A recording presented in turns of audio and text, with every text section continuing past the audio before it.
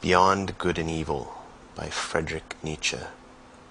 Preface, read by Hugh Maguire. Supposing that truth is a woman, what then?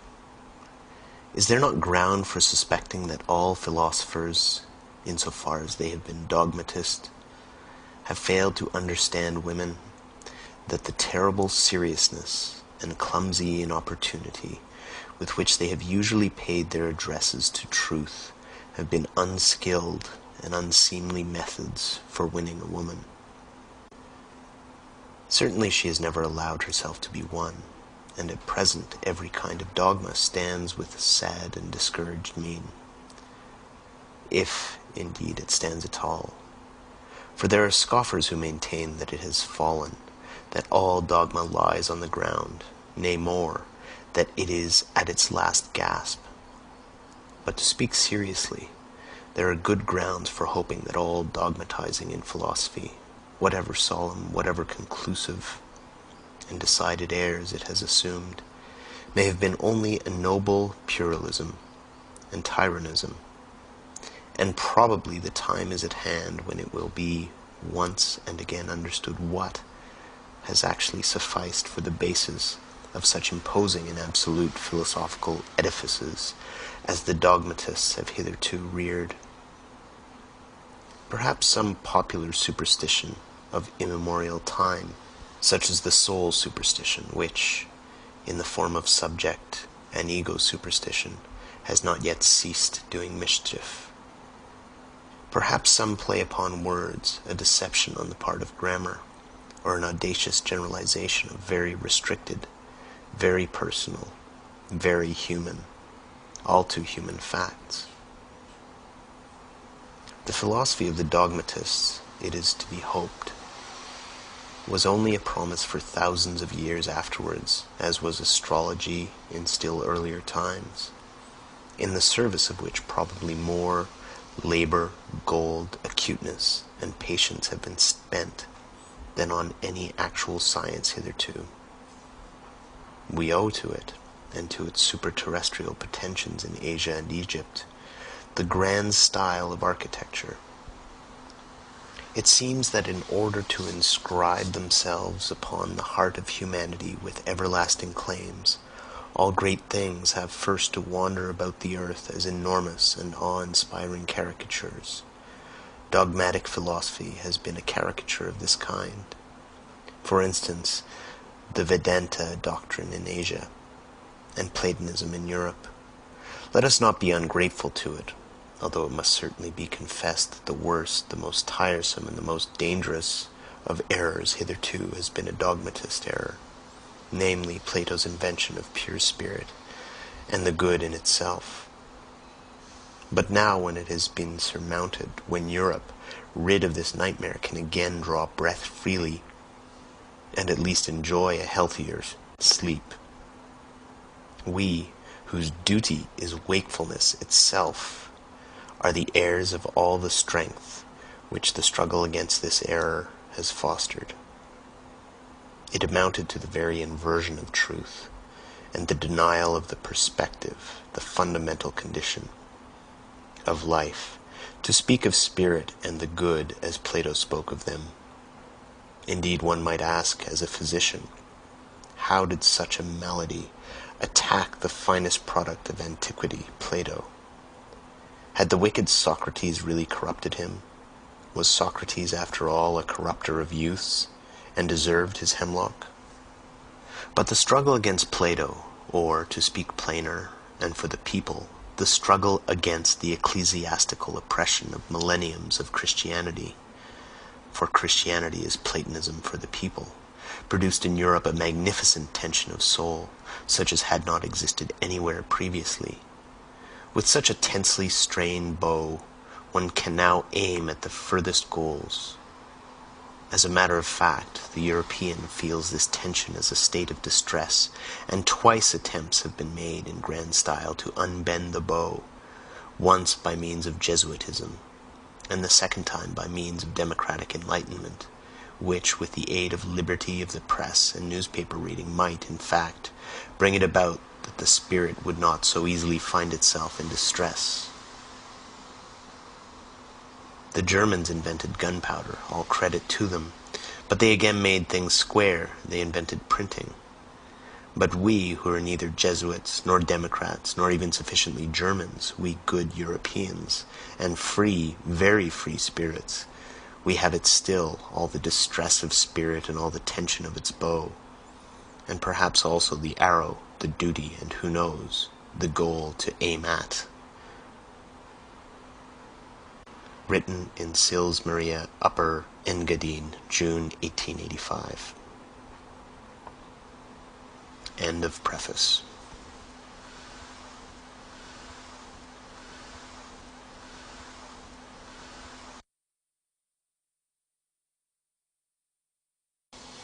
Chapter 1. Prejudices of Philosophers. Read by Hugh Maguire. 1. The will to truth, which is to tempt us to many a hazardous enterprise, the famous truthfulness of which all philosophers have hitherto spoken with respect. What questions has this will to truth not laid before us? What strange, perplexing, questionable questions! It is already a long story, yet it seems as if it were hardly commenced. Is it any wonder if we at last grow distrustful, lose patience, and turn impatiently away? That the Sphinx teaches us at last to ask questions ourselves. Who is it really that puts questions to us here? What really is this will to truth in us? In fact, we made a long halt at the questions as to the origin of this will, until at last we came to an absolute standstill before a yet more fundamental question. We inquired about the value of this will. Granted that we want the truth, why not rather untruth, and uncertainty, even ignorance? The problem of the value of truth presented itself before us. Or was it we who presented ourselves before the problem? Which of us is the Oedipus here, which the Sphinx? It would seem to be a rendezvous of questions and notes of interrogation. And could it be believed that it at last seems to us as if the problem had never been propounded before, as if we were the first to discern it, get a sight of it, and risk raising it? For there is risk in raising it, perhaps there is no greater risk. 2. How could anything originate out of its opposite? For example, truth out of error, or the will to truth out of the will to deception, or the generous deed out of selfishness, or the pure sunbright vision of the wise man out of covetousness. Such genesis is impossible. Whoever dreams of it is a fool, nay, worse than a fool. Things of the highest value must have a different origin, an origin of their own. In this transitory, seductive, illusory, paltry world, in this turmoil of delusion and cupidity, they cannot have their source, but rather in the lap of being, in the intransitory, in the concealed God, in the thing in itself. There must be their source, and nowhere else. This mode of reasoning discloses the typical prejudice by which metaphysicians of all times can be recognized. This mode of valuation is at the back of all their logical procedure. Through this belief of theirs, they exert themselves for their knowledge, for something that is in the end solemnly christened the truth. The fundamental belief of metaphysicians is the belief in antithesis of values. It never occurred even to the wariest of them to doubt here on the very threshold, where doubt, however, was most necessary. Though they had made a solemn vow, de omnibus dubitandum.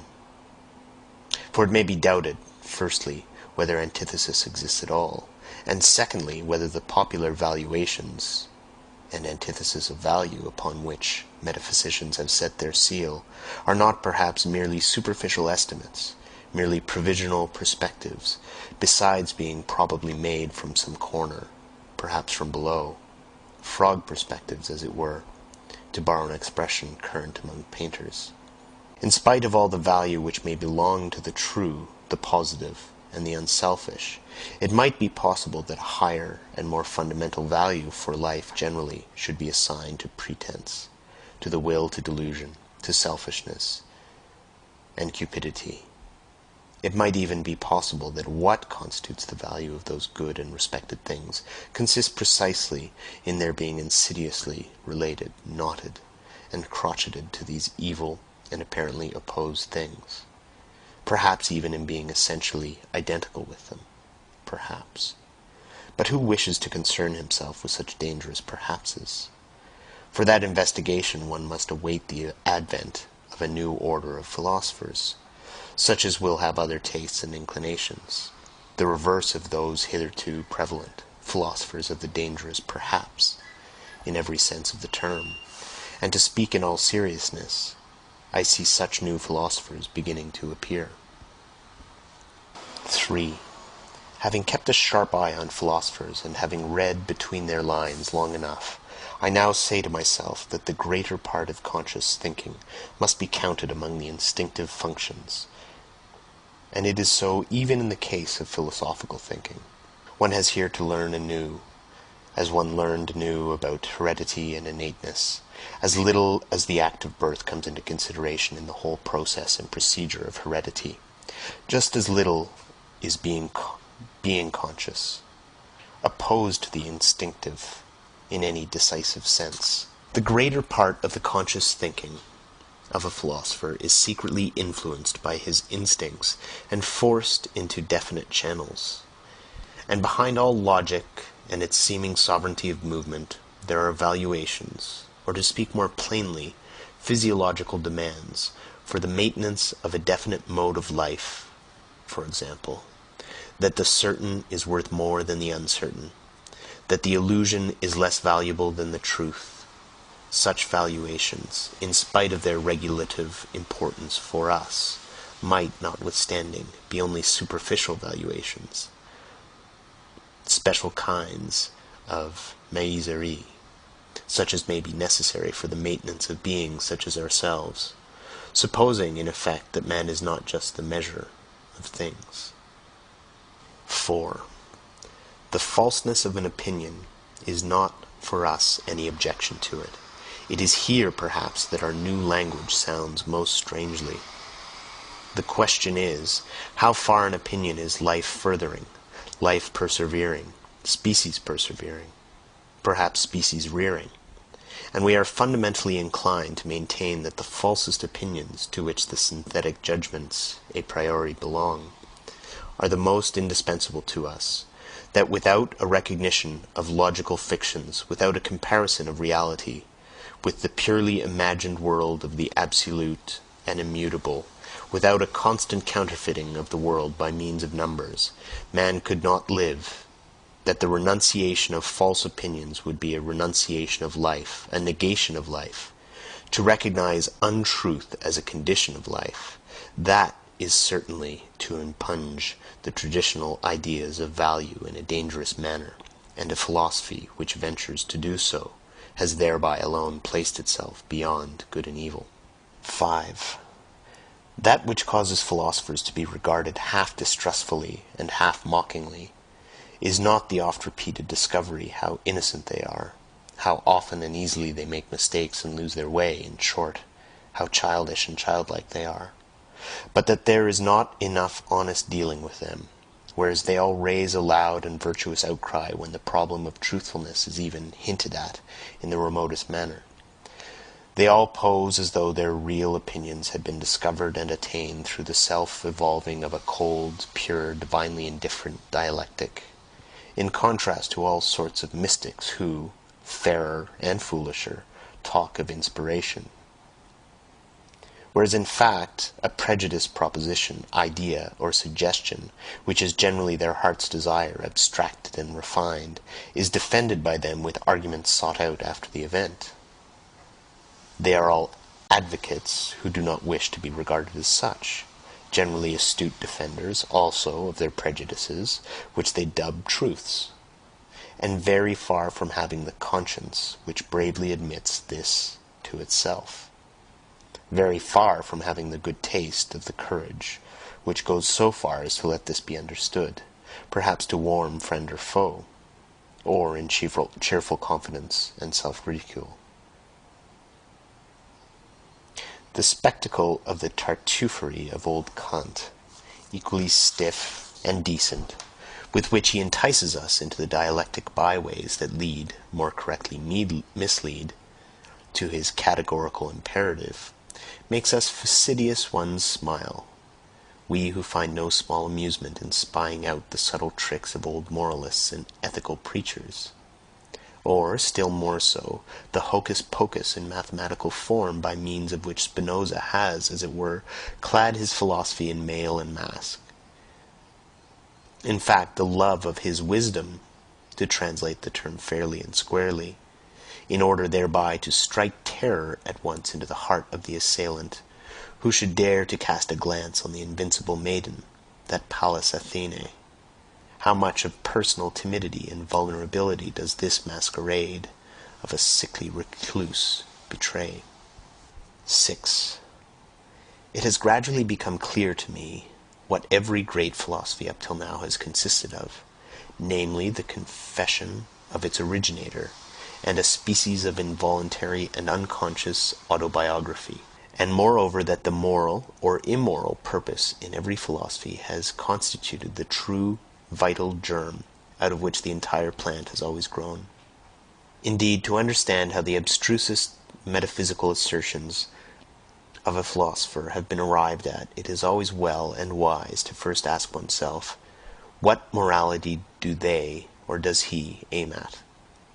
Accordingly, I do not believe that an impulse to knowledge is the father of philosophy, but that another impulse, here as elsewhere, has only made use of knowledge, and mistaken knowledge, as an instrument. But whoever considers the fundamental impulses of man with a view to determining how far they may have here acted as inspiring genii, or as demons and kobolds, will find that they have all practiced philosophy at one time or another, and that each one of them would have been only too glad to look upon itself as the ultimate end of existence and the legitimate lord over all other impulses. For every impulse is imperious, and as such attempts to philosophize. To be sure, in the case of scholars, in the case of really scientific men, it may be otherwise, better, if you will.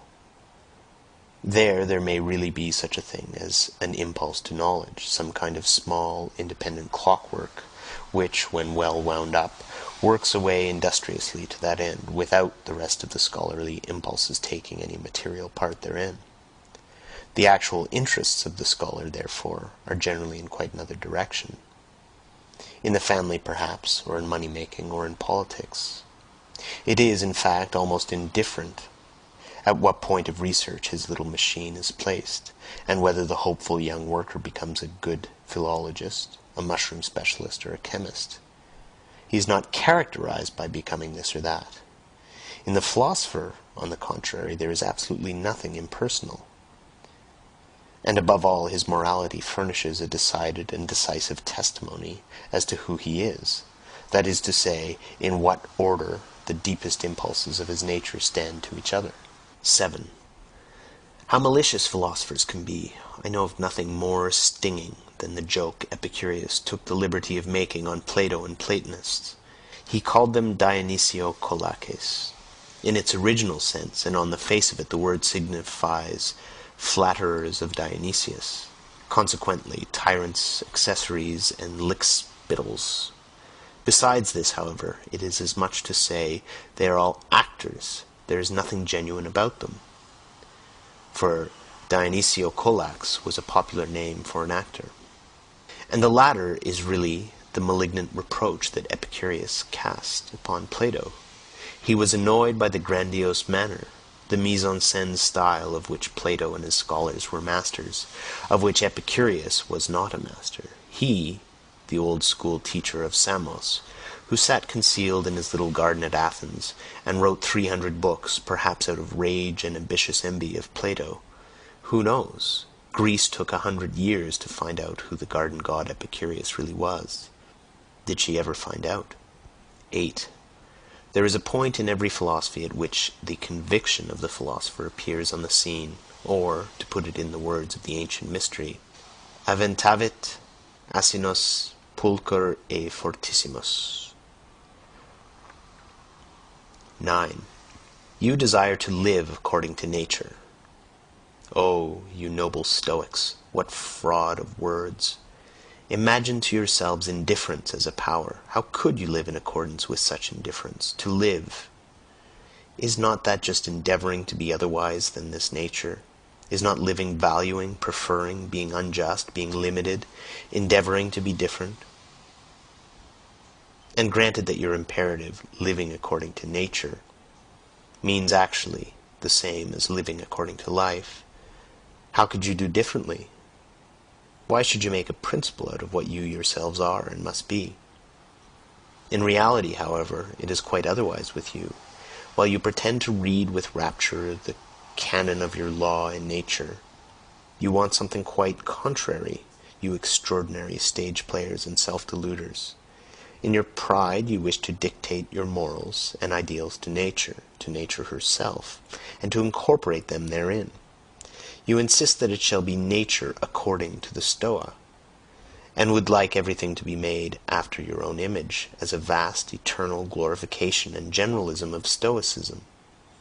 With all your love for truth, you have forced yourselves so long, so persistently, and with such hypnotic rigidity to see nature falsely, that is to say, stoically, that you are no longer able to see it otherwise. And to crown all, some unfathomable superciliousness gives you the Belemite hope that because you are able to tyrannize over yourselves, Stoicism is self-tyranny, nature will also allow herself to be tyrannized over. Is not the Stoic a part of nature? But this is an old and everlasting story. What happened in old times with the Stoics still happens today. As soon as ever a philosophy begins to believe in itself, it always creates the world in its own image. It cannot do otherwise. Philosophy is this tyrannical impulse itself, the most spiritual will to power, the will to creation of the world, the will to causa prima. 10.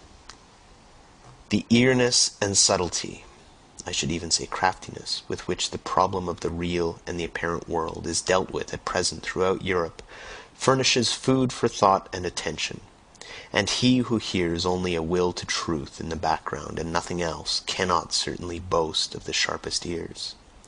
In rare and isolated cases it may really have happened that such a will to truth, a certain extravagant and adventurous pluck, a metaphysician's ambition of the forlorn hope, has participated therein, that which in the end always prefers a handful of certainty to a whole cartload of beautiful possibilities.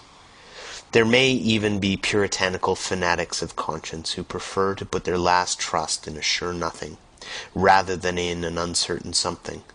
But that is nihilism, and the sign of a despairing, morally wearied soul, notwithstanding the courageous bearing such a virtue may display. It seems, however, to be otherwise with stronger and livelier thinkers who are still eager for life. In that they side against appearance, and speak superciliously of perspective, in that they rank the credibility of their own bodies about as low as the credibility of the ocular evidence that the earth stands still, and thus, apparently, allowing with complacency their securest possession to escape. For what does one at present believe in more firmly than in one's body? Who knows if they are not really trying to win back something which was formerly an even securer possession, something of the old domain of the faith of former times, perhaps the immortal soul, perhaps the old God, in short, ideas by which they could live better, that is to say, more vigorously and more joyously than by modern ideas. There is distrust of these modern ideas in this mode of looking at things, a disbelief in all that has been constructed yesterday and today. There is perhaps some slight admixture of satiety and scorn, which can no longer endure the bric-a-brac of ideas of the most varied origin, such as so-called positivism, at present throws on the market. A disgust at the more refined taste at the village fair, mottliness and patchiness of all these reality philosophasters, in whom there is nothing either new or true except this mottliness. Therein it seems to me that we should agree with those skeptical anti-realists and knowledge microscopists of the present day. Their instinct, which repels them from modern reality, is unrefuted. What do their retrograde bypaths concern us? The main thing about them is not that they wish to go back, but that they wish to get away therefrom. A little more strength, swing, courage, and artistic power, and they would be off, and not back. 11. It seems to me that there is everywhere an attempt at present to divert attention from the actual influence which Kant exercised on German philosophy, and especially to ignore prudently the value which he set upon himself. Kant was first and foremost proud of his table of categories. With it in his hand, he said, "This is the most difficult thing that could ever be undertaken on behalf of metaphysics." Let us only understand this could be. He was proud of having discovered a new faculty in man, the faculty of synthetic judgment a priori.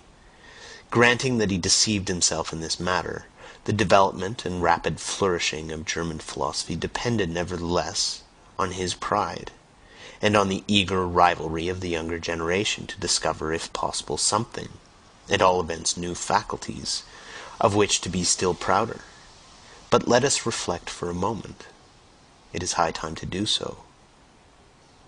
How are synthetic judgments a priori possible? Kant asks himself. And what is really his answer? By means of a means, faculty. But unfortunately not in 5 words, but so circumstantially, imposingly, and with such display of German profundity and verbal flourishes, that one altogether loses sight of the comical niaiserie allemande involved in such an answer.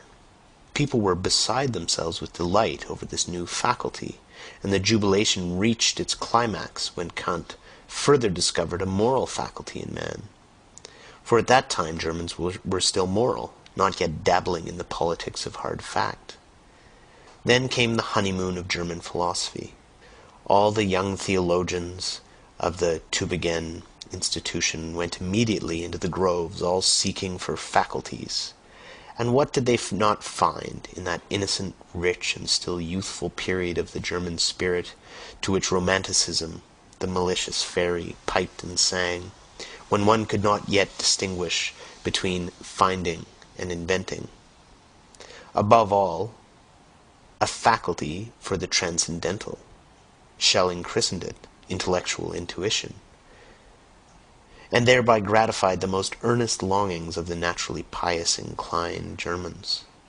One can do no greater wrong to the whole of this exuberant and ecstatic movement, which was really youthfulness, notwithstanding that it disguised itself so boldly in hoary and senile conceptions, than to take it seriously, or even treat it with moral indignation. Enough, however, the world grew older, and the dream vanished. A time came when people rubbed their foreheads, and they still rub today. People had been dreaming, and first and foremost old Kant. By means of a means, faculty, he had said, or at least meant to say. But is that an answer, an explanation, or is it not rather merely a repetition of the question? How does opium induce sleep? By means of a faculty, namely the virtuous dormitiva, replies the doctor in Molière.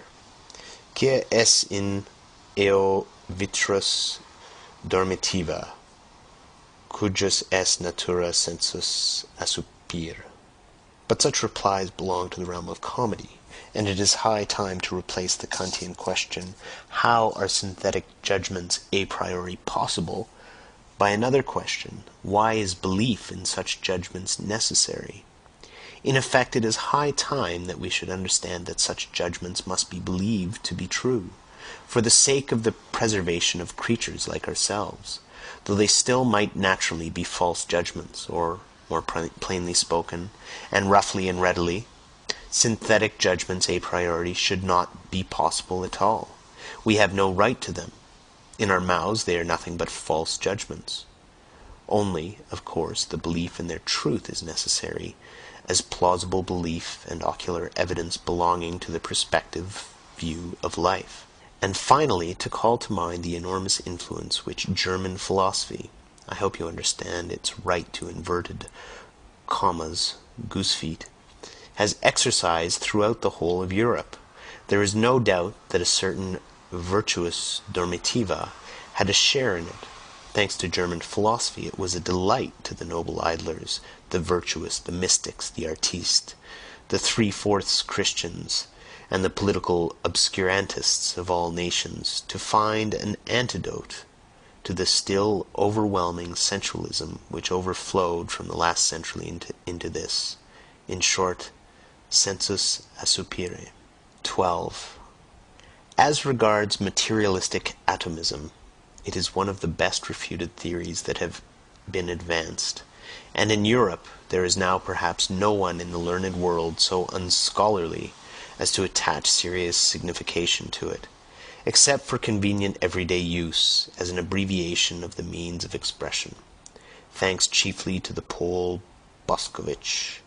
He and the Pole Copernicus have hitherto been the greatest and most successful opponents of ocular evidence. For while Copernicus has persuaded us to believe, contrary to all the senses, that the earth does not stand fast, Boscovich has taught us to abjure the belief in the last thing that stood fast of the earth, the belief in substance, in matter, in the earth residuum and particle atom. It is the greatest triumph over the senses that has hitherto been gained on earth. One must, however, go still further, and also declare war, relentless war to the knife, against the atomistic requirements which still lead a dangerous afterlife in places where no one suspects them, like the more celebrated metaphysical requirements. One must also, above all, give the finishing stroke to that other more portentous atomism which Christianity has taught best and longest, the soul atomism. Let it be permitted to designate by this expression the belief which regards the soul as something indestructible, eternal, indivisible, as a monad, as an atomon. This belief ought to be expelled from science. Between ourselves, it is not at all necessary to get rid of the soul thereby, and thus renounce one of the oldest and most venerated hypotheses, as happened frequently to the clumsiness of naturalists, who can hardly touch on the soul without immediately losing it. But the way is open for new acceptations and refinements of the soul hypothesis, and such conceptions as mortal soul and soul of subjective multiplicity, and soul as social structure of the instincts and passions, want henceforth to have legitimate rights in science. In that new psychologist is about to put an end to the superstitions which have hitherto flourished with almost tropical luxuriance around the idea of the soul. He is really, as it were, thrusting himself into a new desert and a new distrust. It is possible that the older psychologist had a merrier and more comfortable time of it.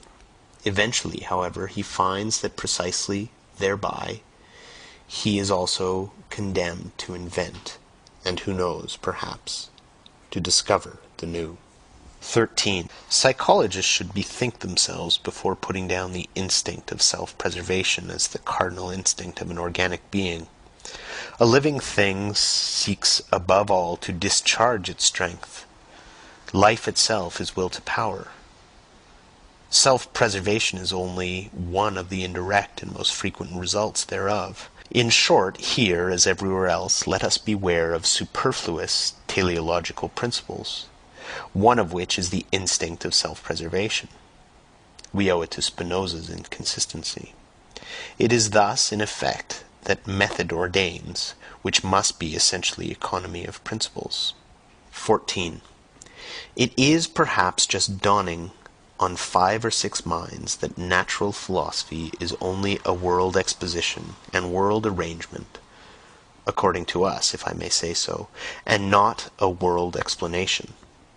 But insofar as it is based on belief in the senses, it is regarded as more, and for a long time to come must be regarded as more, namely, as an explanation. It has eyes and fingers of its own. It has ocular evidence and palpableness of its own. This operates fascinatingly, persuasively, and convincingly upon an age with fundamentally plebeian tastes. In fact, it follows instinctively the canon of truth of eternal popular sensualism. What is clear? What is explained? Only that which can be seen and felt. One must peruse every problem thus far. Aversely, however, the charm of the Platonic mode of thought, which was an aristocratic mode, consisted precisely in resistance to obvious sense evidence. Perhaps among men who enjoyed even stronger and more fastidious senses than our contemporaries, but who knew how to find a higher triumph in remaining masters of them, and this by means of pale, cold, grey conceptual networks which they threw over the motley whirl of the senses. The mob of the senses, as Plato said. In this overcoming of the world and interpreting of the world in the manner of Plato, there was an enjoyment different from that which the physicists of today offer us, and likewise the Darwinists and anti-teleologists, among the physiological workers, with their principle of the smallest possible effort and the greatest possible blunder. Where there is nothing more to see or grasp, there is also nothing more for men to do. That is certainly an imperative different from the Platonic one, but it may notwithstanding be the right imperative for a hardy, laborious race of machinists and bridge builders of the future, who have nothing but rough work to perform. 15. To study physiology with a clear conscience, one must insist on the fact that the sense organs are not phenomena in the sense of the idealistic philosophy. As such, they certainly could not be causes. Sensualism, therefore, at least as regulative hypothesis, if not as heuristic principle. What? And others say even that the external world is the work of our organs? But then our body, as a part of this external world, would be the work of our organs. But then our organs themselves would be the work of our organs. It seems to me that this is a complete reductio ad absurdum. If the conception causa sui is something fundamentally absurd, consequently, the external world is not the work of our organs. 16. There are still harmless self-observers who believe that there are immediate certainties. For instance, I think, or as a superstition of Schopenhauer puts it, I will, as though cognition here got hold of its object purely and simply as the thing in itself, without any falsification taking place either on the part of the subject or the object. I would repeat it, however, 100 times, that immediate certainty, as well as absolute knowledge, and the thing in itself, involve a contradictio in adjecto. We really ought to free ourselves from the misleading significance of words. The people on their part may think that cognition is knowing all about things. But the philosopher must say to himself, when I analyze the process that is expressed in the sentence, I think, I find a whole series of daring assertions, the argumentative proof of which would be difficult, perhaps impossible. For instance, that it is I who think, that there must necessarily be something that thinks, that thinking is an activity and an operation on the part of a being who is thought of as a cause, that there is an ego, and finally, that it is already determined what is to be designated by thinking, that I know what thinking is. For if I had not already decided within myself what it is, by what standard could I determine whether that which is just happening is not perhaps willing or feeling? In short, the assertion "I think" assumes that I compare my state at the present moment with other states of myself which I know, in order to determine what it is. On account of this retrospective connection with further knowledge, it has, at any rate, no immediate certainty for me. In place of the immediate certainty in which the people may believe in the special case, the philosopher thus finds a series of metaphysical questions presented to him, veritable conscience questions of the intellect, to wit, whence did I get this notion of thinking? Why do I believe in cause and effect?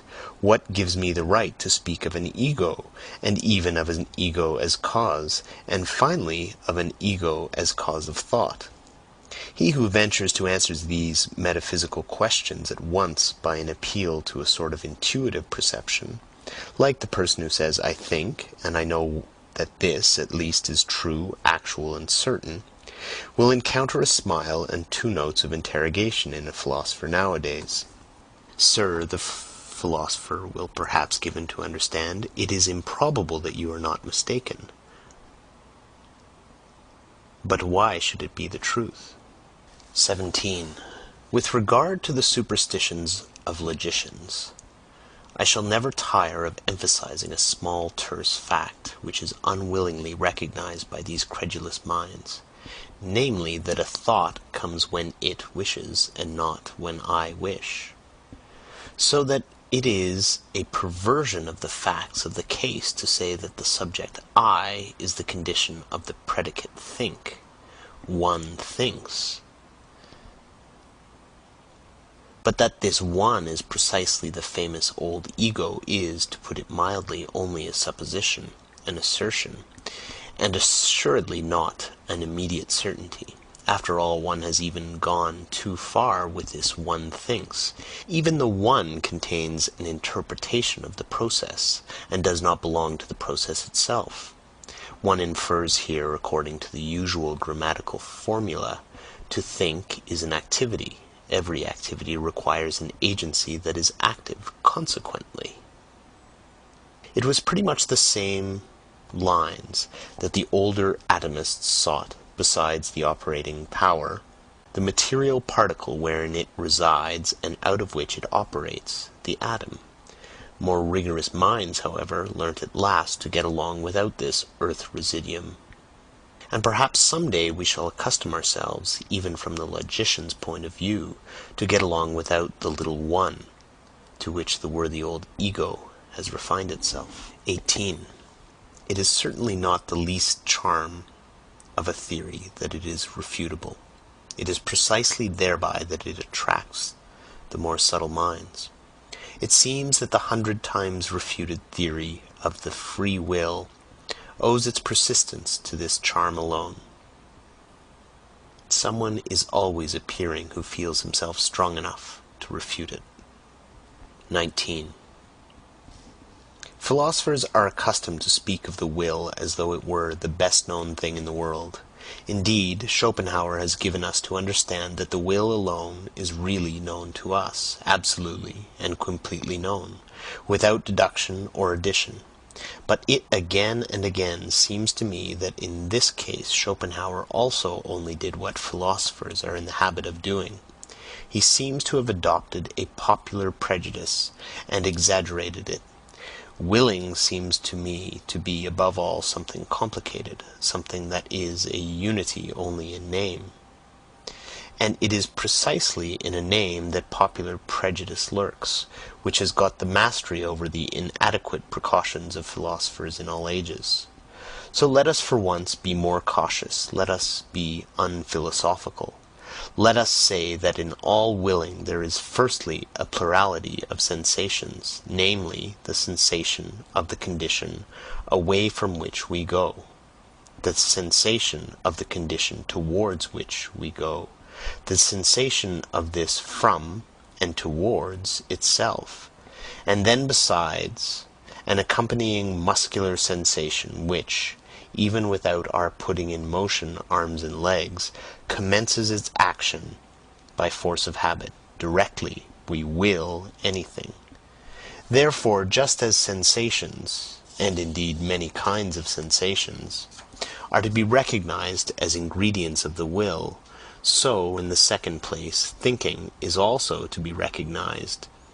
In every act of the will there is a ruling thought. And let us not imagine it possible to sever this thought from the willing, as if the will would then remain over. In the third place, the will is not only a complex of sensation and thinking, but it is, above all, an emotion, and in fact the emotion of the command. That which is termed freedom of the will is essentially the emotion of supremacy in respect to him who must obey. I am free, he must obey. This consciousness is inherent in every will, and equally so the straining of the attention, the straight look which fixes itself exclusively on one thing, the unconditional judgment that this and nothing else is necessary now, the inward certainty that obedience will be rendered, and whatever else pertains to the position of the commander. A man who wills commands something within himself which renders obedience, or which he believes renders obedience. But now let us notice what is the strangest thing about the will, this affair so extremely complex, for which the people have only one name. Inasmuch as in the given circumstances we are at the same time the commanding and the obeying parties, and as the obeying party we know the sensations of constraint, impulsion, pressure, resistance, and motion, which usually commence immediately after the act of will, inasmuch as, on the other hand, we are accustomed to disregard this duality, and to deceive ourselves about it by means of the synthetic term I. A whole series of erroneous conclusions, and consequently of false judgments about the will itself, has become attached to the act of willing, to such a degree that he who wills believes firmly that willing suffices for action, since in the majority of cases there has only been exercise of will when the effect of the command, consequently obedience and therefore action, was to be expected. The appearance has translated itself into sentiment, as if there were a necessity of effect. In a word, he who wills believes with a fair amount of certainty that will and action are somehow one. He ascribes the success, the carrying out of the willing, to the will itself, and thereby enjoys an increase of the sensation of power which accompanies all success. Freedom of will. That is the expression for the complex state of delight of the person exercising volition, who commands and at the same time identifies himself with the executor of the order, who as such enjoys also the triumph over obstacles, but thinks within himself that it was really his own will that overcame them. In this way the person exercising volition adds feelings of delight of his successful executive instruments. The useful underwills, or undersouls indeed. Our body is but a social structure composed of many souls to his feelings of delight as commander. L'effet c'est moi. What happens here is what happens in every well-constructed and happy commonwealth, namely, that the governing class identifies itself with the successes of the commonwealth. In all willing it is absolutely a question of commanding and obeying, on the basis, as already said, of a social structure composed of many souls, on which account a philosopher should claim the right to include willing as such within the sphere of morals, regarded as the doctrine of the relations of supremacy under which the phenomenon of life manifests itself. 20. That the separate philosophical ideas are not anything optional or autonomously evolving, but grow up in connection and relationship with each other, that, however suddenly and arbitrarily they seem to appear in the history of thought, they nevertheless belong just as much to a system as the collective members of the fauna of a continent, is betrayed in the end by the circumstance how unfailingly the most diverse philosophers always fill in again a definite fundamental scheme of possible philosophies. Under an invisible spell they always revolve once more in the same orbit, however independent of each other they may feel themselves with their critical or systematic wills. Something within them leads them, something impels them in definite order, the one after the other, to wit, the innate methodology and relationship of their ideas. Their thinking is, in fact, far less a discovery than a recognizing, a remembering, a return and a homecoming to far-off, ancient, common household of the soul, out of which those ideas formerly grew. Philosophizing is so far a kind of atavism of the highest order. The wonderful family resemblance of all Indian, Greek, and German philosophizing is easily enough explained. In fact, where there is affinity of language, owing to the common philosophy of grammar, I mean owing to the unconscious domination and guidance of similar grammatical functions, it cannot but be that everything is prepared at the outset for a similar development and succession of philosophical systems, just as the way seems barred against certain other possibilities of world interpretation.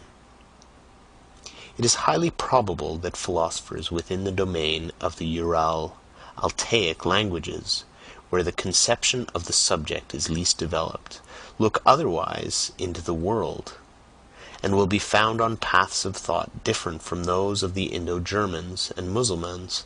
The spell of certain grammatical functions is ultimately also the spell of physiological valuations and racial conditions.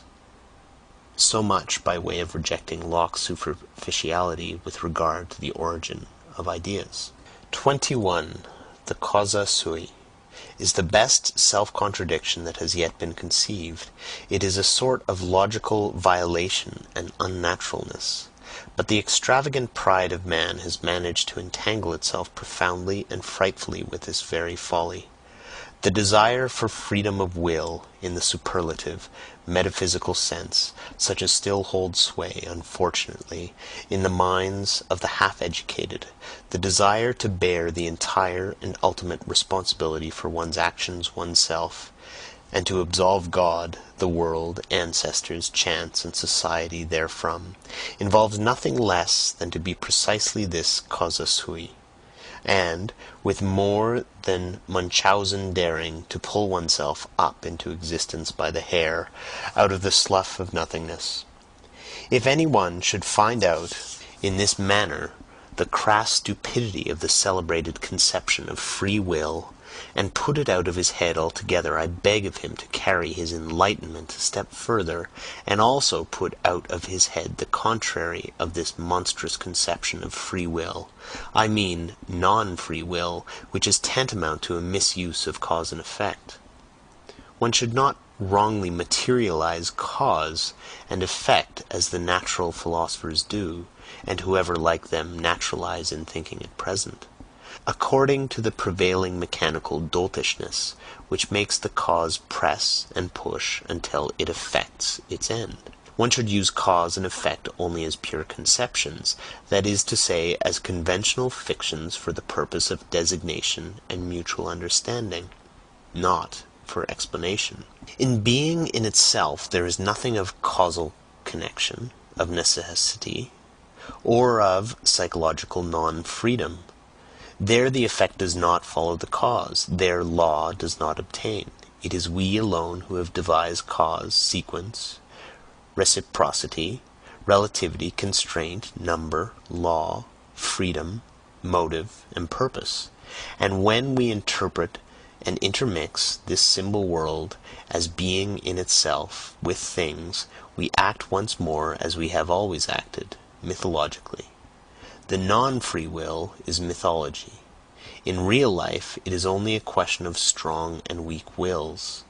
It is almost always a symptom of what is lacking in himself when a thinker, in every causal connection and psychological necessity, manifests something of compulsion, indigence, obsequiousness, oppression, and non-freedom.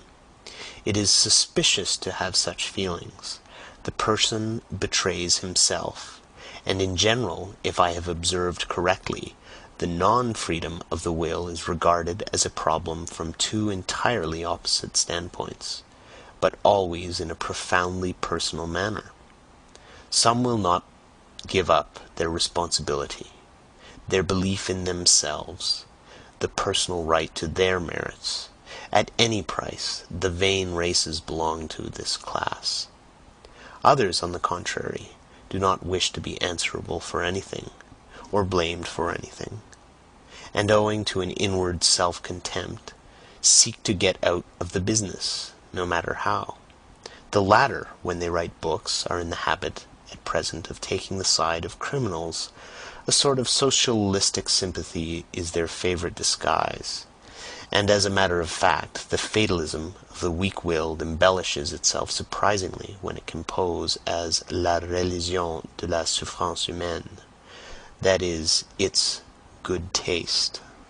22. Let me be pardoned as an old philologist who cannot desist from the mischief of putting his finger on bad modes of interpretation, but nature's conformity to law, of which you physicists talk so proudly as though, why, it exists only owing to your interpretation and bad philology. It is no matter of fact, no text, but rather just a naively humanitarian adjustment and perversion of meaning, with which you make abundant concessions to the democratic instincts of the modern soul. Everywhere equality before the law. Nature is not different in that respect, nor better than we. A fine instance of secret motive, in which the vulgar antagonism to everything privileged and autocratic, likewise a second and more refined atheism, in which a vulgar antagonism to everything privileged and autocratic, likewise a second and more refined atheism, is once more disguised, ni Dieu ni maître. That also is what you want, and therefore cheers for natural law. Is it not so? But, as has been said, that is interpretation, not text.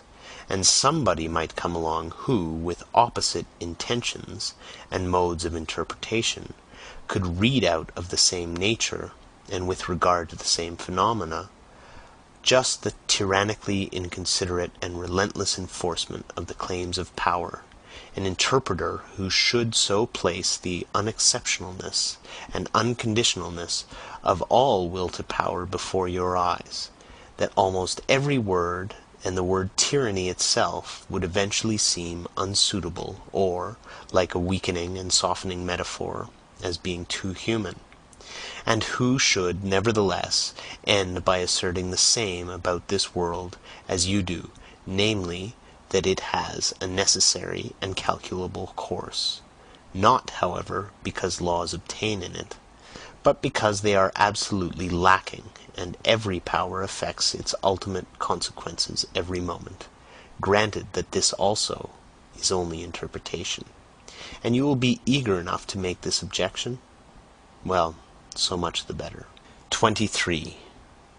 All psychology hitherto has run aground on moral prejudices and timidities. It has not dared to launch out into the depths, in so far as it is allowable to recognize in that which has hitherto been written, evidence of that which has hitherto been kept silent. It seems as if nobody had yet harbored the notion of psychology as the morphology and development doctrine of the will to power, as I conceive of it. The power of moral prejudices has penetrated deeply into the most intellectual world, the world apparently most indifferent and unprejudiced, and has obviously operated in an injurious, obstructive, blinding, and distorting manner. A proper physiopsychology has to contend with unconscious antagonism in the heart of the investigator. It has the heart against it even a doctrine of the reciprocal conditionalness of the good and the bad impulses, causes as refined immorality, distress, and aversion in a still strong and manly conscience, still more so a doctrine of the derivation of all good impulses from bad ones. If, however, a person should regard even the emotions of hatred, envy, covetousness, and imperiousness as life-conditioning emotions, as factors which must be present fundamentally and essentially in the general economy of life, which must, therefore, be further developed if life is to be further developed.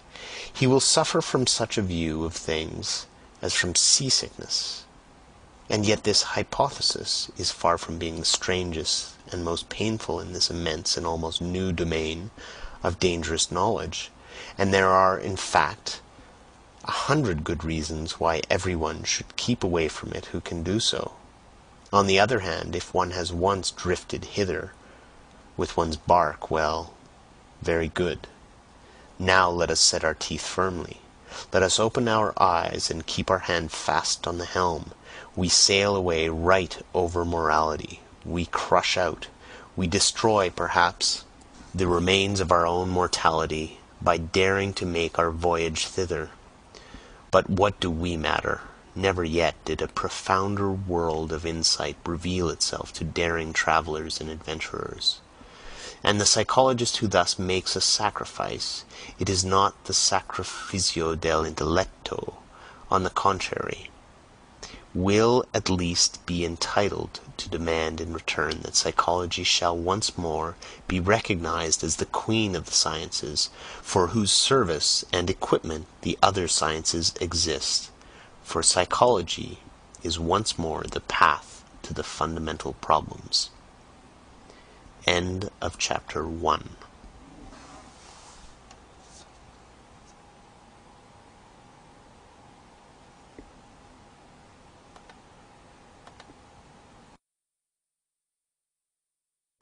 Beyond Good and Evil by Friedrich Wilhelm Nietzsche.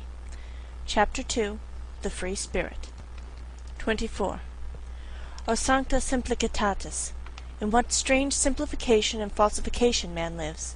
One can never cease wondering, when once one has got eyes for beholding this marvel, how we have made everything around us so clear and free and easy and simple, how we have been able to give our senses a passport to everything superficial, our thoughts a godlike desire for wanton pranks and wrong inferences, how from the beginning we have contrived to retain our ignorance in order to enjoy an almost inconceivable freedom, thoughtlessness, imprudence, heartiness, and gaiety, in order to enjoy life. And only on this solidified, granite-like foundation of ignorance could knowledge rear itself hitherto, the will to knowledge on the foundation of a far more powerful will, the will to ignorance, to the uncertain, to the untrue, not as its opposite, but as its refinement.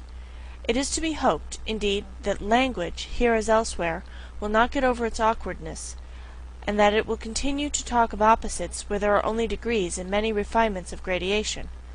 It is equally to be hoped that the incarnated Tartuffery of morals, which now belongs to our unconquerable flesh and blood, will turn the words round in the mouths of us discerning ones. Here and there we understand it, and laugh at the way in which precisely the best knowledge seeks most to retain us in this simplified, thoroughly artificial, suitably imagined, and suitably falsified world, at the way in which, whether it will or not, it loves error, because as living itself it loves life. 25.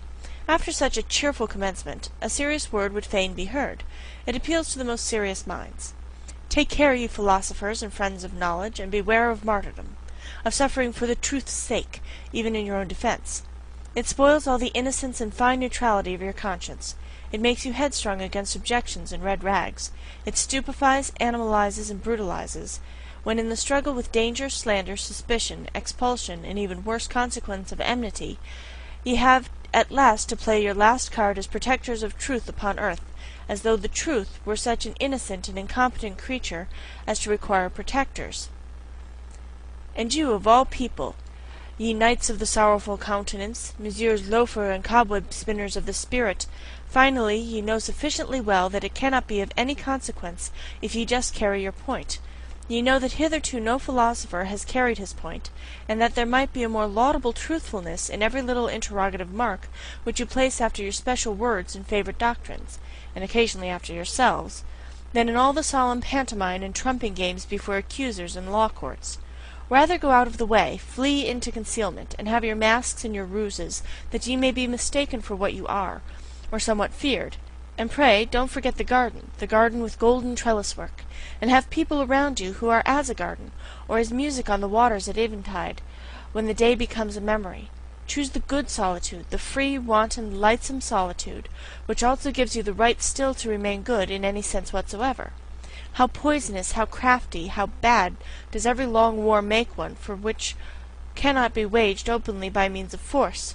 How personal does a long fear make one, a long watching of enemies, of possible enemies, these pariahs of society, these long-pursued, badly persecuted ones, also the compulsory recluses, the Spinozas and Gordiano Brunos, always become in the end, even under the most intellectual masquerade, and perhaps without being themselves aware of it, refined vengeance-seekers and poison-brewers.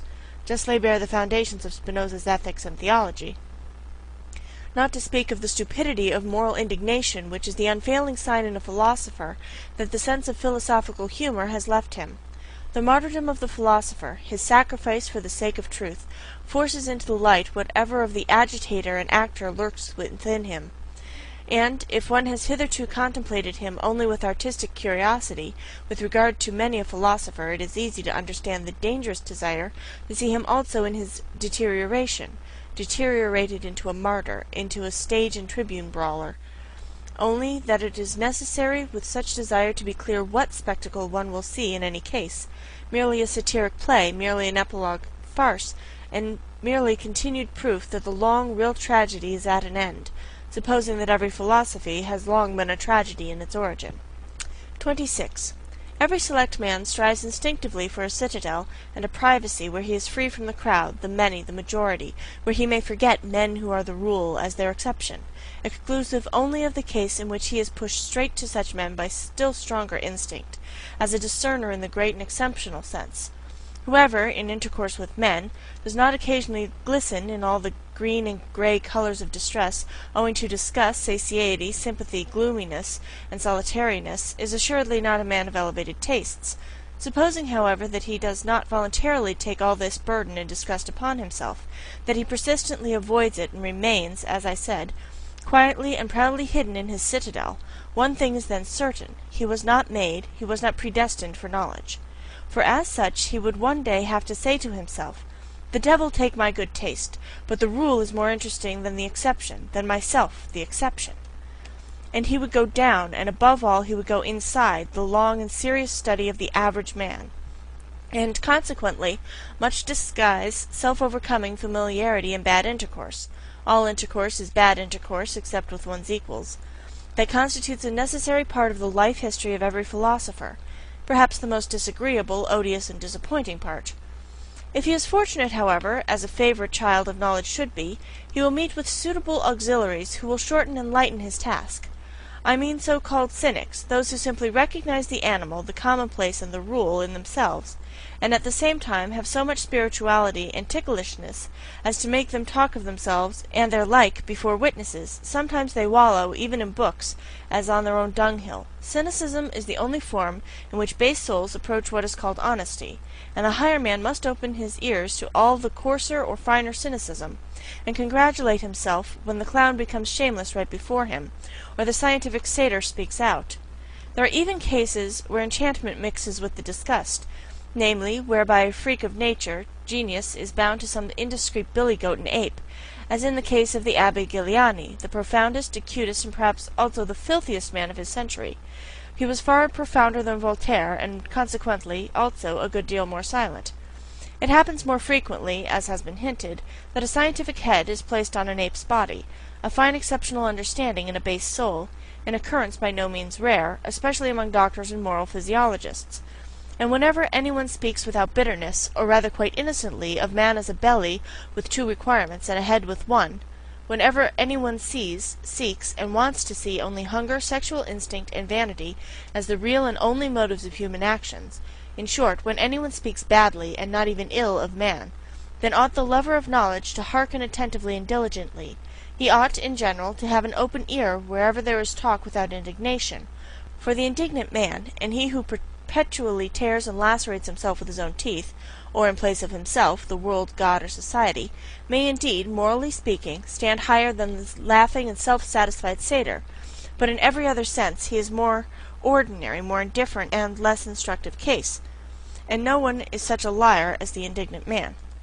27. It is difficult to be understood, especially when one thinks and lives Gangastragati, footnote, like the river Ganges, presto, among those who think and live otherwise, namely Kurmagati, footnote, like the tortoise, lento, or, at best, frog-like, Mandyakagati, footnote, like the frog, staccato. I do everything to be difficultly understood, myself. And one should be heartily grateful for the goodwill and some refinement of interpretation. As regards the good friends, however, who are always too easy-going, and think that as friends they have a right to ease, one does well at the very first to grant them a playground and romping place for misunderstanding.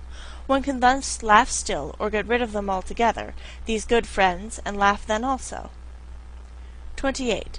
What is most difficult to render from one language into another is the tempo of its style, which has its basis in the character of the race, or to speak more physiologically, in the average tempo of the assimilation of its nutriment. There are honestly meant translations, which, as involuntary vulgarizations, are almost falsifications of the original, merely because its lively and merry tempo, which overleaps and obviates all the dangers in word and expression, could not also be rendered. A German is almost incapacitated for presto in his language. Consequently also, he may be reasonably inferred for many of the most delightful and daring nuances of free-spirited thought. And just as the buffoon and satyr are foreign to him in body and conscience, so Aristophanes and Petronius are untranslatable for him. Everything ponderous, viscous, and pompously clumsy, all long-winded and weary species of style, are developed in profuse variety among Germans. Pardon me for stating the fact that even Goethe's prose, in its mixture of stiffness and elegance, is no exception, as a reflection of the good old time to which it belongs, and an expression of German taste at a time when there was still a German taste, which was a rococo taste in moribus et artibus. Lessing is an exception, owing to his histrionic nature, which understood much, and was versed in many things.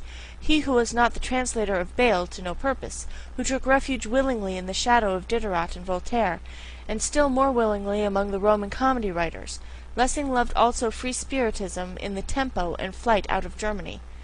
But how could the German language, even in the prose of Lessing, imitate the tempo of Machiavelli, who in his Principe makes us breathe the dry, fine air of Florence, and cannot help presenting the most serious events in a boisterous allegrissimo, perhaps not without a malicious artistic sense of the contrast he ventures to present, long, heavy, difficult, dangerous thoughts, and a tempo of the gallop and of the best wantonest humour? Finally, who could venture on a German translation of Petronius, who, more than any great musician hitherto, was a master of presto in invention, ideas, and words? What matter in the end about the swamps of the sick, evil world, or of the ancient world, when, like him, one has the feet of the wind, the rush, the breath, the emancipating scorn of a wind which makes everything healthy by making everything run? And with regard to Aristophanes, that transfiguring, complementary genius, for whose sake one pardons all Hellenism for having existed, provided one has understood in its full profundity all that there requires pardon and transfiguration, there is nothing that has caused me to meditate more on Plato's secrecy and sphinx-like nature, than the happily preserved petit fait that under the pillow of his deathbed there was found no Bible, nor anything Egyptian, Pythagorean, or Platonic, but a book of Aristophanes. How could even Plato have endured life, a Greek life which he repudiated, without an Aristophanes? 29. It is the business of the very few to be independent. It is a privilege of the strong, and whoever attempts it, even with the best right, but without being obliged to do so, proves that he is probably not only strong, but also daring beyond measure. He enters into a labyrinth, he multiplies 1,000-fold the dangers which life in itself already brings with it, not the least of which is that no one can see how and where he loses his way, become isolated, and is torn piecemeal by some minotaur of conscience. Suppose such a one comes to grief, it is so far from the comprehension of men that they neither feel it nor sympathize with it, and he can no longer go back, he cannot even go back to the sympathy of men. 30.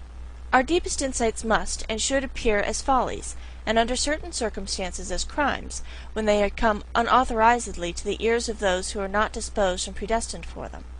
The exoteric and the esoteric, as they were formerly distinguished by philosophers, among the Indians, as among the Greeks, Persians, and Mussulmans, In short, wherever people believed in gradations of rank, not in equality and equal rights, are not so much in contradistinction to one another in respect to the exoteric class, standing without and viewing, estimating, measuring, and judging from the outside, and not from the inside. The more essential distinction is that the class in question views things from below upwards, while the esoteric class view things from above downwards. There are heights of the soul from which tragedy itself no longer appears to operate tragically, and if all the woe in the world were taken together, who would dare to decide whether the sight of it would necessarily seduce and constrain to sympathy, and thus to a doubling of the woe? That which serves the higher class of men for nourishment or refreshment must also be poison to an entirely different and lower order of human beings. The virtues of the common man would perhaps mean vice and weakness in the philosopher. It might be possible for a highly developed man, supposing him to degenerate and go to ruin, to acquire qualities thereby alone, for the sake of which he would have been honored as a saint in the lower world in which he had sunk. There are books which have an inverse value for the soul and the health according as the inferior soul and the lower vitality, or the higher and more powerful, make use of them. In the former case they are dangerous, disturbing, and unsettling books. In the latter case there are herald calls which summon the bravest to their bravery. Books for the general reader are always ill-smelling books. The odor of paltry people clings to them. Where the populace eat and drink, and even where they reverence, it is accustomed to stink. One should not go into churches if one wishes to breathe pure air. 31. In our youthful years we still venerate and despise without the art of nuance, which is the best gain of life, and we have rightly to do hard penance for having fallen upon men and things with yea and nay. Everything is so arranged that the worst of all tastes, the taste for the unconditional, is cruelly befooled and abused, until a man learns to introduce a little art into his sentiments, and prefers to try conclusions with the artificial, as do the real artists of life. The angry and reverent spirit, peculiar to youth, appears to allow itself no peace, until it has suitably falsified men and things, to be able to vent its passion upon them. Youth in itself even is something falsifying and deceptive. Later on, when the young soul, tortured by continual disillusions, finally turns suspiciously against itself, still ardent and savage even in its suspicion and remorse of conscience, how it upbraids itself, how impatiently it tears itself, how it revenges itself for its long self-blinding as though it had been a voluntary blindness. In this transition one punishes oneself by distrust of one's sentiments, one tortures one's enthusiasm with doubt, one feels even the good conscience to be danger, and if it were the self-concealment and lassitude of a more refined uprightness, and above all one espouses upon the principle the cause against youth, a decade later, and one comprehends that this was also still youth. 32. Throughout the longest period of human history, one calls it the prehistoric period, the value or non-value of an action was inferred from its consequence. The action in itself was not taken into consideration, any more than its origin, but pretty much as in China at present, where the distinction or disgrace of a child redounds to its parents, the retro-operating power of success or failure was what induced men to think well or ill of an action. Let us call this period the pre-moral period of mankind. The imperative, know thyself, was then still unknown. In the last 10,000 years, on the other hand, on certain large portions of the earth, one has gradually got so far that one no longer lets the consequences of an action, but its origin, decide with regards to its worth. A great achievement as a whole, an important refinement of vision and criterion, the unconscious effort of the supremacy of aristocratic values and of the belief in origin, the mark of a period which may be designated in the narrower sense as the moral one. The first attempt at self-knowledge is thereby made. Instead of the consequence, the origin, what an inversion of perspective! And assuredly an inversion effected only after long struggle and wavering. To be sure, an ominous new superstition, a peculiar narrowness of interpretation, attained supremacy precisely thereby.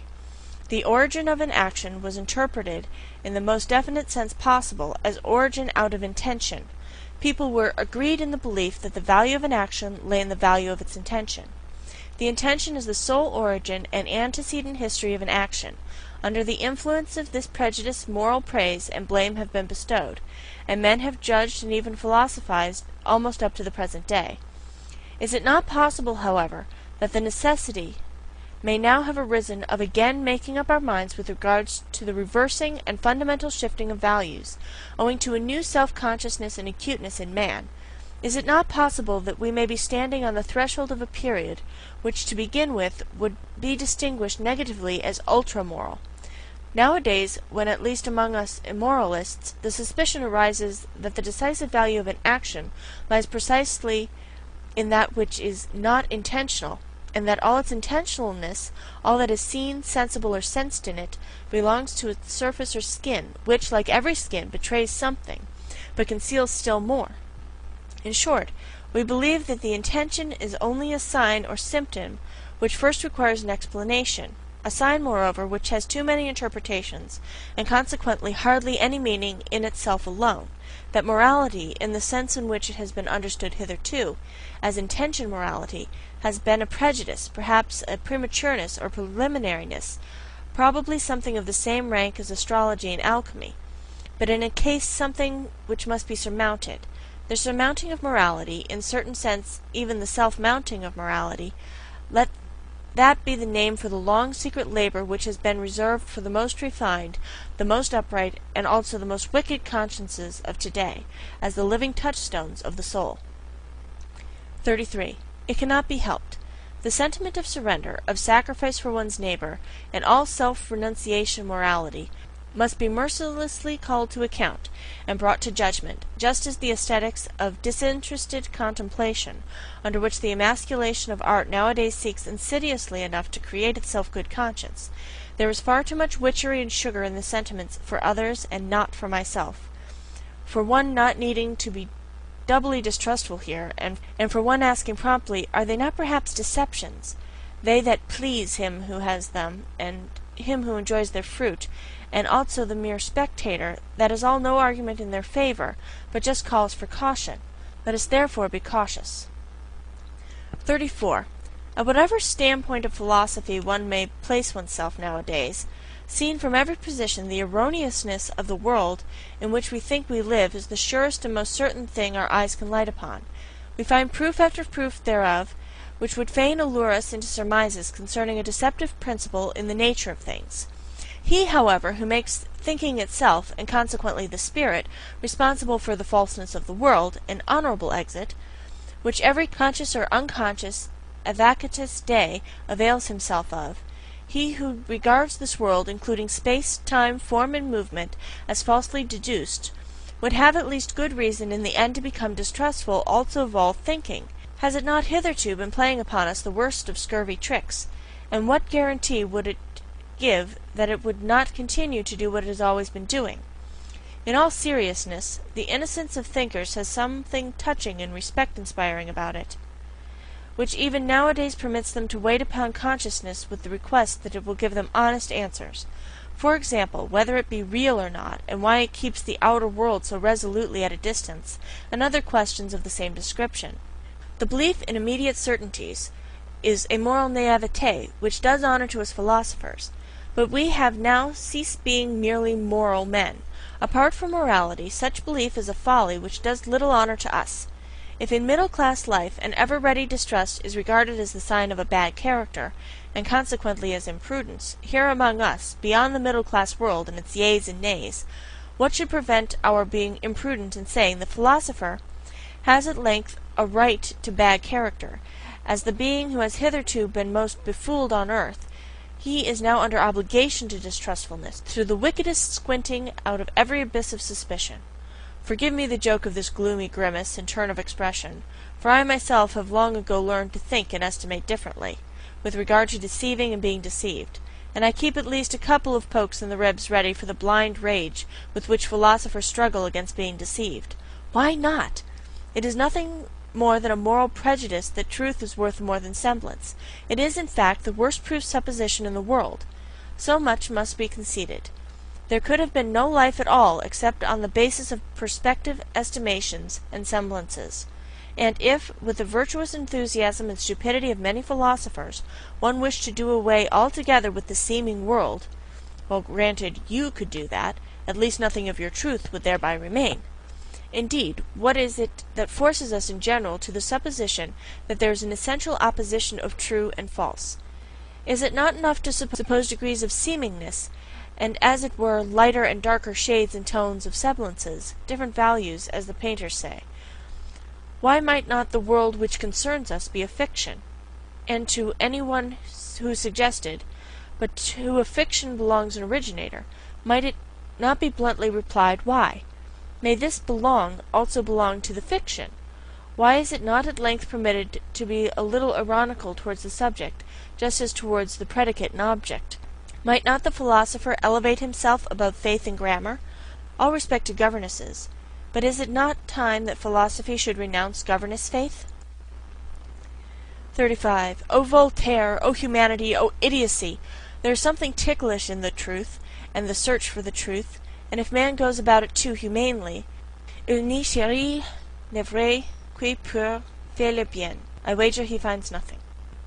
36. Supposing that nothing else is given as real but our world of desires and passions, that we cannot sink or rise to any other reality but just that of our impulses, for thinking is only a relation of these impulses to one another, are we not permitted to make the attempt, and to ask the question whether this which is given does not suffice, by means of our counterparts, for the understanding of the so-called mechanical or material world?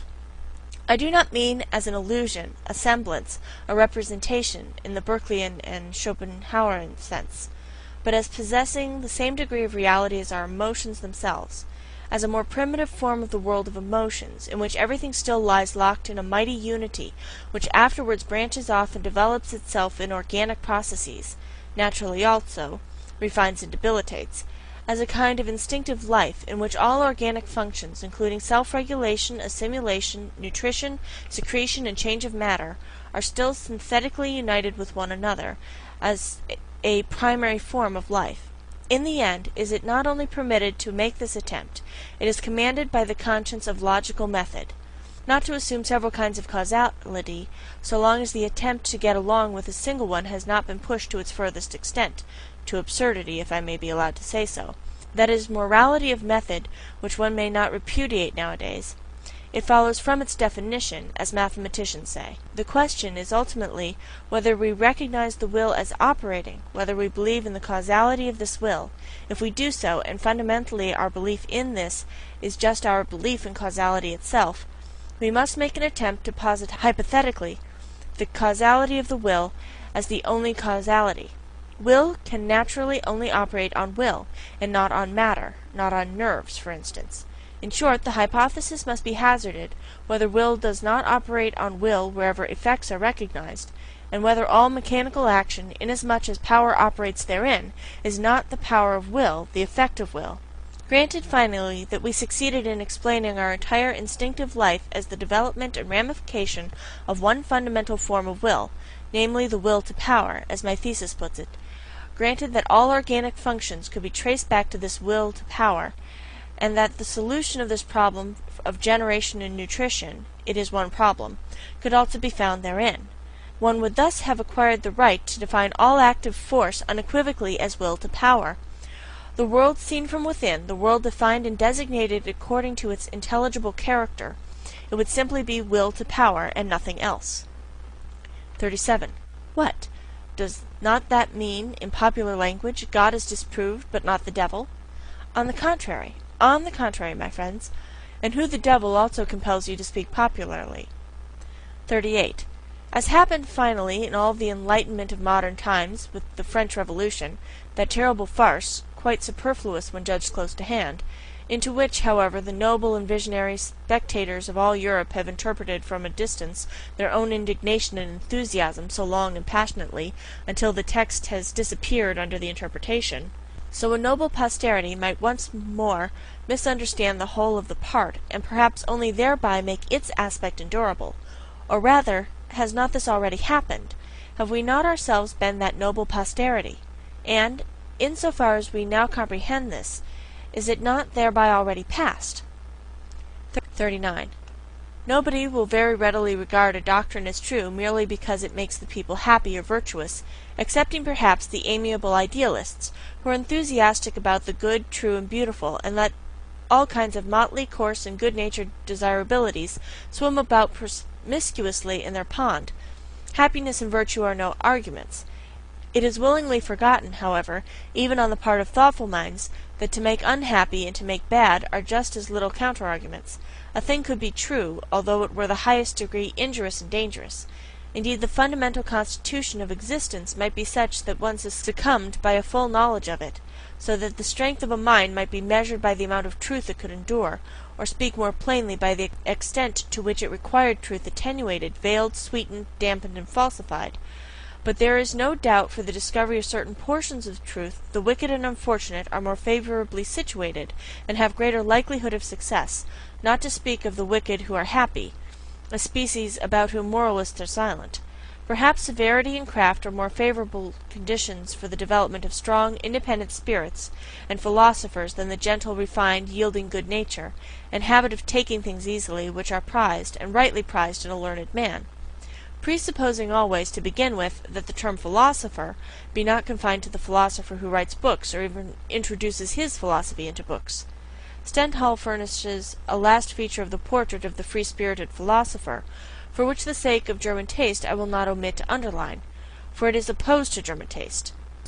Pour être très bon philosophie, says this last great psychologist, il faut être sec, clair sans illusion, un banquier qui fait fortune, et une partie de caractère requis pour faire découvertes en philosophie, c'est-à-dire pour voir clair dans ce qui est.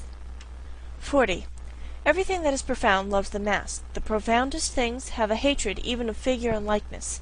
Should not the contrary only be the right disguise for the shame of a god to go about in? A question worth asking. It would be strange if some mystic has not already ventured on the same kind of thing. There are proceedings of such a delicate nature that it is well to overwhelm them with a coarseness and make them unrecognizable. There are actions of love and of an extravagant magnanimity, after which nothing can be wiser than to take a stick and thrash the witness soundly, one thereby obscures his recollection. Many a one is able to obscure and abuse his own memory, in order to at least have vengeance on this sole party in the secret. Shame is inventive. They are not the worst things of which one is most ashamed. There is not only deceit behind a mask, there is so much goodness and craft.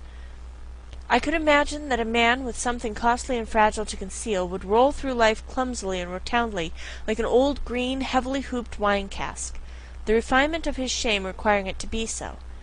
A man who has depths in his shame meets his destiny and his delicate decisions upon paths which few ever reach, and with regard to the existence of which his nearest and most intimate friends may be ignorant. His mortal danger conceals itself from their eyes, and equally so his regained security. Such a hidden nature, which instinctively employs speech for silence and concealment, and is inexhaustible in evasion of communication, desires and insists that a mask of himself shall occupy his place in the hearts and heads of his friends, and supposing he does not desire it, his eyes will some day be opened to the fact that there is nevertheless a mask of him there, and that it is well to be so. Every profound spirit needs a mask. Nay, more, around every profound spirit there continually grows a mask, owing to the constantly false, that is to say, superficial interpretation of every word he utters, every step he takes, every sign of life he manifests. 41. One must subject oneself to one's own tests that one is destined for independence and command, and do so at the right time. One must not avoid one's tests, although they constitute perhaps the most dangerous game one can play, and are in the end tests made only before ourselves and before no other judge. Not to cleave any person, but even the dearest. Every person is a prison and also a recess. Not to cleave to a fatherland, be it even the most suffering and necessitous, it is even less difficult to detach one's heart from a victorious fatherland. Not to cleave to sympathy, be it even for higher men, in whose peculiar torture and helplessness chance has given us an insight. Not to cleave to a science, though it tempt one with the most valuable discoveries, apparently specially reserved for us. Not to cleave to one's own liberation, to the voluptuous distance and remoteness of the bird, which always flies further aloft in order to seem more under it, the danger of the flyer. Not to cleave to our own virtues, nor become as a whole victim to any of our specialties. to our hospitality, for instance, which is the danger of dangers for highly developed and wealthy souls, who deal prodigally, almost indifferently with themselves, and push the virtue of liberality so far that it becomes a vice. One must know how to conserve oneself, the best test of independence. 42. A new order of philosophers is appearing. I shall venture to baptize them by a name not without danger. As far as I understand them, as far as they allow themselves to be understood, for it is their nature to wish to remain something of a puzzle, these philosophers of the future might rightly, perhaps also wrongly, claim to be designated as tempters. This name itself is after all only an attempt, or, if it be preferred, a temptation. 43. Will they be new friends of truth, these coming philosophers? Very probably, for all philosophers hitherto have loved their truths, but assuredly they will not be dogmatists. It must be contrary to their pride, and also contrary to their taste, that their truth should still be truth for every one, that which has hitherto been the secret wish and ultimate purpose of all dogmatic efforts. My opinion is my opinion, another person has not easily a right to it. Such a philosopher of the future will say, perhaps, one must renounce the bad taste of wishing to agree with many people. Good is no longer good when one's neighbor takes it into his mouth. And how could there be a common good? The expression contradicts itself. That which can be common is always of small value. In the end, things must be as they are and always have been. The great things remain for the great, the abysses for the profound, the delicacies and thrills for the refined, and to sum up shortly, everything rare for the rare. 44. Need I say expressly after all this that they will be free, very free spirits, these philosophers of the future, as certainly also they will not merely free spirits, but something more, higher, greater, and fundamentally different, which does not wish to be misunderstood and mistaken.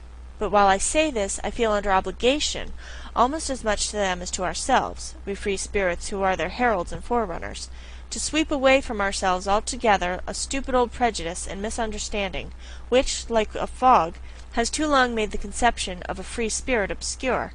In every country of Europe, and the same in America, there is at present something which makes an abuse of this name, a very narrow, prepossessed, enchained class of spirits, who desire almost the opposite of what our intentions and instincts prompt, not to mention that in respect to the new philosophers who are appearing, they must still more be closed windows and bolted doors. Briefly and regrettably, they belong to levellers. These wrongly named free spirits, as glib-tongued and scribe-fingered slaves of the democratic taste and its modern ideals, all of them men without solitude, without personal solitude, blunt, honest fellows to whom neither courage nor honourable contact ought to be denied, only they are not free, and are ludicrously superficial, especially in their innate partiality for seeing the cause of almost all human misery and failure in the old forms in which society has hitherto existed, a notion which happily inverts the truth entirely. What they would fain attain with all their strength is the universal green-meadowed happiness of the herd, together with security, safety, comfort, and alleviation of life for everyone. Their two most frequently chanted songs and doctrines are called equality of rights and sympathy with all sufferers, and suffering itself is looked upon by them as something which must be done away with.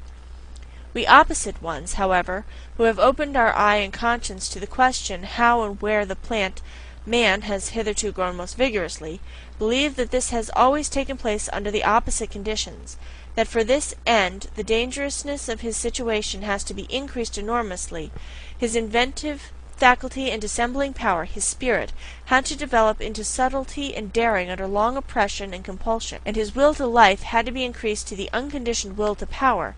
We believe that severity, violence, slavery, danger in the street and in the heart, secrecy, stoicism, tempter's art, and devilry of every kind, that everything wicked, terrible, tyrannical, predatory, and serpentine in man serves as well for the elevation of the human species as its opposite. We do not even say enough when we only say this much, and in any case we find ourselves here, both with our speech and our silence, at the other extreme of all modern ideology and gregarious desirability, as their antipodes perhaps. What wonder that we free spirits are not exactly the most communicative spirits, that we do not wish to betray in every respect what a spirit can free itself from, and where perhaps it will then be driven. And as to the import of the dangerous formula, beyond good and evil, with which we at least avoid confusion, we are something else than libres penseurs, liben pensatori, free thinkers, and whatever else these honest advocates of modern ideas like to call themselves. Having been at home, or at least guests, in many realms of the spirit, having escaped again and again from the gloomy, agreeable nooks in which preferences and prejudices, youth, origin, and accident of men and books, or even the weariness of travel seem to confine us, full of malice against the seductions of dependence which he concealed in honours, money, positions, or exaltations of the senses, grateful even for the distress and vicissitudes of illness, because they always free us from some rule and its prejudice, grateful to the god, devil, sheep, and worm in us, inquisitive to a fault, investigators to the point of cruelty, with unhesitating fingers for the intangible, with teeth and stomachs for the most indigestible, ready for any business that requires sagacity and acute senses, ready for every adventure owing to an excess of free will, with anterior and posterior souls, into the ultimate intentions of which it is difficult to pry, with foregrounds and backgrounds to the end of which no foot may run, hidden ones under the mantles of light, appropriators, although we resemble heirs and spendthrifts, arrangers and collectors from morning till night, misers of our wealth and full-crammed drawers, economical in learning and forgetting, inventive in scheming, sometimes proud of tables of categories, sometimes pedants, sometimes night owls of work even in full day, yea, if necessary, even scarecrows. And it is necessary nowadays, that is to say, inasmuch as we are the born, sworn, jealous friends of solitude, of our own profoundest midnight and midday solitude, such kind of men are we free spirits. And perhaps ye are also something of the same kind, ye coming ones, ye new philosophers. End Chapter 2. Beyond Good and Evil, by Friedrich Wilhelm Nietzsche. Beyond Good and Evil, by Friedrich Nietzsche. Translation by Helen Zimmerman. Chapter 3. The Religious Mood. 45. The human soul and its limits, the range of a man's inner experiences, hitherto attained, the heights, depths, and distances of these experiences, the entire history of the soul up to the present time, and its still unexhausted possibilities. This is the preordained hunting domain for a born psychologist and lover of a big hunt. But how often must he say despairingly to himself, "A single individual, alas, only a single individual, in this great forest, this virgin forest." So he would like to have some hundreds of hunting assistants and fine trained hounds that he could send into the history of the human soul to drive his game together. In vain, again and again he experiences, profoundly and bitterly, how difficult it is to find assistants and dogs for all the things that directly excite his curiosity. The evil of sending scholars into new and dangerous hunting domains, where courage, sagacity, and subtlety in every sense are required, is that they are no longer serviceable just when the big hunt and also the great danger commences. It is precisely then that they lose their keen eye and nose. In order, for instance, to divine and determine what sort of history the problem of knowledge and conscience has hitherto had in the souls of homines religiosi, a person would perhaps himself have to possess a profound, as bruised, as immense an experience as the intellectual conscience of Pascal, and then he would still require that widespread heaven of clear, wicked spirituality, which from above would be able to oversee, arrange, and effectively formalize this mass of dangerous and painful experiences. But who would do me this service? And who would have time to wait for such servants? They evidently appear too rarely. They are so improbable at all times. Eventually one must do everything oneself in order to know something, which means that one has much to do. But a curiosity like mine is once for all the most agreeable of vices. Pardon me, I mean to say that the love of truth has its reward in heaven, and already upon earth. 46. Faith, such as early Christianity desired and not infrequently achieved in the midst of a skeptical and southernly free-spirited world, which had centuries of struggle between philosophical schools behind it and in it, counting besides the education in tolerance which the Imperium Romanum gave. This faith is not that sincere, austere slave faith by which perhaps a Luther or a Cromwell or some other northern barbarian of the spirit remained attached to his God and Christianity. It is much rather the faith of Pascal, which resembles in a terrible manner a continuous suicide of reason, a tough, long-lived, worm-like reason which is not to be slain at once and with a single blow. The Christian faith from the beginning is sacrifice, the sacrifice of all freedom, all pride, all self-confidence of spirit. It is the same time subjection, self-derision, and self-mutilation.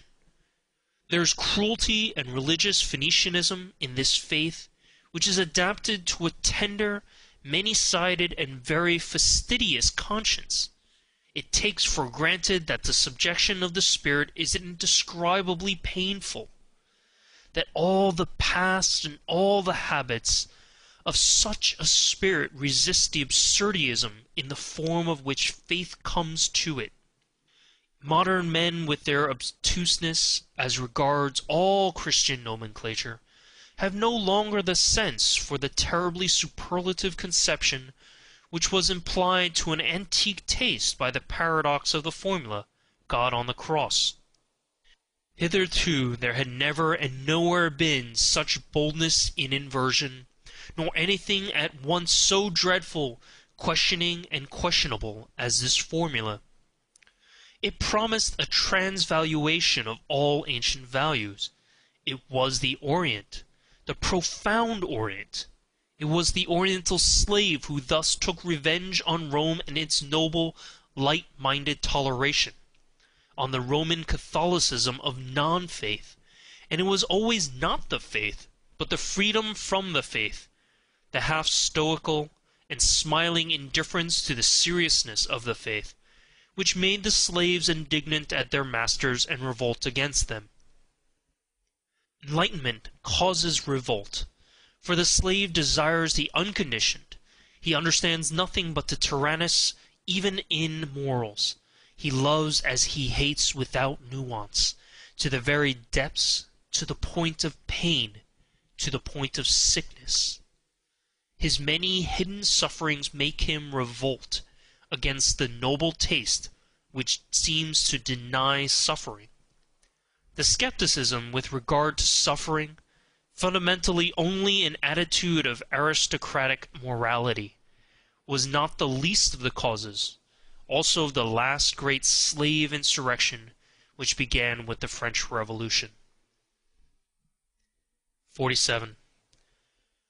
Whenever the religious neurosis has appeared on the earth so far, we find it connected with three dangerous prescriptions as to regimen: solitude, fasting, and sexual abstinence, but without its being possible to determine with certainty which is cause and which is effect, or if any relation at all of cause and effect exists there.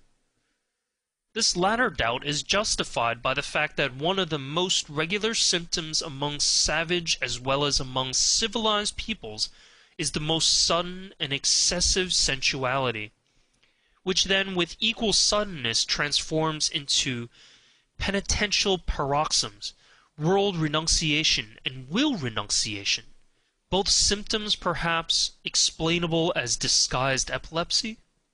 But nowhere is it more obligatory to put aside explanations around no other type has there grown such a mass of absurdity and superstition. No other type seems to have been more interesting to men and even to philosophers. Perhaps it is time to become just a little indifferent here, to learn caution, or, better still, to look away, to go away. Yet, in the background of the most recent philosophy, that of Schopenhauer, we find most as the problem in itself, this terrible note of interrogation of the religious crisis and awakening. How is the negation of will possible? How is the saint possible? That seems to have been the very question with which Schopenhauer made a start and became a philosopher. And thus it was genuine Schopenhauerian consequence that his most convinced adherent, perhaps also his last as far as Germany is concerned, namely Richard Wagner, should bring his own life work to an end just here, and should finally put that terrible and eternal type upon the stage as Kundry, type vécu, and it is loved and lived, at the very time that the mad doctors in almost all European countries had an opportunity to study the type close at hand, wherever the religious neurosis, or as I call it, the religious mood, made its latest epidemical outbreak and display as the Salvation Army. If it be in question, however, as to what has been so extremely interesting to men of all sorts, in all ages, and even to philosophers, in the whole phenomenon of the saint, it is undoubtedly the appearance of the miraculous therein, namely the immediate succession of opposites, of states of the soul regarded as morally antithetical. It was believed here to be self-evident that the bad man was all at once turned into a saint, a good man. The hitherto existing psychology was wrecked at this point. Is it not possible it may have happened principally because psychology had placed itself under the dominion of morals, because it believed in oppositions of moral values, and saw, read, and interpreted these oppositions into the text and facts of the case? What? Miracle? Only an error of interpretation? A lack of philology? 48. It seems that the Latin races are far more deeply attached to their Catholicism than we Northerners are to Christianity generally, and that consequently unbelief in Catholic countries means something quite different from what it does among Protestants, namely, a sort of revolt against the spirit of the race, while with us it is rather a return to the spirit, or non-spirit of the race. We Northerners undoubtedly derive our origin from barbarous races. Even as regards our talents for religion, we have poor talents for it. One may make an exception in the case of the Celts, who have theretofore furnished also the best soil for Christian infection in the north. The Christian ideal blossomed forth in France as much as ever the pale sun of the north would allow it. How strangely pious for our taste are still these later French skeptics, wherever there is any Celtic blood in their origin. How Catholic, how un-German does Auguste Comte's sociology seem to us, with the Roman logic of its instincts! How Jesuitical that amiable and shrewd Cicerone of Port Royal, Saint Beuve, in spite of all his hostility to Jesuits! And even earnest Renan, how inaccessible to us Northerners does the language of such a Renan appear, in whom every instant the merest touch of religious thrill throws his refined, voluptuous, and comfortable couching soul off its balance. Let us repeat after him these fine sentences, and what wickedness and haughtiness is immediately aroused by way of answer in our probably less beautiful but harder souls, that is to say, in our more German souls. Disons donc carrément que la religion est un produit de l'homme normal, que l'homme est le plus dans le vrai quand il est, le plus religieux et le plus assuré d'un destin infini. Sesquandil es bon quil vivut, quella virtu corresponda un orde eternal, se quandil contemple les choses d'une manière, destresi quil trouve l'amour révolte et absurde, comment ne pas supposer que c'est dans ces mondes laquelle homme voit le mieux. These sentences are so extremely antipodal to my ears and habits of thought that in my first impulse of rage on finding them I wrote on the margin, "Le nascere religieux par excellence," until in my later rage I even took a fancy to them, these sentences with their truth absolutely inverted. It is so nice and such a distinction to have one's own antipodes. 49. That which is so astonishing in the religious life of the ancient Greeks is the irrestrainable stream of gratitude which it pours forth. It is a very superior kind of man who takes such an attitude towards nature and life. Later on, when the populace got the upper hand in Greece, fear became so rampant also in religion, and Christianity was preparing itself. 50. The passion for God, there are churlish, honest-hearted, and importune kinds of it. Like that of Luther, the whole of Protestantism lacks the southern delicatezza. There is an oriental exaltation of the mind in it, like that of an undeservedly favored or elevated slave, as in the case of St. Augustine, for instance, who lacks in an offensive manner all nobility in bearing and desires. There is a feminine tenderness and sensuality in it, which modestly and unconsciously longs for an unio mystica et physica, as in the case of Madame de Guyon. In many cases it appears, curiously enough, as the disguise of a girl's or a youth's puberty.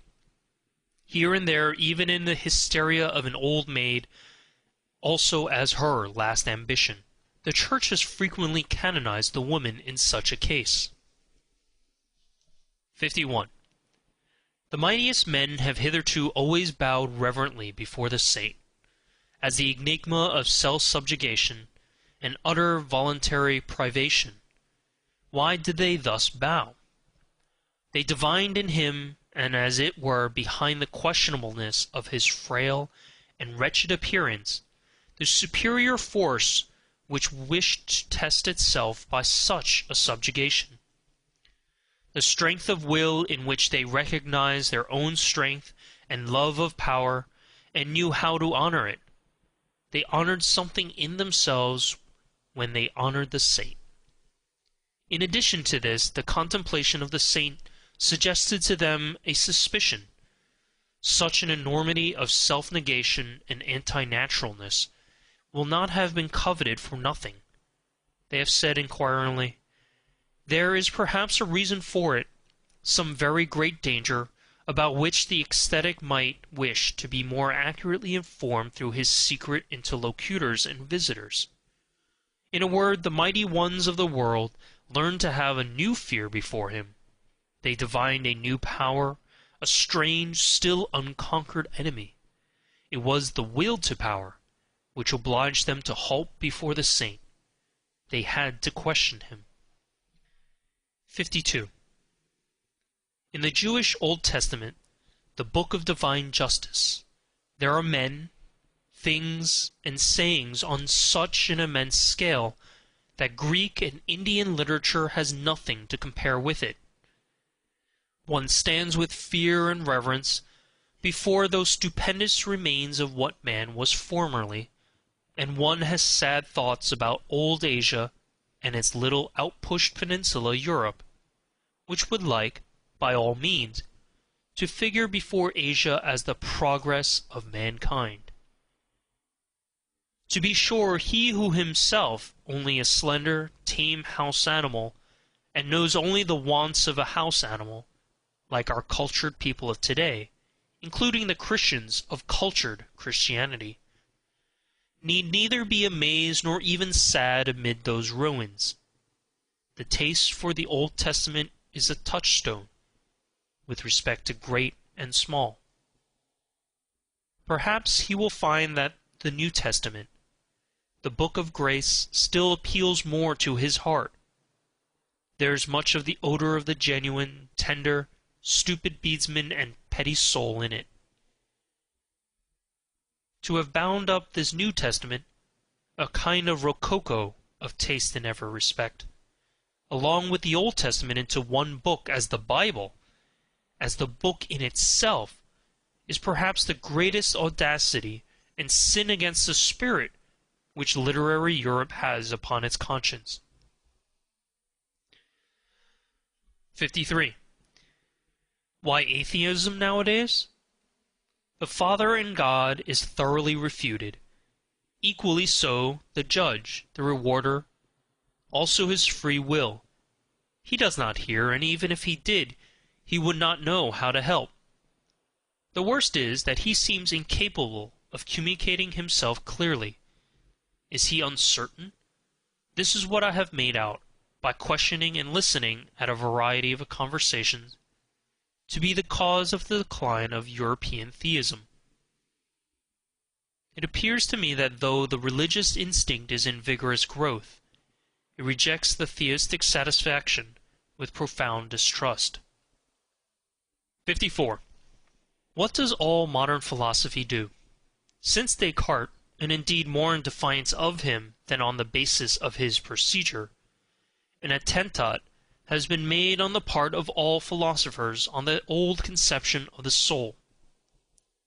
Under the guise of a criticism of the subject and predicate conception, that is to say, an attentat on the fundamental presupposition of Christian doctrine, modern philosophy, as an epistemological skepticism, is secretly or openly anti-Christian, although, for keener ears be it said, by no means anti-religious.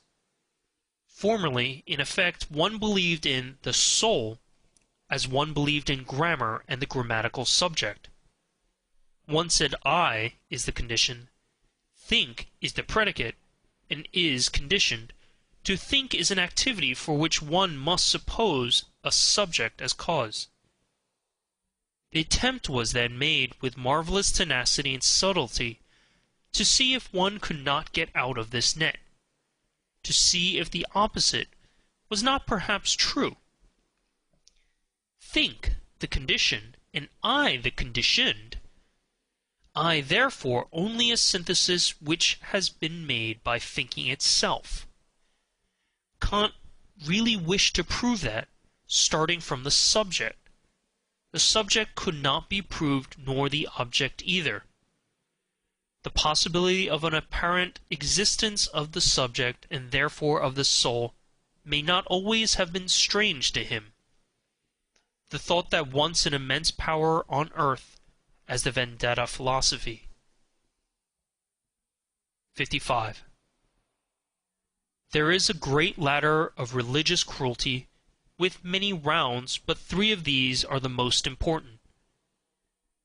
Once on a time men sacrificed human beings to their God, and perhaps just those they loved the best. To this category belong the firstling sacrifices of all primitive religions, and also the sacrifice of the Emperor Tiberius in the Mithra grotto on the island of Capri, that most terrible of all Roman anachronisms. Then, during the immoral epoch of mankind, they sacrificed their god the strongest instincts they possessed, their nature.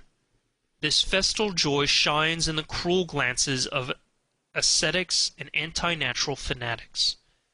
Finally, what still remained to be sacrificed?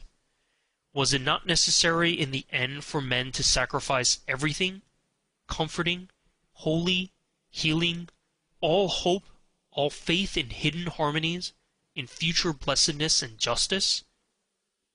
Was it not necessary to sacrifice God himself, and out of cruelty to themselves to worship stone, stupidity, gravity, fate, nothingness? To sacrifice God for nothingness, this paradoxical mystery of the ultimate cruelty has been reserved for the rising generation. We all know something, therefore, already. 56. Whoever, like myself, prompted by some enigmatical desire, has long endeavored to go to the bottom of the question of pessimism, and free it from the half-Christian, half-German narrowness and stupidity in which it has finally presented itself to this century, namely, in the form of Schopenhauer's philosophy.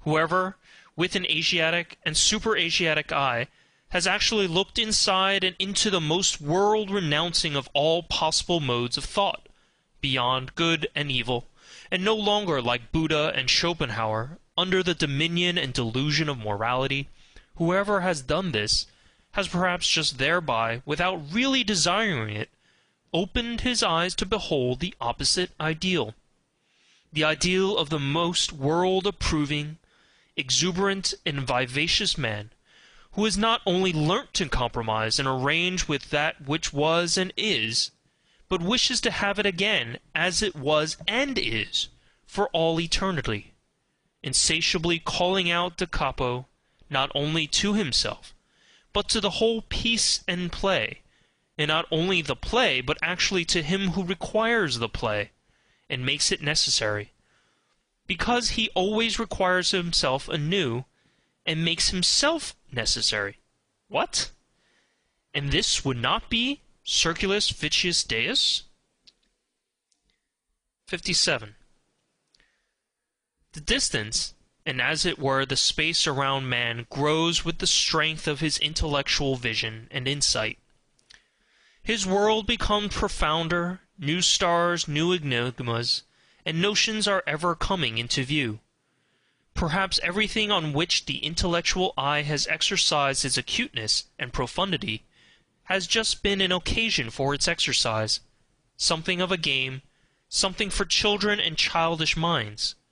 Perhaps the most solemn conceptions have caused the most fighting and suffering. The conceptions God and sin will one day seem to us of no more importance than a child's plaything or a child's pain seems to an old man.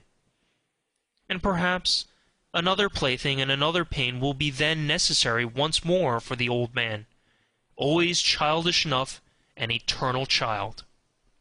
D8.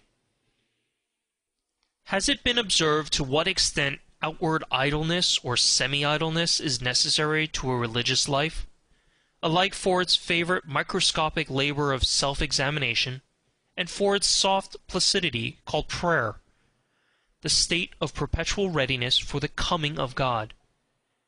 I mean the idleness with a good conscience, the idleness of olden times and of blood, to which the aristocratic sentiment that work is dishonoring, that it vulgarizes the body and soul, is it not quite unfamiliar?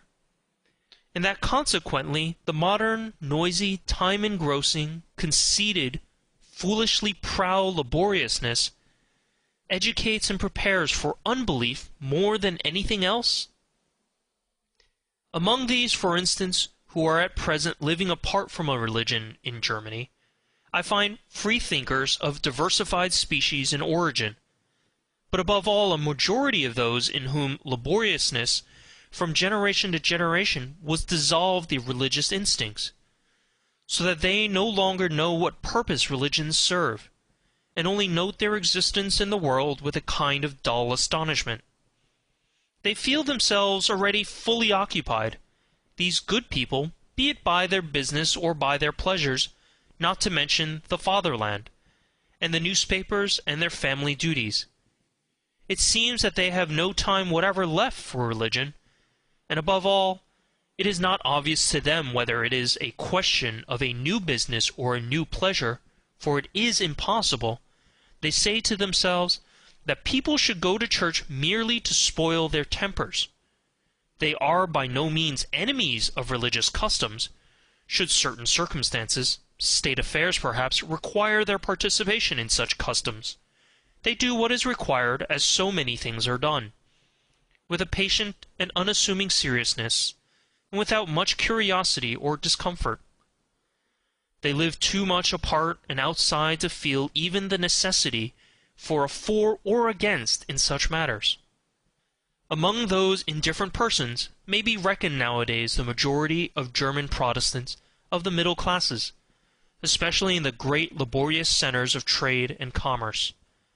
Also the majority of laborious scholars and the entire university personnel, with the exception of the theologians, whose existence and possibility there always gives psychologists new and more subtle puzzles to solve. On the part of pious or merely church-going people, there is seldom any idea of how much good will, one might say arbitrary will, is now necessary for a German scholar to take the problem of religion seriously. His whole profession, and as I have said, his whole workman-like laboriousness, to which he is compelled by his modern conscience, inclines him to a lofty and almost charitable serenity as regards to religion, with which is occasionally mingled a slight disdain for the uncleanliness of spirit, which he takes for granted wherever any one still professes to belong to the Church. It is only with the help of history, not through his own personal experience, therefore, that the scholar succeeds in bringing himself to a respectful seriousness, and to a certain timid difference in presence of religions. But even when his sentiments have reached the stage of gratitude towards them, he has not personally advanced one step nearer to that which still maintains itself as church or as piety. Perhaps even the contrary. The practical indifference to religious matters in the midst of which he has been born and brought up, usually sublimates itself in his case into circumspection and cleanliness, which shuns contact with religious men and things. And it may just be the depth of his tolerance and humanity which prompts him to avoid the delicate trouble which tolerance itself brings with it. Every age has its own divine type of naivete, for the discovery of which other ages may envy it. And how much naivete, adorable, childlike, and boundlessly foolish naivete, is involved in this belief of the scholar in his superiority, in the good conscience of his tolerance, in the unsuspecting, simple certainty with which his instinct treats the religious man as a lower and less valuable type, beyond, before, and above which he himself has developed, he, the little arrogant dwarf and mob-man, the sedulously alert, head and hand drudge of ideas, of modern ideas. 59. Whoever has seen deeply into the world has doubtless divined what wisdom there is in the fact that men are superficial. It is their preservative instinct that teaches them to be flighty, lightsome, and false. Here and there one finds a passionate and exaggerated adoration of pure forms, in philosophers as well as in artists. It is not to be doubted that whoever has need of the cult of the superficial, to that extent, has at one time or another made an unlucky dive beneath it. Perhaps there is even an order of rank with respect to those burnt children, the born artists who find the enjoyment of life only in trying to falsify its image, as if taking wearisome revenge on it. One might guess to what degree life has disgusted them, by the extent to which they wish to see its image falsified, attenuated, ultrified, and deified. One might reckon that homines religiosi among the artists as their highest rank. It is the profound, suspicious fear of an incurable pessimism which compels whole centuries to fasten their teeth into a religious interpretation of existence. The fear of the instinct which divines the truth might be attained too soon, before man has become strong enough, hard enough, artist enough. Piety, the life in God, regarded in this light, would appear as the most elaborate and ultimate product of the fear of truth, as artist adoration and artist intoxication in presence of the most logical of all falsifications, as the will to the inversion of truth to untruth at any price. Perhaps there has hitherto been no more effective means of beautifying man than piety. By means of it man can become so artful, so superficial, so iridescent, and so good, that his appearance no longer offends. Paragraph 60. To love mankind for God's sake, this has so far been the noblest and remotest sentiment to which mankind has attained. That love to mankind without any redeeming intention to the background is only an additional folly and brutishness, that the inclination to this love has first to get its proportion, its delicacy, its gram of salt and sprinkling of aubergine, from an higher inclination. Whoever first perceived and experienced this, however his tongue may have stammered as it attempted to express such a delicate matter, let him for all time be holy and respected as the man who has so far flown highest and gone astray in the finest fashion. Paragraph 61. The philosopher, as we free spirits understand him, as the man of the greatest responsibility, who has the conscience for the general development of mankind, will use religion for his disciplining and educating work, just as he will use the contemporary political and economic conditions. The selecting and disciplining influence, destructive as well as creative, and fashioning, which can be exercised by means of religion is manifold and varied, according to the sort of people placed under its spell and protection. For those who are strong and independent, destined and trained to command, in whom the judgment and skill of a ruling race is incorporated, religion is an additional means for overcoming resistance in the exercise of authority, as a bond which binds rulers and subjects in common, betraying and surrendering to the former the conscience of the latter, their innermost heart, which would fain escape obedience. And in the case of the unique natures of noble origin, if by virtue of superior spirituality they should incline to a more retired and contemplative life, reserving to themselves only the more refined forms of government, over chosen disciples or members of an order, religion itself may be used as a means for obtaining peace from the noise and trouble of managing grosser affairs, and for securing immunity from the unavoidable filth of all political agitation. The Brahmins, for instance, understood this fact. With the help of a religious organization, they secured to themselves the power of nominating kings for the people, while their sentiments prompted them to keep apart and outside as men with a higher and superregal mission. At the same time, religion gives inducement and opportunity to some of the subjects to qualify themselves for future ruling and commanding the slowly ascending ranks and classes, in which, through fortunate marriage customs, volitional power and delight in self-control are on the increase. To them religion offers sufficient incentives and temptations to aspire to higher intellectuality, and to experience the sentiments of authoritative self-control, of silence and of solitude. Asceticism and Puritanism are almost indispensable means of educating and ennobling a race, which seeks to rise above its heredity, baseness, and work itself upwards to future supremacy. And finally, to ordinary men, to the majority of the people who exist for service and general utility, and are only so far entitled to exist, religion gives invaluable contentedness with their lot and condition, peace of heart, ennoblement of obedience, additional social happiness and sympathy, with something of transfiguration and embellishment, something of justification of all commonplaceness, all the meanness, all the semi-annual poverty of their souls. Religion, together with the religious significance of life, sheds sunshine over such perpetually harassed men, and makes even their own aspect endurable to them. It operates upon them as the Epicurean philosophy usually operates upon sufferers of a higher order, in a refreshing and refining manner, almost turning suffering to account, and in the end even hallowing and vindicating it.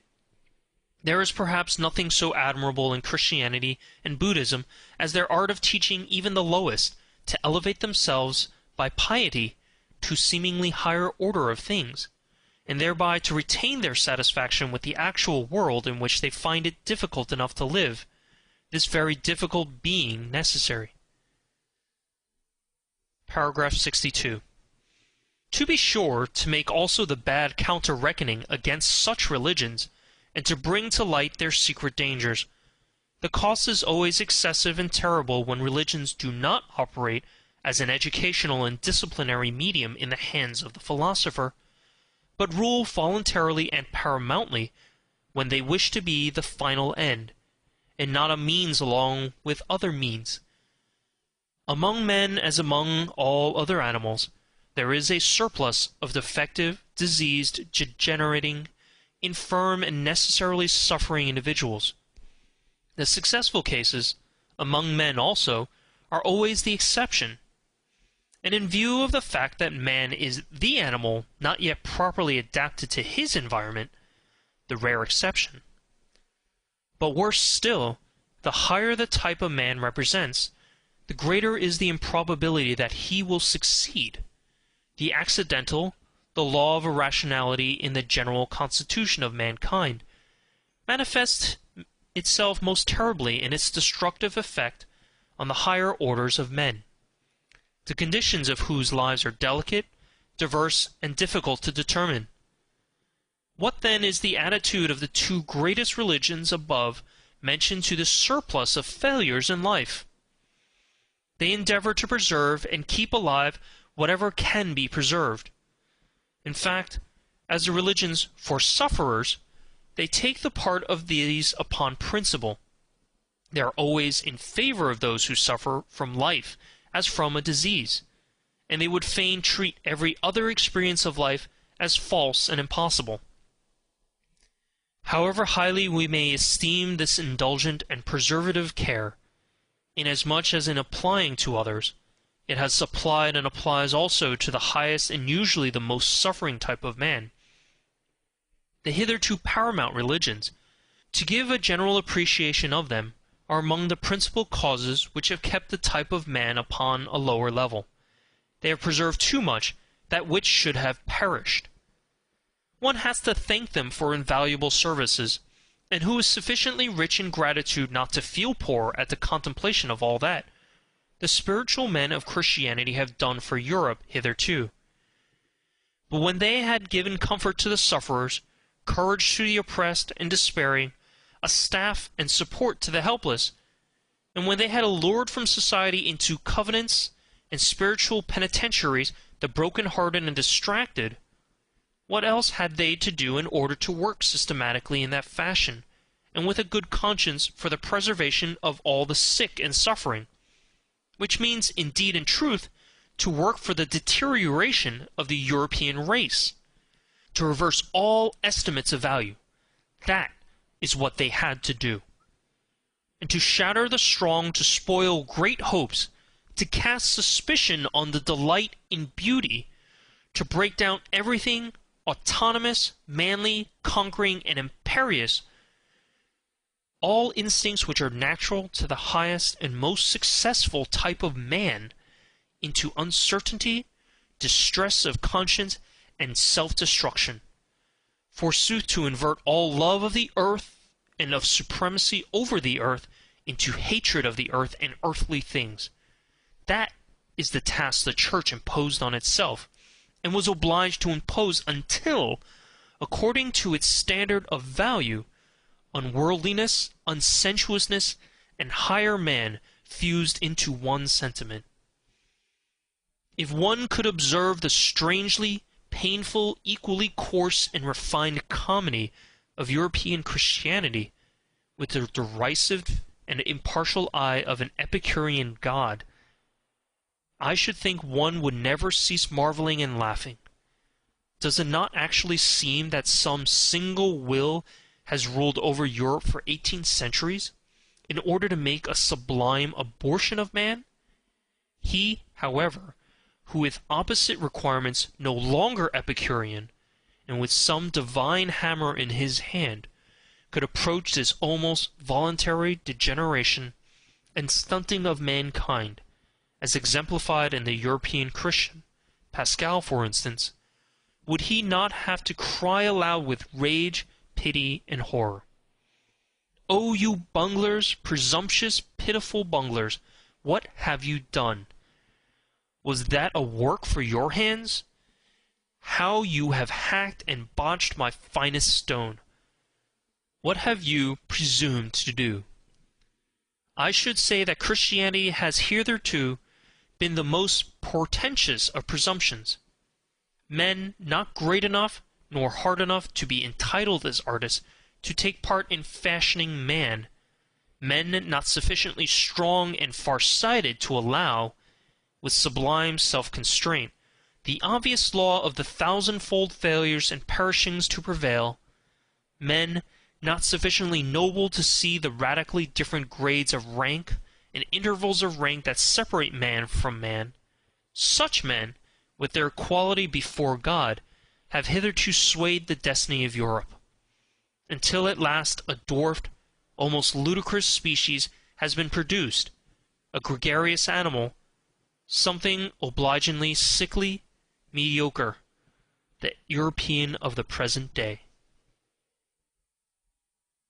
End of chapter 3.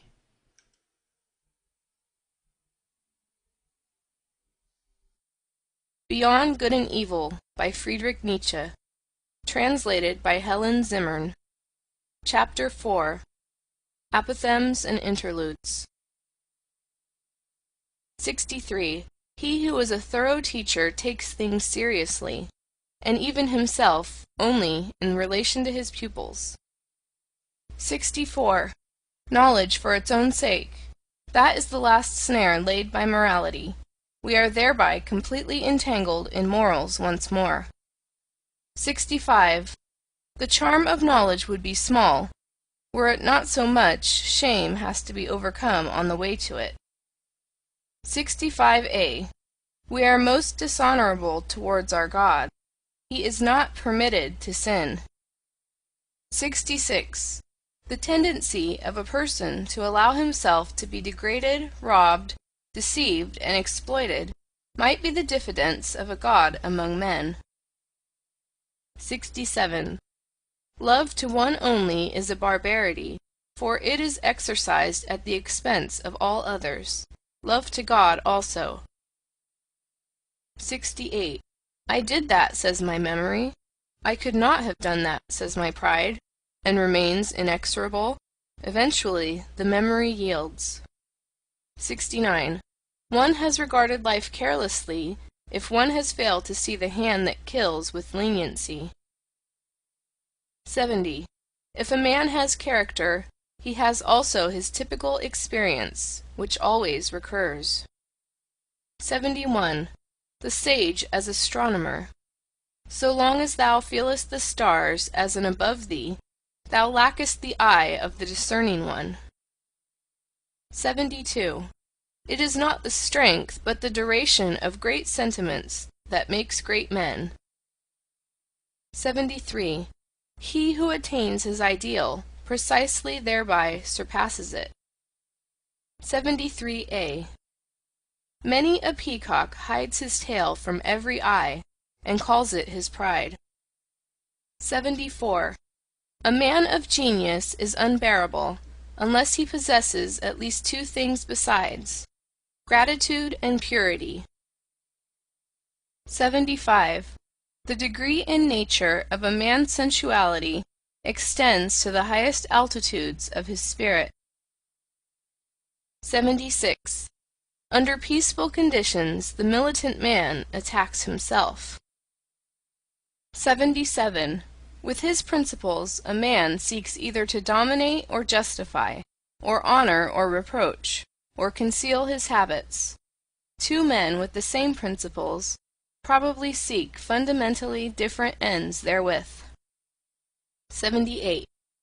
He who despises himself nevertheless esteems himself thereby, as a despiser. 79. A soul which knows that it is loved, but does not itself love, betrays its sediment, its dregs come up. 80. A thing that is explained ceases to concern us. What did the God mean who gave the advice, know thyself? Did it perhaps imply, cease to be concerned about thyself, become objective? And Socrates, and the scientific man? 81. It is terrible to die of thirst at sea. Is it necessary that you should so salt your truth that it will no longer quench thirst? 82. Sympathy for all would be harshness and tyranny for thee, my good neighbor. 83. Instinct. When the house is on fire, one forgets even the dinner. Yes, but one recovers it from among the ashes. 84. Woman learns how to hate in proportion as she forgets how to charm. 85. The same emotions are in man and woman, but in different tempo. On that account man and woman never cease to misunderstand each other. 86. In the background of all their personal vanity, women themselves have still their impersonal scorn for woman. 87. Fettered heart, free spirit. When one firmly fetters one's heart and keeps it prisoner, one can allow one's spirit many liberties. I said this once before, but people do not believe it when I say so, unless they know it already. 88. One begins to distrust very clever persons when they become embarrassed. 89. Dreadful experiences raise the question whether he who experiences them is not something dreadful also.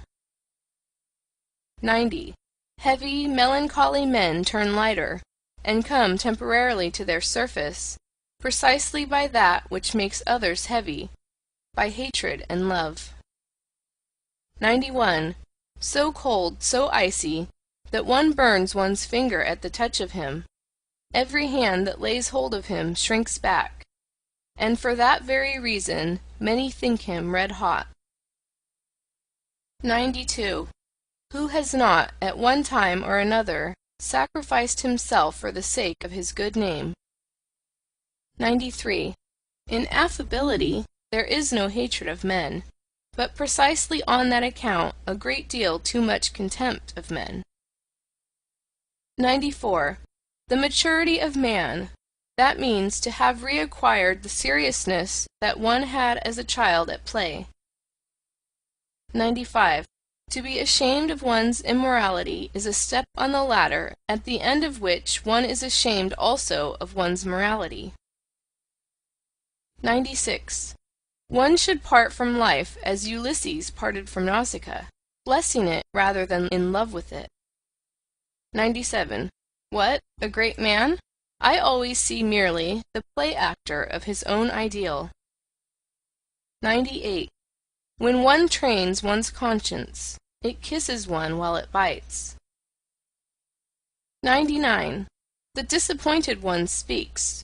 I listened for the echo, and I heard only praise. 100.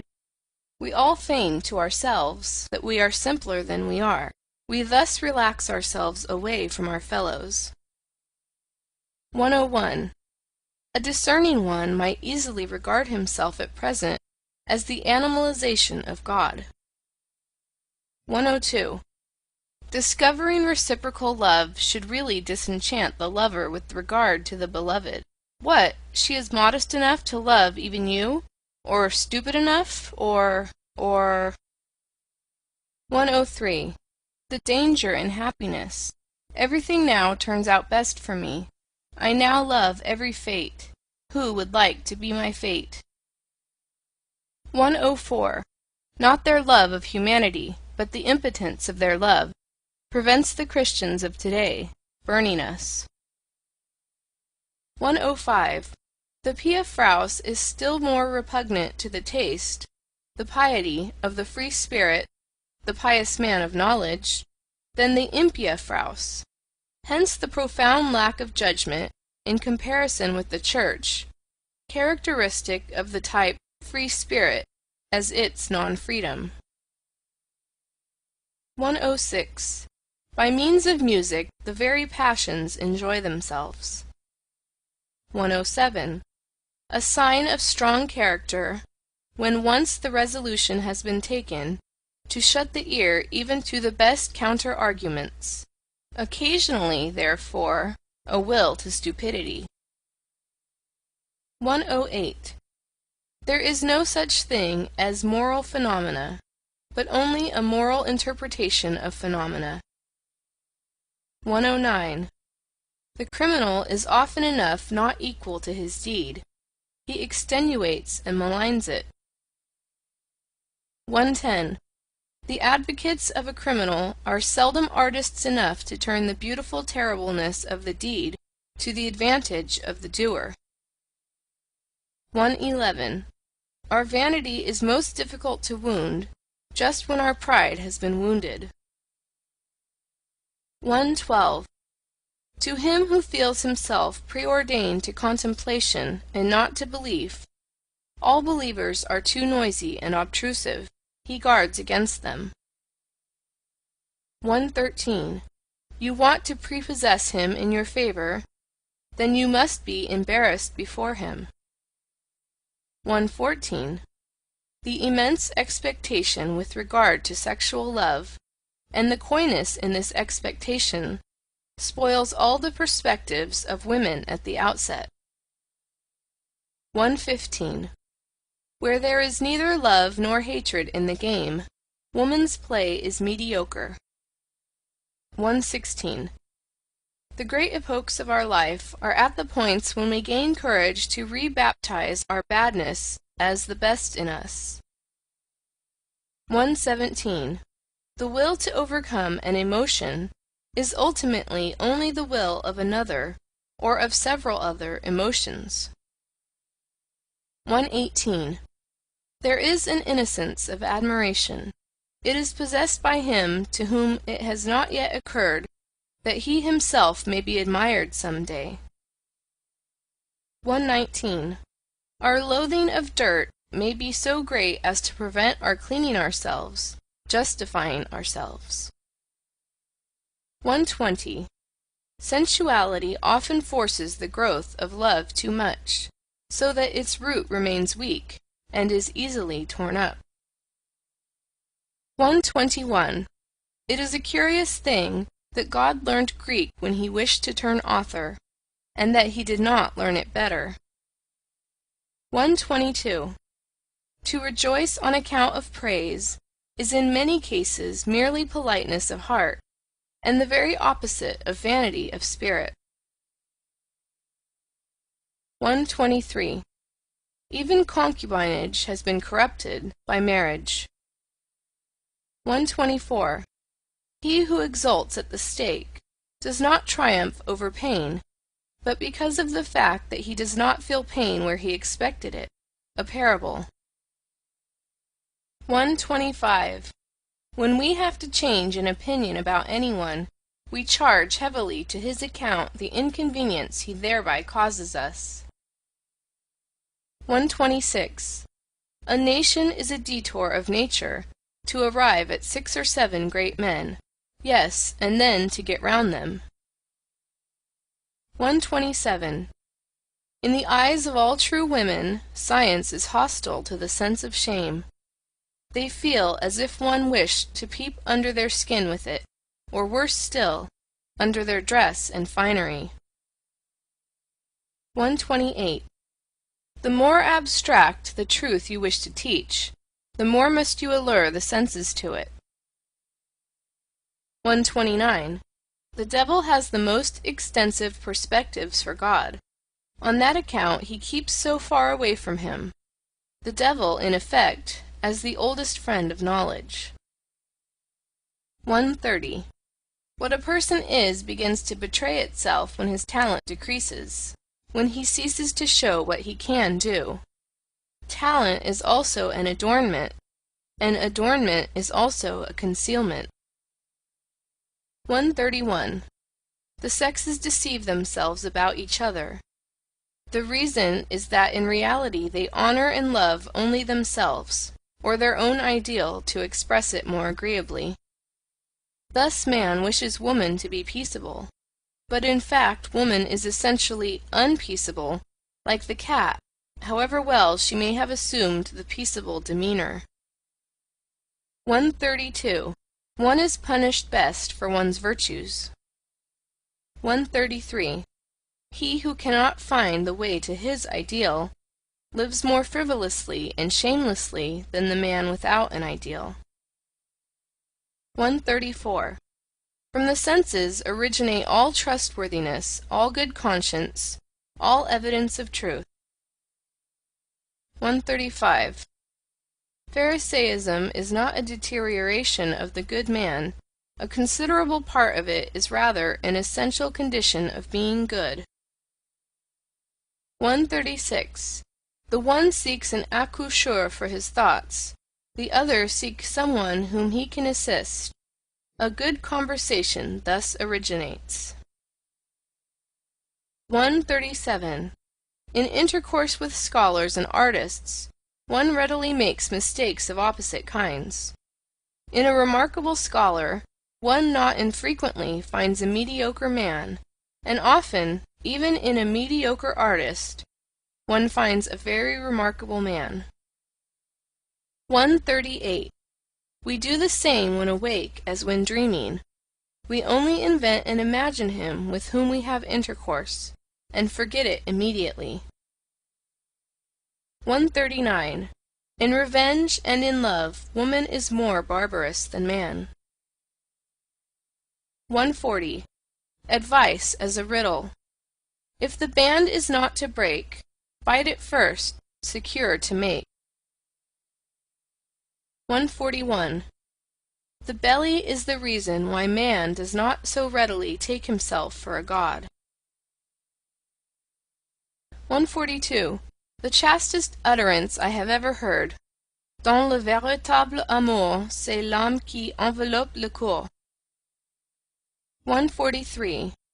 Our vanity would like what we do best to pass precisely for what is most difficult to us, concerning the origin of many systems of morals.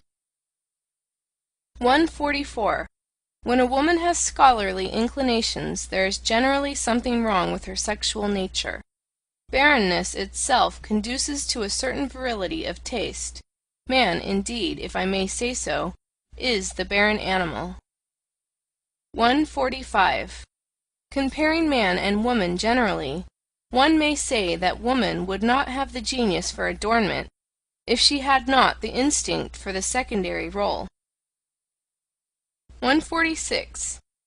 He who fights with monsters should be careful, lest he thereby become a monster. And if thou gaze long into an abyss, the abyss will also gaze into thee. 147. From old Florentine novels, moreover from life. Buona femmina e mala femmina vuol bastone. Sacchetti, Nov. 86. 148. To seduce their neighbor to a favorable opinion, and afterwards to believe implicitly in this opinion of their neighbor. Who can do this conjuring trick so well as women? 149. That which an age considers evil is usually an unseasonable echo of what was formerly considered good, the atavism of an old ideal. 150. Around the hero everything becomes a tragedy. Around the demigod everything becomes a satire play. And around God everything becomes, what, perhaps a world? 151. It is not enough to possess a talent. One must also have your permission to possess it, eh, my friends? 152. Where there is the tree of knowledge, there is always paradise. So say the most ancient and most modern serpents. 153. What is done out of love always takes place beyond good and evil. 154. Objection, evasion, joyous distrust, and love of irony are signs of health. Everything absolute belongs to pathology. 155. The sense of the tragic increases and declines with sensuousness. 156. Insanity in individuals is something rare, but in groups, parties, nations, and epochs it is the rule. 157. The thought of suicide is a great consolation. By means of it one gets successfully through many a bad night. 158. Not only our reason, but also our conscience truckles to our strongest impulse, the tyrant in us. 159. One must repay good and ill, but why just to the person who did us good or ill? 160. One no longer loves one's knowledge sufficiently after one has communicated it. 161. Poets act shamelessly towards their experiences. They exploit them. 162. Our fellow creature is not our neighbor, but our neighbor's neighbor. So thinks every nation. 163. Love brings to light the noble and hidden qualities of a lover, his rare and exceptional traits. It is thus liable to be deceptive as to his normal character. 164.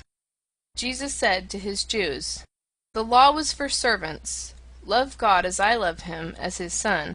What have we sons of God to do with morals?" 165. In sight of every party, a shepherd has always need of a bellwether, or he has himself to be a wether occasionally. 166. One may indeed lie with the mouth, but with the accompanying grimace one nevertheless tells the truth. 167. To vigorous men intimacy is a matter of shame, and something precious. 168. Christianity gave Eros poison to drink. He did not die of it, certainly, but degenerated to vice. 169. To talk much about oneself may also be a means of concealing oneself. 170. In praise there is more obtrusiveness than in blame. 171.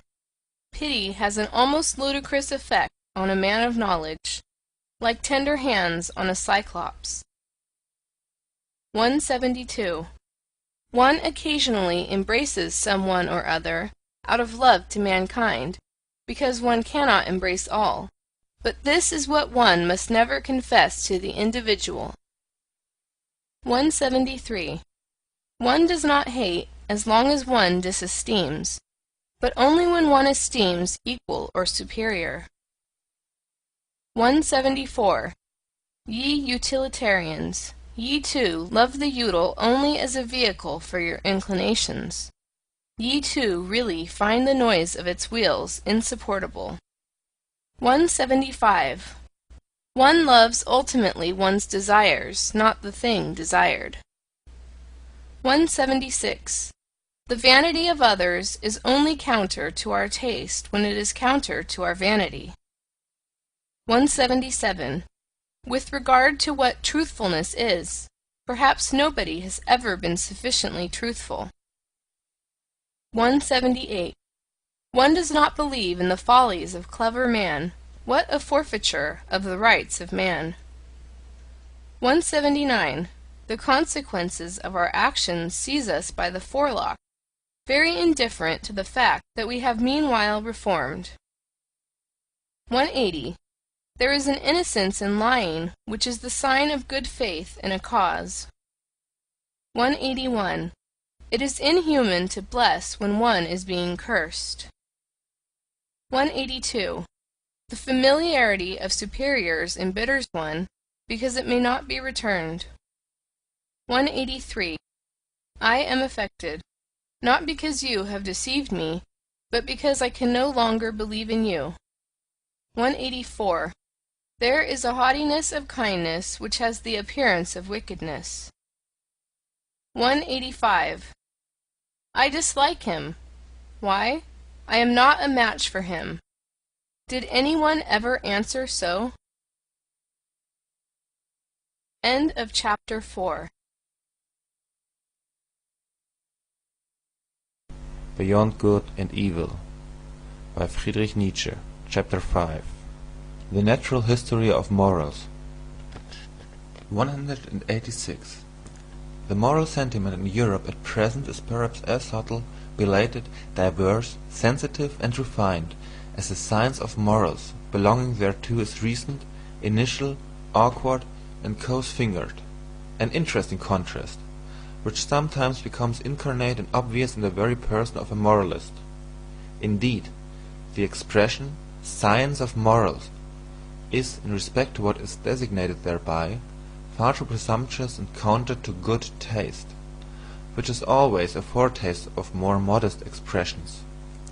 One ought to avow with the utmost fairness what is still necessary here for a long time, what is alone proper for the present, namely the collection of material, the comprehensive survey and classification of an immense domain of delicate sentiments of verse, and distinction of verse, which live, grow, propagate, and perish, and perhaps attempts to give a clear idea of the recurring and more common forms of these living crystallizations, as preparation for a theory of types of morality.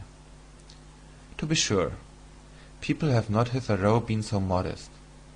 All the philosophers, with a pedantic and ridiculous seriousness, demanded of themselves something very much higher, more pretentious and ceremonious, when they concerned themselves with morality as a science. They wanted to give a basic to morality, and every philosopher hitherto has believed that he has given it a basis. Morality itself, however, has been regarded as something given. How far from their awkward pride was the seemingly insignificant problem, left in dust and decay, of a description of forms of morality, notwithstanding that the finest hands and senses could hardly be fine enough for it. It was precisely owing to moral philosophers knowing the moral facts imperfectly, in an arbitrary epitome, or an accidental abridgment, perhaps as the morality of their environment, their position, their church, their zeitgeist, their climate, and so on. It was precisely because they were badly instructed with regards to nations, eras, and past ages, and were by no means eager to know about these matters, that they did not even come in sight of the real problems of morals, problems which only disclose themselves by a comparison of many kinds of morality. In every science of morals hitherto, strange as it may sound, the problem of morality itself has been omitted. There has been no suspicion that there was anything problematic there, that, which philosophers called giving a basis to morality, and endeavoured to realize, has, when seen in a right light, proved merely a learned form of good faith in prevailing morality, a new means of its expression, consequently just a matter of fact, within the sphere of a definite morality, yea, its ultimate motive, a sort of denial that it is lawful for this morality to be called in question, and in any case the reverse of the testing, analysing, doubting, and vivisecting of this very faith. Here, for instance, what was innocent, almost worthy of honour, Schopenhauer represents his own task, and draw your conclusions concerning the scientificness of a science whose latest master still talks in the strain of children and old wives. The principle, he says, page 136 of the Grundprobleme der Ethik, the axiom about the purport of which all moralists are practically agreed, neminem laede immo omnes quantum potes juva, is really the proposition which all moral teachers strive to establish, the real basis of ethics which has been thought, like the philosopher's stone, for centuries. The difficulty of establishing the proposition referred to may indeed be great. It is well known that Schopenhauer also was unsuccessful in his efforts, and whoever has thoroughly realized how absurdly false and sentimental this proposition is, in a world whose essence is will to power, may be reminded that Schopenhauer, also a pessimist, actually played the flute daily after dinner. One may read about the matter in his biography. A question by the way. A pessimist, a repudiator of God and of the world, who makes a halt at morality, who assents to morality and plays the flute to laede neminem morals, what, is that really a pessimist? 187. Apart from the value of such assertion as "there is a categorical imperative in us," one can always ask, what does such an assertion indicate about him who makes it? There are systems of morals which are meant to justify their author in the eyes of other people. Other systems of morals are meant to tranquilize him, and make him self-satisfied. With other systems he wants to crucify and humble himself. With others he wishes to take revenge. With others to conceal himself. With others to glorify himself and gain superiority and distinction. This system of morals helps its author to forget. That system makes him, or something of him, forgotten. Many a moralist would like to exercise power and creative arbitrariness over mankind. Many another, perhaps Kant especially, gives us to understand by his morals that what is estimable in me is that I know how to obey, and with you it shall not be otherwise than with me. In short, systems of morals are only a sign language of the emotions. 188.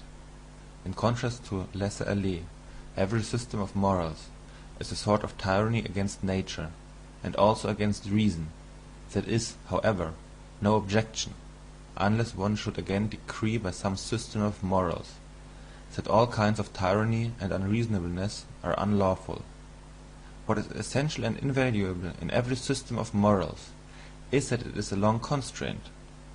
In order to understand Stoicism, or Port-Royal, or Puritanism, one should remember the constraint under which every language has attained to strength and freedom, symmetrical constraint, the tyranny of rhyme and rhythm.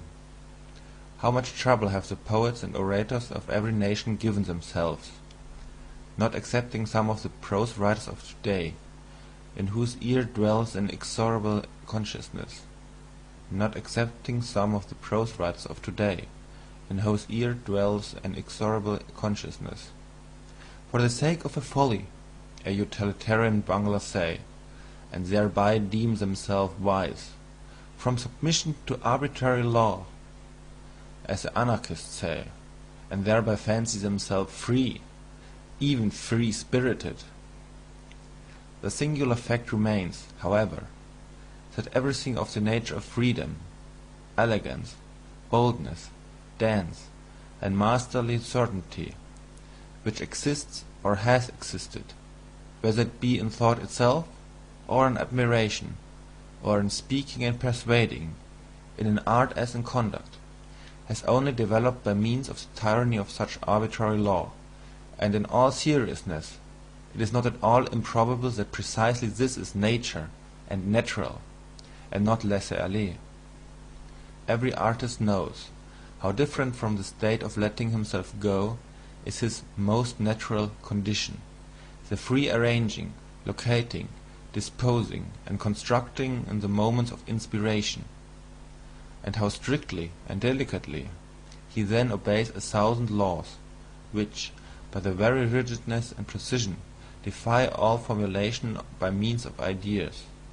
Even the most stable idea has, in comparison therewith, something floating, manifold, and ambitious in it.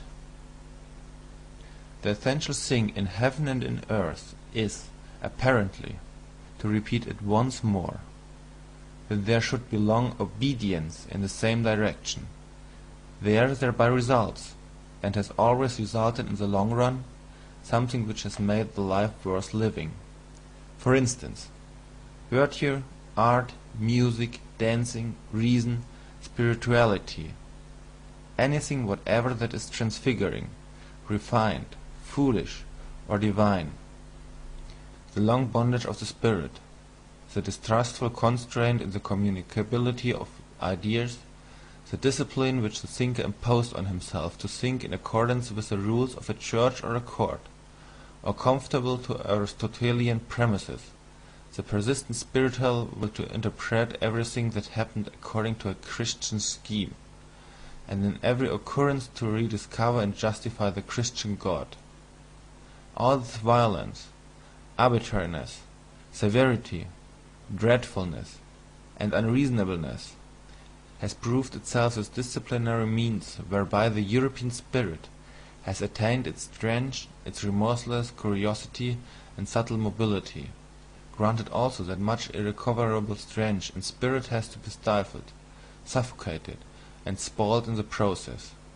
For here, as everywhere, nature shows herself as she is, in all her extravagant and indifferent magnificence, which is shocking, but nevertheless noble. That for centuries thinkers only thought in order to prove something nowadays. On the contrary, we are suspicious of every thinker who wishes to prove something, that it was always settled beforehand what was to be the result of the strictest thinking, as it was perhaps in the Asiatic astrology of former times, or as it is still at the present day in the innocent, Christian moral explanation of the immediate personal events, for the glory of God, or for the good of the soul. This tyranny, this arbitrariness, this severe and magnificent stupidity has educated the spirit. Slavery, both in the coarser and the finer sense, is apparently an indispensable means, even of spiritual education and discipline. One may look at every system of morals in this light. It is nature therein which teaches to hate the laissez-aller, the too great freedom, and implants the need for limited horizons, for immediate duties. It teaches the narrowing of perspectives, and thus, in a certain sense, that stupidity is a condition of life and development. You must obey someone, and for a long time, otherwise you will come to grief, and lose all respect for yourself. This seems to me the moral imperative of nature, which is certainly neither categorical, as old Kant wished, consequently the otherwise, nor does it address itself to the individual. What does nature care for the individual? But to nations, races, ages and ranks, above all, however, to the animal man generally, to mankind. 189. Industrious races find it a great hardship to be idle. It was a masterstroke of English instinct to hallow and begloom Sunday, to such an extent that the Englishman unconsciously hankers for his week, and workday again, as a kind of cleverly devised, cleverly intercalated fast, such as is also frequently found in the ancient world, although, as is appropriate in southern nations, not precisely with respect to work. Many kinds of fasts are necessary, and wherever powerful influences and habits prevail, legislators have to see that intercalary days are appointed, on which such impulses are fettered, and learn to hunger anew. Viewed from a higher standpoint, whole generations and epochs, when they show themselves infected with any moral fanatism, seem like those intercalated periods of restraint and fasting, during which an impulse learns to humble and submit itself, at the same time also to purify and sharpen itself. Certain philosophical sects likewise admit of similar interpretation.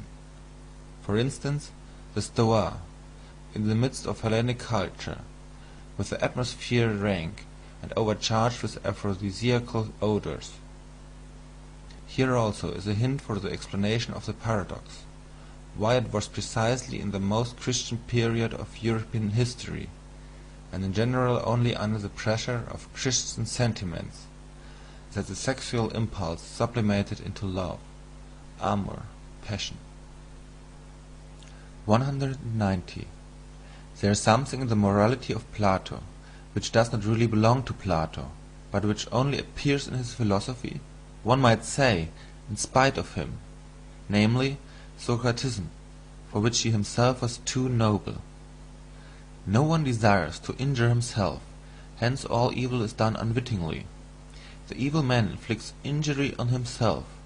He would not do so, however, if he knew that evil is evil. The evil man, therefore, is only evil through error. If one free him from error, one will necessarily make him good. This mode of reasoning savours of the populace, who perceive only the unpleasant consequences of evil-doing, and practically judge that it is stupid to do wrong, while they accept good as identical with useful and pleasant, without further thought. As regards every system of utilitarianism, one may at once assume that it has the same origin, and follow the scent. One will seldom err. Plato did all he could to interpret something refined and noble into the tenets of his teacher, and above all to interpret himself into them. He, the most daring of all interpreters, who lifted the entire Socrates out of the street, as a popular theme and song, to exhibit him in endless and impossible modifications, namely in all his own disguises and multiplicities. In jest, and in Homeric language as well, what is the Platonic Socrates, if not proste Platon opiten, te Platon te se te chimaera. 191. The old theological problem of faith and knowledge, or more plainly, of instinct and reason, the question whether, in respect to the valuation of things, instinct deserves more authority than rationality, which wants to appreciate and act according to motives, according to a why, that is to say, in conformity to purpose and utility. It is always the old moral problem, that first appeared in the person of Socrates, and had divided men's minds long before Christianity. Socrates himself, following, of course, the taste of his talent, that of a surpassing dialectician, took at first the side of reason, and, in fact, what did he do all his life but laugh at the awkward incapacity of the noble Athenians, who were men of instinct, like all noble men, and could never give satisfactory answers concerning the motives of their actions. In the end, however, though silently and secretly, he laughed also at himself. With his finer conscience and introspection, he found in himself the same difficulty and incapacity. But why, he said to himself, should one on that account separate oneself from the instincts? One must set them right, and the reason also.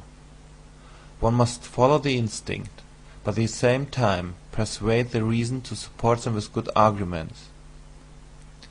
This was the real falseness of that great and mysterious ironist. He brought his conscience up to the point that he was satisfied with a kind of self-outwitting. In fact, he perceived the irrationality in the moral judgment.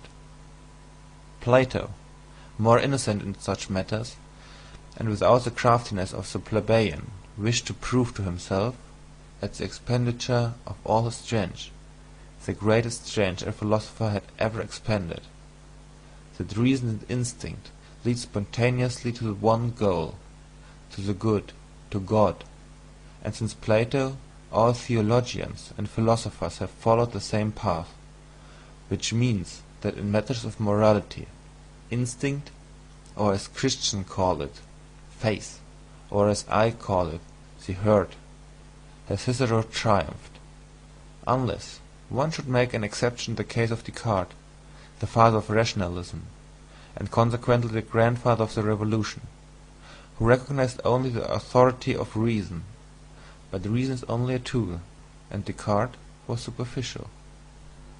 192. Whoever has followed the history of a single science finds in its development a clue to the understanding of the oldest and commonest processes of all knowledge and cognizance. There, as here, the premature hypothesis, the fiction, the good stupid will to believe, and the lack of distrust and patience are first developed. Our senses learn late, and never learn completely, to be subtle, reliable and cautious organs of knowledge. Our eyes find it easier on a given occasion to produce a picture already often produced, than to seize upon the divergence and novelty of an impression. The latter requires more force, more morality. It is difficult and painful for the ear to listen to anything new. We hear strange music badly. When we hear another language spoken, we involuntarily attempt to form the sounds into words with which we are more familiar and conversant. It was thus, for example, that the Germans modified the spoken word Arqueballista into Armbrust, that means crossbow. Our senses are also hostile and averse to the new, and generally, even in the simplest procession of sensation, the emotions dominate, such as fear, love, hatred, and the passive emotion of indolence. As little as a reader nowadays reads all the single words, not to speak of syllables, of a page. He rather takes about 5 out of every 20 words at random, and guesses the probably appropriate sense to them. Just as little do we see a tree correctly and completely in respect to its leaves, branches, colour, and shape. We find it so much easier to fancy the charms of a tree. Even in the midst of the most remarkable experiences, we still do just the same. We fabricate the greater part of the experience, and can hardly be made to contemplate any event, except as inventors thereof. All this goes to prove that from our fundamental nature and from remote ages we have been accustomed to lying, or, to express it more politely and hypocritically, in short, more pleasantly. One is much more of an artist than one is aware of. In an animated conversation, I often see the face of the person with whom I am speaking so clearly and sharply defined before me, according to the thought he expresses, or which I believe to be evoked in his mind, that the degree of distinctness far exceeds the strength of my visual faculty. The delicacy of the play of the muscles and of the expression of the eyes must, therefore, be imagined by me. Probably the person put on quite a different expression, or none at all. 193. Quidquid luce fuit, tenebris agit, but also contrariwise. What we experience in dreams, provided we experience it often, pertains at last just as much to the general belongings of our soul as anything actually experienced. By virtue thereof, we are richer or poorer, we have a requirement more or less, and finally, in broad daylight, and even in the brightest moments of our waking life, we are ruled to some extent by the nature of our dreams. Supposing that someone has often flown in his dreams, and then at last, as soon as he dreams, he is conscious of the power and art of flying as his privilege, and his peculiarly inviolable happiness. Such a person, who believes that on the slightest impulse he can actually all sorts of curves and angels, who knows the sensation of a certain divine levity, and upwards, without effort or constraint, and downwards, without ascending or lowering, without trouble. How could the man with such dream experiences and dream habits fail to find happiness differently coloured and defined, even in his waking hours? How could he fail to long differently for happiness? Flight, such as is described by poets, must, when compared with his own flying, be far too earthly, muscular, violent, far too troublesome for him. 194. The difference among men does not manifest itself only in the difference of their lists of desirable things, in their regarding different good things as worth striving for, and being disagreed as to the greater or less value, the order of rank, of the commonly recognized desirable things. It manifests itself much more in what they regard as actually having and possessing a desirable thing. As regards to a woman, for instance, the control over her body and her sexual gratification serves as an amply sufficient sign of ownership and possession to the more modest man. Another, with a more suspicious and ambitious thirst for possession, sees the questionableness, the mere apparentness of such ownership, and wishes to have finer tests in order to know especially whether the woman not only gives herself to him, but also gives up for the sake what she has or would not like to have. Only then does he look upon her as possessed. A third, however, has not even here got to the limit of his distrust and his desire for possession. He asks himself whether the woman, when she gives up everything for him, does not perhaps do so far for a phantom of him. He wishes first to be thoroughly, indeed, profoundly well known. In order to be loved at all, he ventures to let himself be found out. Only then does he feel the beloved one fully in his possession, when she no longer deceives herself about him, when she loves him just as much for the sake of his devilry and concealed insatiability as for his goodness, patience, and spirituality. One man would like to possess a nation, and he finds all the higher arts of Cagliostro and Catalina suitable for his purpose. Another, with a more refined thirst of possession, sighs to himself, "One may not deceive where one desires to possess." He is irritated and impatient at the idea that a mask of him should rule in the hearts of the people. "I must, therefore, make myself known, and first of all learn to know myself."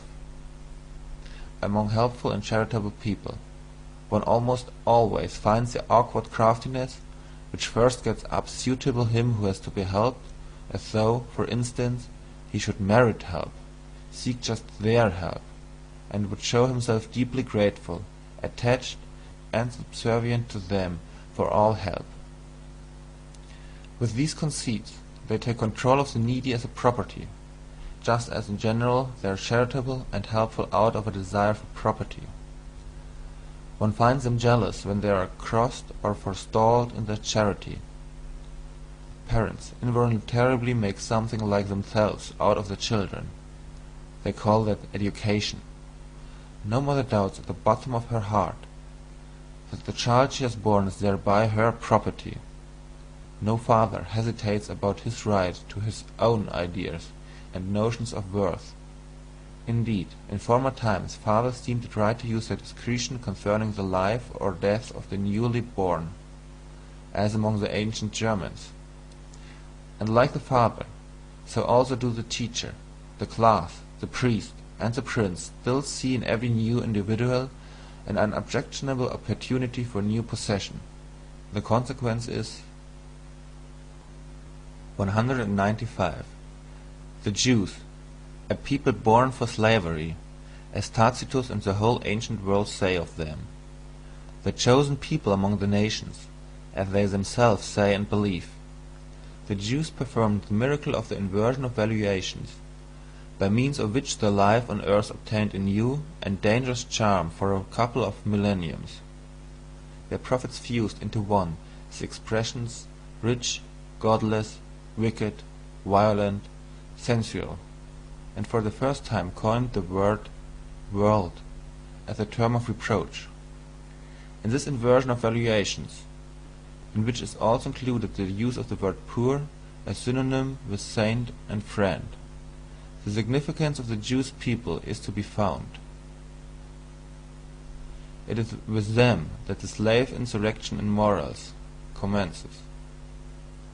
196. It is to be inferred that there are countless dark bodies near the sun, such as we shall never see.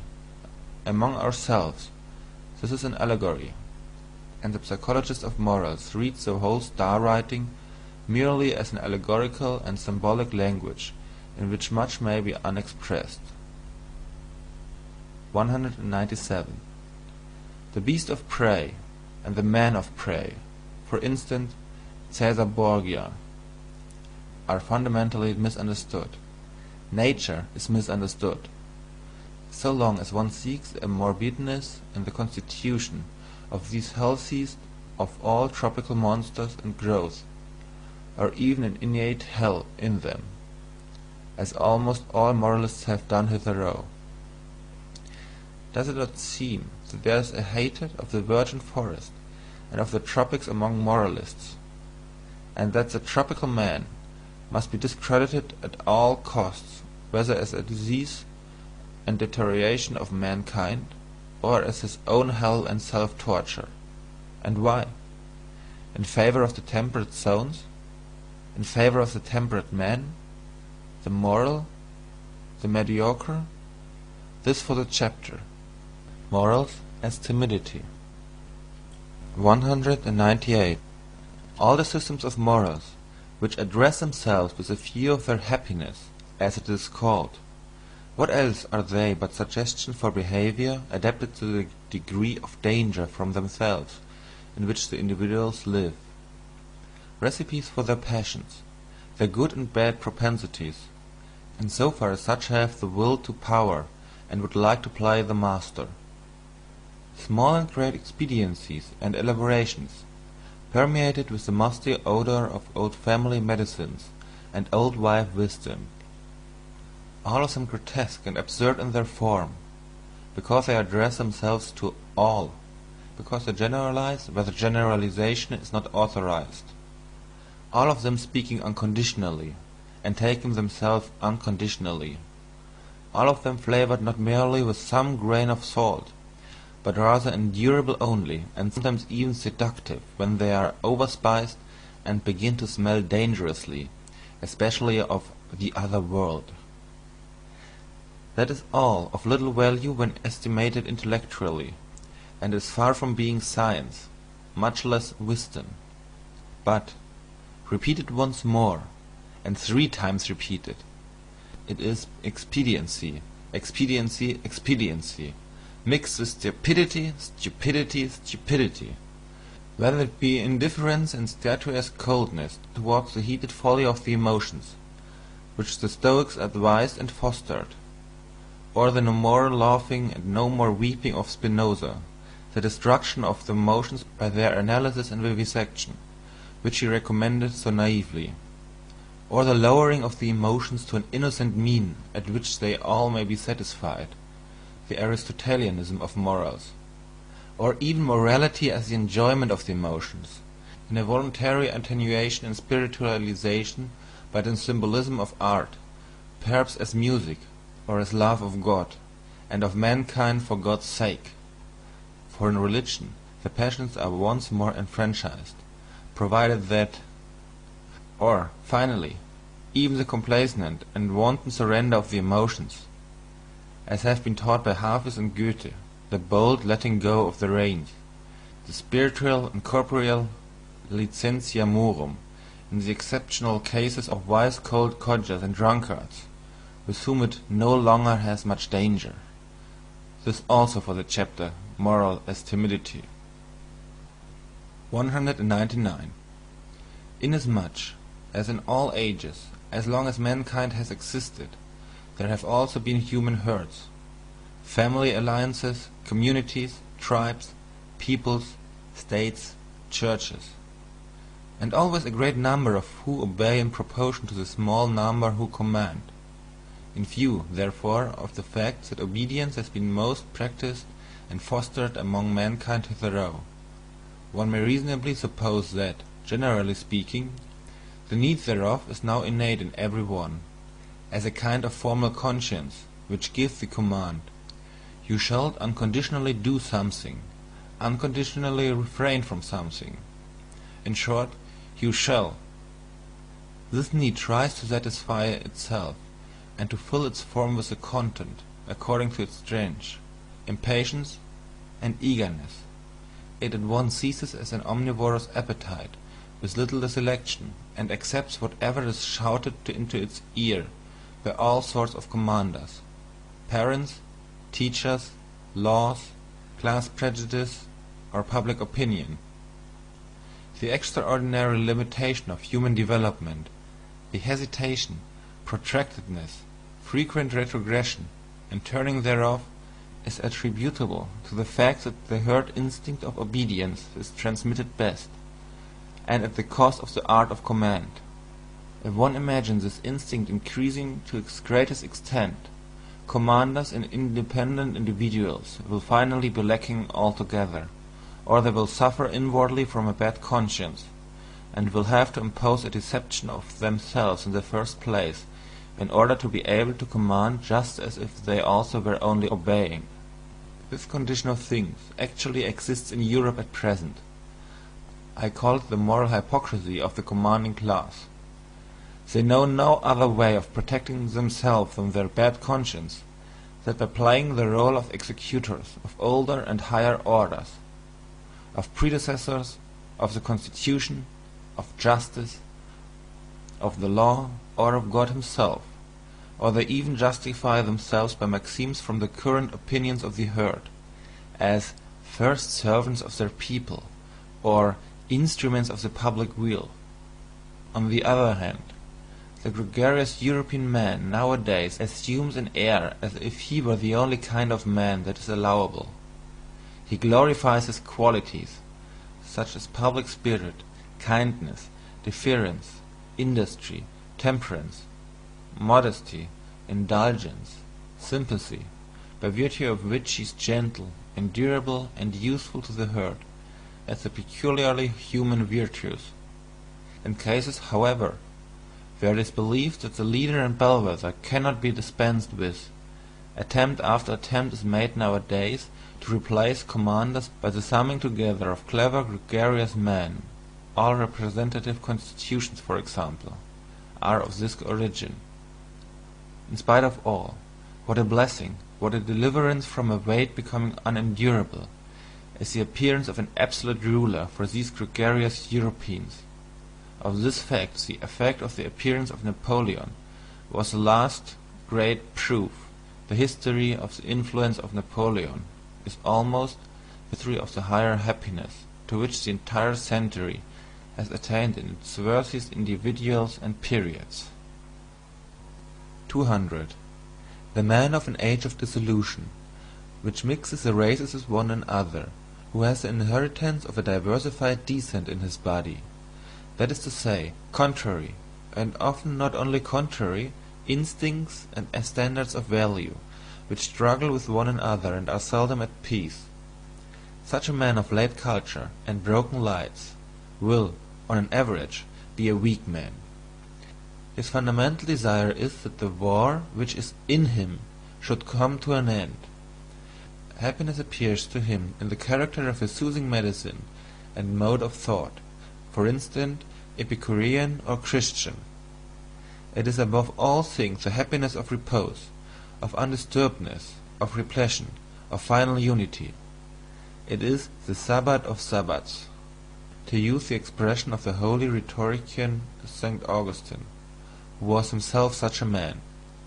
Should, however, the contrary and conflict in such natures operate as an additional incentive and stimulus to life, and if, on the other hand, in addition to their powerful and irreconcilable instinct, they have also inherited and indoctrinated into them a proper mastery and subtlety for carrying on the conflict which themselves, that is to say, the faculty of self-control and self-deception, there then arise those marvellously incomprehensible and inexplicable beings, those enigmatical men, predestined for conquering and circumventing others, the finest examples of which are Elizabethus and Caesar, with whom I should like to associate the first of Europeans, accounting to my taste, the Hohenstaufen, Frederick II, and among artists, perhaps Leonardo da Vinci. They appear precisely in the same periods when that weaker type, which is longing for repose, comes to the front. The two types are complementary to each other, and spring from the same causes. 201. As long as the utility which determines moral estimates is only gregarious utility, as long as the preservation of the community is only kept in view, and the immoral is sought precisely and exclusively in what seems dangerous to the maintenance of the community. There can be no morality of love to one's neighbour. Granted even that there is already a little constant exercise of consideration, sympathy, fairness, gentleness, and mutual assistance, granted that even in this condition of society all those instincts are already active which are latterly distinguished by honourable names as virtues, and eventually almost coincide with the conception morality. In that period they do not as yet belong to the domain of moral valuations. They are still ultra-moral. A sympathetic action, for instance, is neither called good nor bad, moral or immoral, in the best periods of the Romance. And should it be praised, a sort of resentful disdain is compatible with this praise, even at the best. Directly the sympathetic action is compared with one which contributes to the welfare of the whole, to the res publica. After all, love to our neighbour is always a secondary matter, partly conventional and arbitrarily manifested in relation to our fear of our neighbour. After the fabric of society seems on the whole established and secured against external dangers, it is the fear of our neighbour which again creates new perspectives of moral valuation. Certain strong and dangerous instincts, such as the love of enterprise, foolhardiness, revengefulness, astuteness, rapacity, and love of power, which up till then has not only been honoured from the point of view of general utility, under other names, of course, than those here given, but had to be fostered and cultivated, because they were perpetually required in the common danger against the common enemies, are now felt in their dangerousness to be doubly strong, when the outlets for them are lacking, and are gradually branded as immoral and given over calumny. The contrary instincts and inclinations now attain to moral honour. The gregarious instinct gradually draws its conclusions.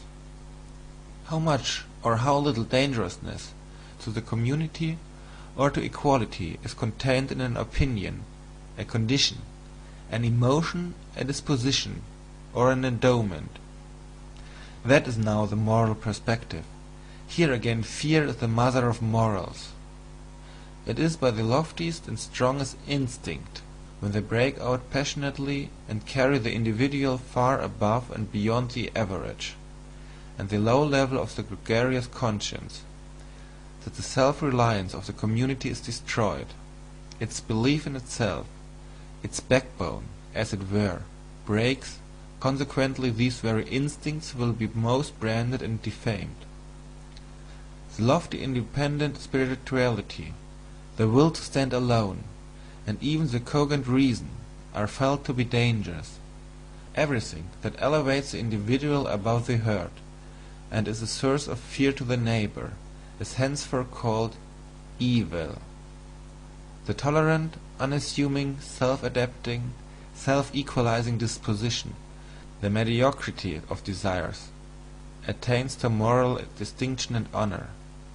Finally, under very peaceful circumstances, there is always less opportunity and necessity for training the feelings to severity and rigour, and now every form of severity, even injustice, begins to disturb the conscience. A lofty and rigorous nobleness and self-responsibility almost offends, and awakens distrust. The lamb, and still more, the sheep, wins respect.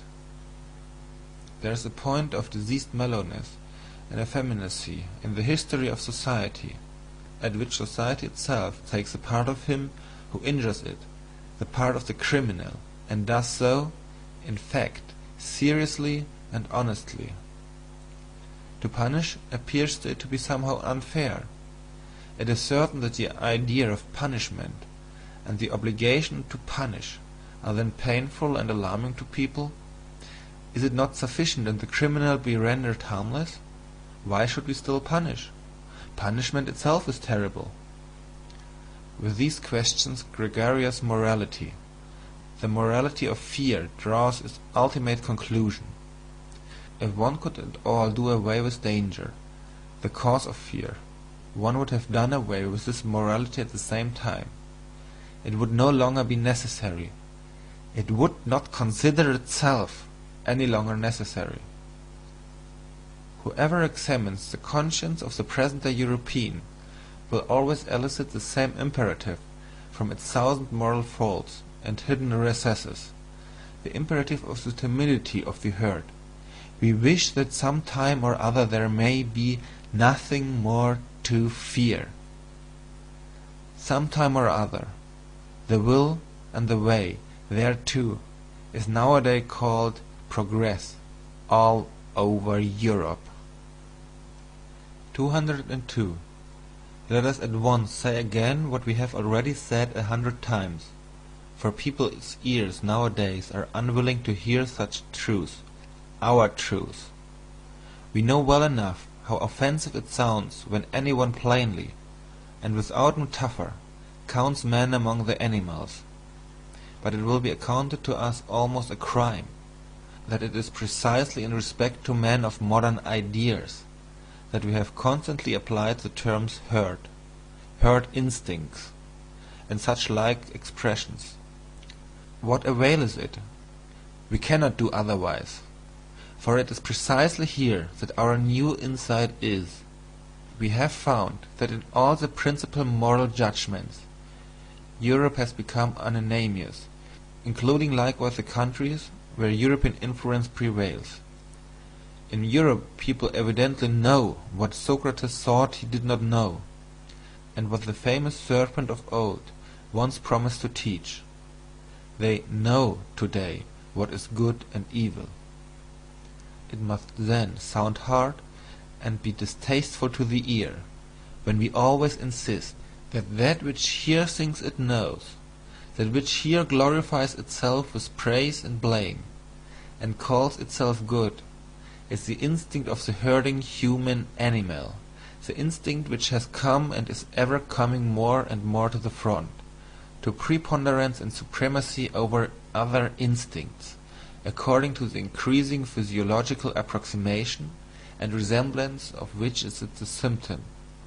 Morality in Europe at present is herding animal morality, and therefore, as we understand the matter, only one kind of human morality, besides which, before which, and after which many other moralities, and above all higher moralities, are or should be possible. Against such a possibility, against such a should be, however, this morality defends itself with all its strength. It says obstinately and inexorably, I am morality itself, and nothing else is morality. Indeed, with the help of a religion which has humoured and flattered the sublime desires of the herding animal, things have reached such a point that we always find a more visible expression of this morality, even in political and social arrangements. The democratic movement is the inheritance of the Christian movement. That its tempo, however, is much too slow and sleepy for the more impatient ones, for those who are sick and distracted by the herding instinct, is indicated by the increasingly furious howling, and always less disguised teeth-gnashing of the anarchist dogs, who are now roving through the highways of European culture, apparently in opposition to the peacefully industrious democrats and revolution ideologies, and still more so to the awkward philosophastas and fraternity visionaries who call themselves socialists and want a free society. Those are really at one with them in all their thorough and instinctive hostility to every form of society other than the autonomous herd, to the extent even of repudiating the notions master and servant. Ni Dieu ni maître, says a socialist's formula, at one in their tenacious opposition to every special claim, every special right and privilege. This means ultimately opposition to every right, for when we are all equal, no one needs the rights any longer. At one in their distrust of punitive justice, as though it were a violation of the weak, unfair to the necessary consequences of all former society, but equally at one in their religion of sympathy, in their compassion for all that feels, lives, and suffers, down to the very animals, up even to God. The extravagance of the sympathy for God belongs to a democratic age. Altogether at one in the cry and impatience of the sympathy, in the deadly hatred of suffering generality, in their almost feminine incapacity for witnessing it or allowing it. At one in their involuntarily beglooming and heart softening, under the spell of which Europe seems to be threatened with a new Buddhism.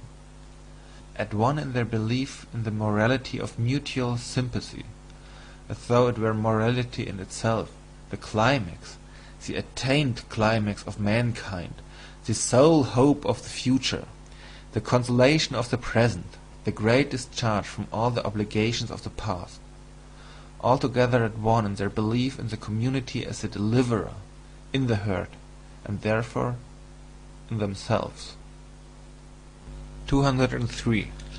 We, who hold a different belief, we, who regard the democratic movement not only as a degenerating form of political organization, but as equivalent to a generating, a waning type of man, as involving his mediocrising and depreciation.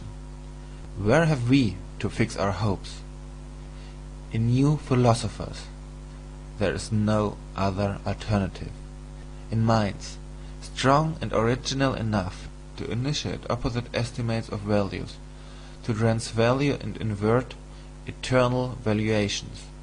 In forerunners, in men of the futures, who in the present shall fix the constraints and fasten the knots which will compel millenniums to take new paths, to teach man the future of humanity as his will, as depending on human will, and to make preparation for vast, hazardous enterprises and collective attempts in rearing and educating, in order thereby to put an end to the frightful rule of folly and chance, which has hitherto gone by the name of history. The folly of the greatest number is only its last form. For that purpose a new type of philosopher and commander will some time or other be needed, and the very idea of which everything that has existed in the way of occult, terrible, and benevolent beings might look pale and dwarfed. The image of such leaders hovers before our eyes. Is it lawful for me to say it aloud, we free spirits?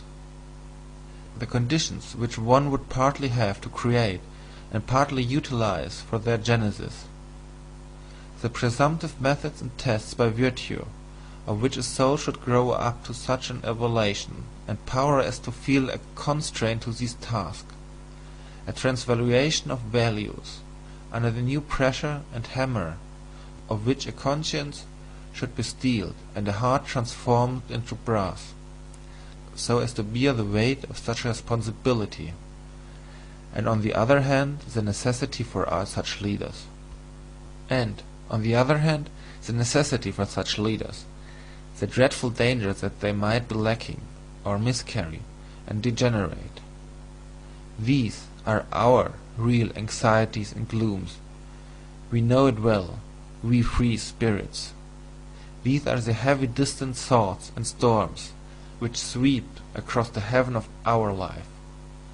There are few pains so grievous as to have seen, divined, or experienced how an exceptional man has missed his way and deteriorated, but he who has a rare eye for the universal danger of man himself deteriorating, he who like us has recognized the extraordinary fortitudeness which has hitherto played its game in respect of the future of mankind, a game in which neither the hand nor even a finger of God has participated. He who divines the fate that is hidden under the idiotic unwariness and blind confidence of modern ideas, and still more under the whole of Christo-European morality, suffers from an anguish with which no other is to be compared. He sees at a glance all that could still be made out of man through a favourable accumulation and augmentation of human powers and arrangements. He knows, with all the knowledge of his conviction, how unexhausted man still is for the greatest possibilities, and how often in the past the type man has stood in presence of mysterious decisions and new paths. He knows still better from his painfulest recollections on what wretched obstacles promising developments of the highest rank have hitherto usually gone to pieces, broken down, sunk, and become contemptible. The universal degeneracy of mankind to the level of the man of the future, as idealized by the socialist fools and shallow-pates, this degeneracy and dwarfing of man to an absolutely gregarious animal, or as they call it, to a man of free society, this brutalizing of man into a pygmy with equal rights and claims, is undoubtedly possible. He who thought out this possibility to its ultimate conclusion knows another loathing unknown to the rest of mankind, and perhaps also a new mission. End of chapter 5. Beyond Good and Evil by Friedrich Nietzsche. Chapter 6. We Scholars. 204. At the risk that moralizing may also reveal itself here as that which it has always been, namely, resolutely montrer ses plaies, according to Balzac, I would venture to protest against an improper and injurious alteration of rank, which, quite unnoticed, and as if with the best conscience, threatens nowadays to establish itself in the relations of science and philosophy. I mean to say that one must have the right, out of one's own experience, as it seems to me, always implies unfortunate experience, to treat of such an important question of rank, so as not to speak of colour like the blind, or against science like women and artists. Ah, this dreadful science! Sigh their instinct and their shame. It always finds things out. The declaration of independence of the scientific man, his emancipation from philosophy, is one of the subtler after-effects of democratic organization and disorganization. The self-glorification and self-conceitedness of the learned man is now everywhere in full bloom, and in its best springtime. Which does not mean to imply that in this case self-praise smells sweet. Here also the instinct of the populace cries, "Freedom from all masters!" And, after science has, with the happiest results, resisted theology, whose handmaid it had been too long, it now proposes, in its wantonness and indiscretion, to lay down laws for philosophy, and in its turn to play the master. What am I saying? To play the philosopher on its own account. My memory, the memory of a scientific man, if you please, teems with the naïvetés of insolence which I have heard about philosophy and philosophers from young naturalists and old physicians, not to mention the most cultured and most conceited of all learned men, the philologists and schoolmasters, who are both the one and the other by profession. On one occasion it was the specialist and the Jack Horner who instinctively stood on the defensive against all synthetic tasks and capabilities. At another time it was the industrious worker who had got a scent of otium and refined luxuriousness in the internal economy of the philosopher, and felt himself aggrieved and belittled thereby. On another occasion it was the colour-blindness of the utilitarian, who sees nothing in philosophy but a series of refuted systems, and an extravagant expenditure which does nobody any good. At another time, the fear of disguised mysticism and of the boundary adjustment of knowledge became conspicuous.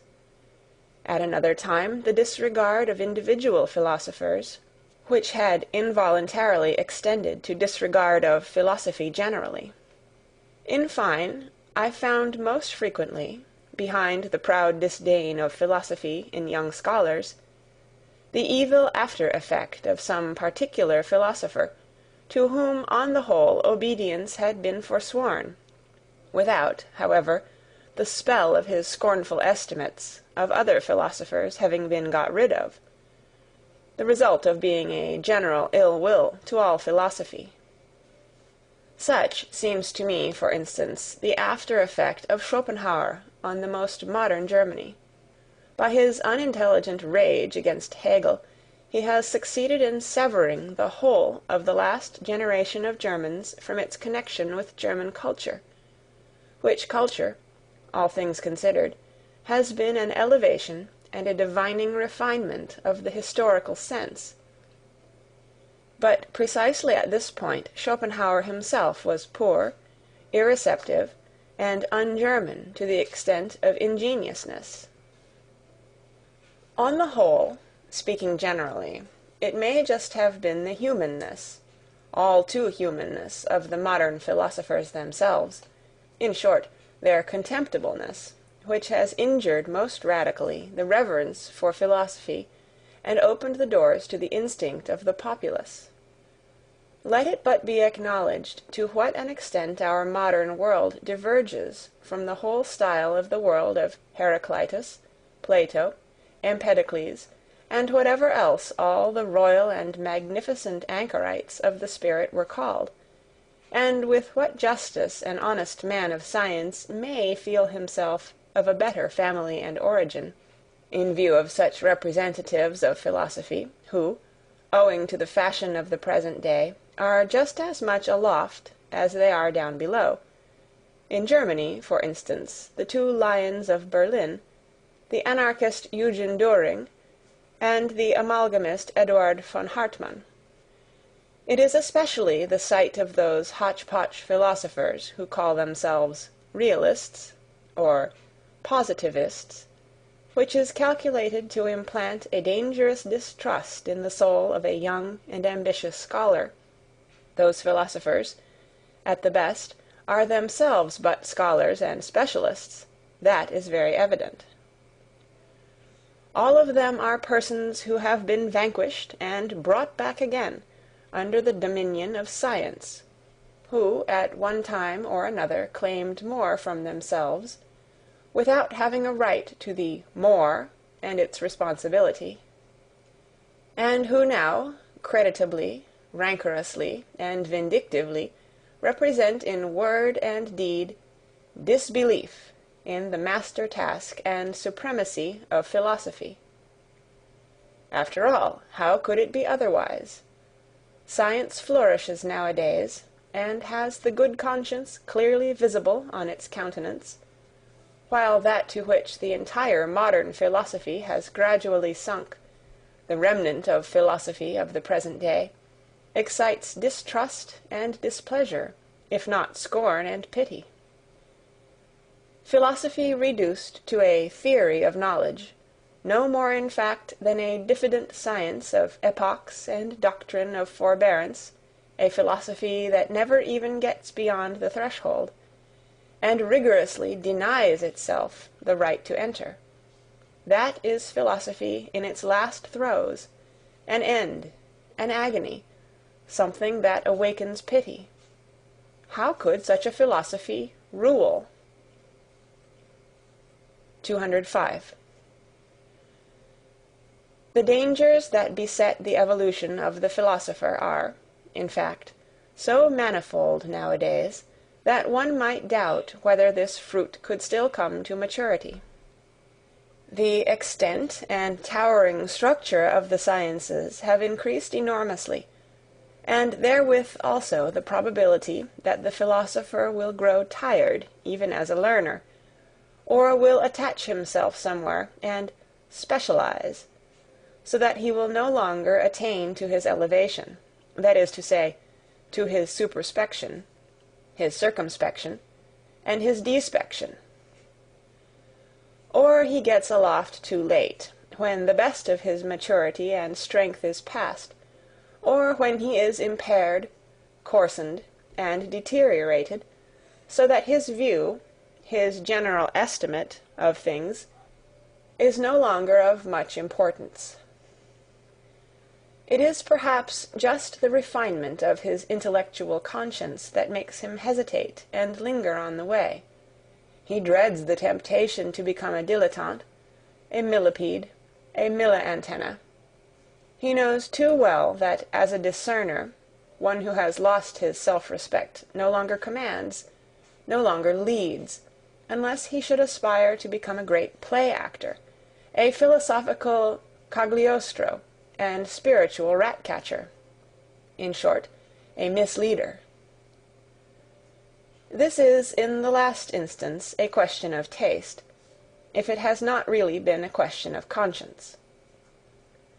To double once more the philosopher's difficulties, there is also the fact that he demands from himself a verdict, a yea or nay, not concerning science, but concerning life and the worth of life. He learns unwillingly to believe that it is his right and even his duty to obtain this verdict, and he has to seek his way to the right and the belief only through the most extensive, perhaps disturbing and destroying, experiences, often hesitating, doubting, and dumbfounded. In fact, the philosopher has long been mistaken and confused by the multitude, either with the scientific man and ideal scholar, or with the religiously elevated, desensualized, desecularized visionary and God-intoxicated man. And even yet, when one hears anybody praised, because he lives wisely, or as a philosopher, it hardly means anything more than prudently and apart. Wisdom, that seems to the populace to be a kind of flight, a means and artifice for withdrawing successfully from a bad game. But the genuine philosopher, does it not seem so to us, my friends, lives unphilosophically and unwisely, above all, imprudently, and feels the obligation and burden of 100 attempts and temptations of life. He risks himself constantly. He plays this bad game. 206. In relation to the genius, that is to say, a being who either engenders or produces, both words understood in their fullest sense, the man of learning, the scientific average man, has always something of the old maid about him, for, like her, he is not conversant with the two principal functions of man. To both, of course, to the scholar and to the old maid, one concedes respectability, as if by way of indemnification. In these cases one emphasizes the respectability. And yet, in the compulsion of this concession, one has the same admixture of vexation.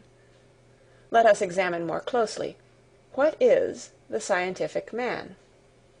Firstly, a commonplace type of man, with commonplace virtues. That is to say, a non-ruling, non-authoritative, and non-self-sufficient type of man. He possesses industry, patient adaptableness to rank and file, equability, and moderation in capacity and requirement. He has the instinct for people like himself, and for that which they require.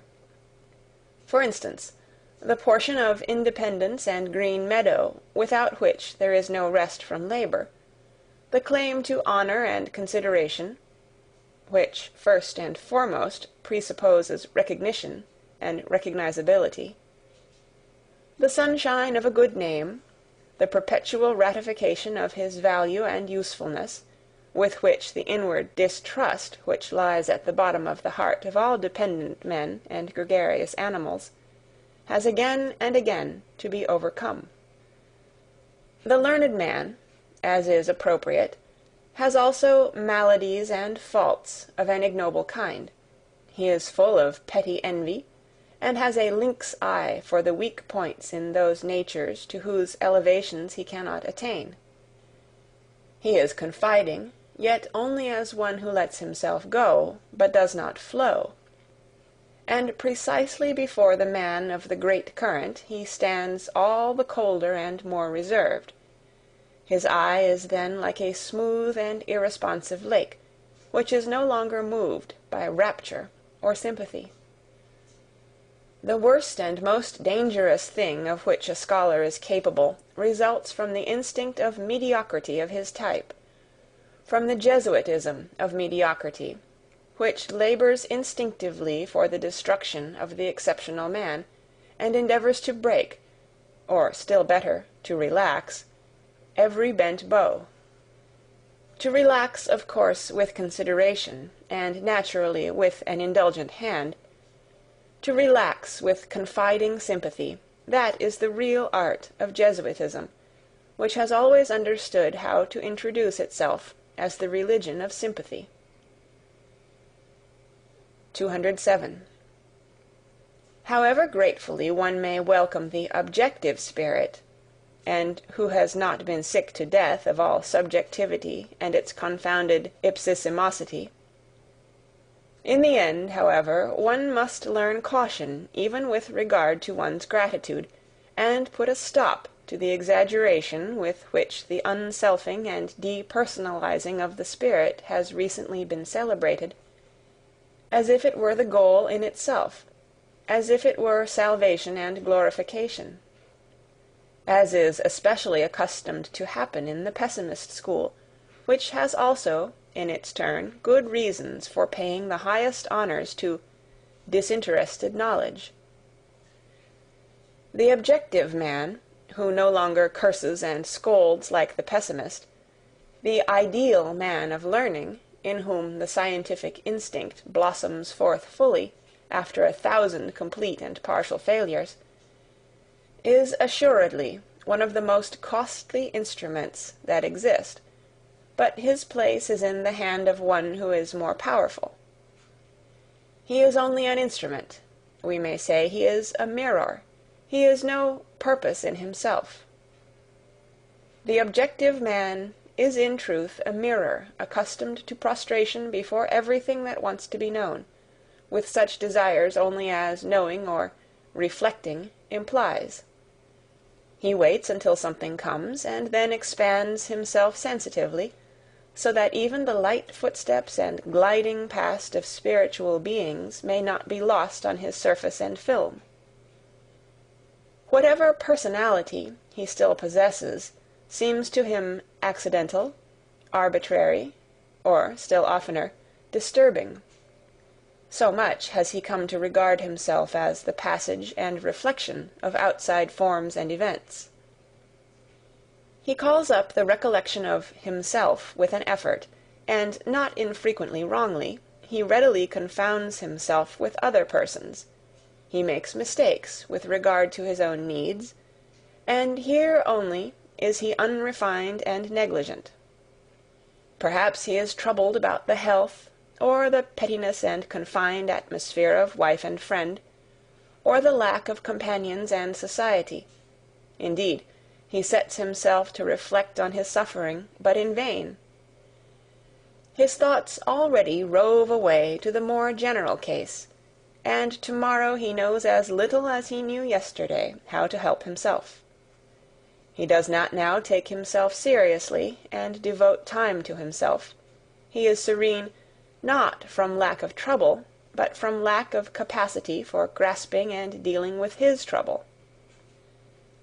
the habitual complacence with respect to all objects and experiences, the radiant and impartial hospitality with which he receives everything that comes his way, his habit of inconsiderate good nature, of dangerous indifference as to yea and nay, alas, there are enough of cases in which he has to atone for these virtues of his, and as man generally, he becomes far too easily the caput mortuum of such virtues.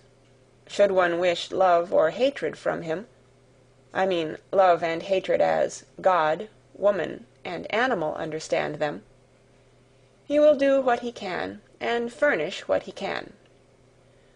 But one must not be surprised if it should not be much, if he should show himself just at this point to be false, fragile, questionable, and deteriorated. His love is constrained, his hatred is artificial, and rather un tour de force, a slight ostentation and exaggeration. He is only genuine so far as he can be objective. Only in his serene totality is he still nature and natural. His mirroring and eternally self-polishing soul no longer knows how to affirm, no longer how to deny. He does not command, neither does he destroy. Je ne méprise presque rien, he says, with Leibniz. Let us not overlook nor undervalue the presque. Neither is he a model man. He does not go in advance of anyone, nor after either. He places himself generally too far off to have any reason for espousing the cause of either good or evil. If he has been so long confounded with the philosopher, with the Caesarean trainer and dictator of civilization, he has had far too much honor, and what is more essential in him has been overlooked. He is an instrument, something of a slave, though certainly the sublimest sort of slave, but nothing in himself. Presque rien. The objective man is an instrument, a costly, easily injured, easily tarnished measuring instrument and mirroring apparatus, which is to be taken care of and respected, but he is no goal, not outgoing nor upgoing, no complementary man in whom the rest of existence justifies itself, no termination, and still less a commencement, an engendering or primary cause, nothing hardy, powerful, self-centered that wants to be master, but rather only a soft, inflated, delicate, movable potter's form, that must wait for some kind of content and frame to shape itself thereto. For the most part a man without frame and content, a selfless man. Consequently, also, nothing for women, in parenthesi. 208. When a philosopher nowadays makes it known that he is not a skeptic, I hope that has been gathered from the foregoing description of the objective spirit, people all hear it impatiently. They regard him on that account with some apprehension. They would like to ask so many, many questions. Indeed, among timid hearers, of whom there are now so many, he is henceforth said to be dangerous. With his repudiation of skepticism, it seems to them as if they heard some evil-threatening sound in the distance, as if a new kind of explosive were being tried somewhere, a dynamite of the spirit, perhaps a newly discovered Russian nihiline, a pessimism bonae voluntatis, that not only denies, means denial, but, dreadful thought, practices denial. Against this kind of good will, a will to the veritable, actual negation of life, there is, as is generally acknowledged nowadays, no better soporific and sedative than skepticism, the mild, pleasing, lulling poppy of skepticism. And Hamlet himself is now prescribed by the doctors of the day as an antidote to the spirit and its underground noises.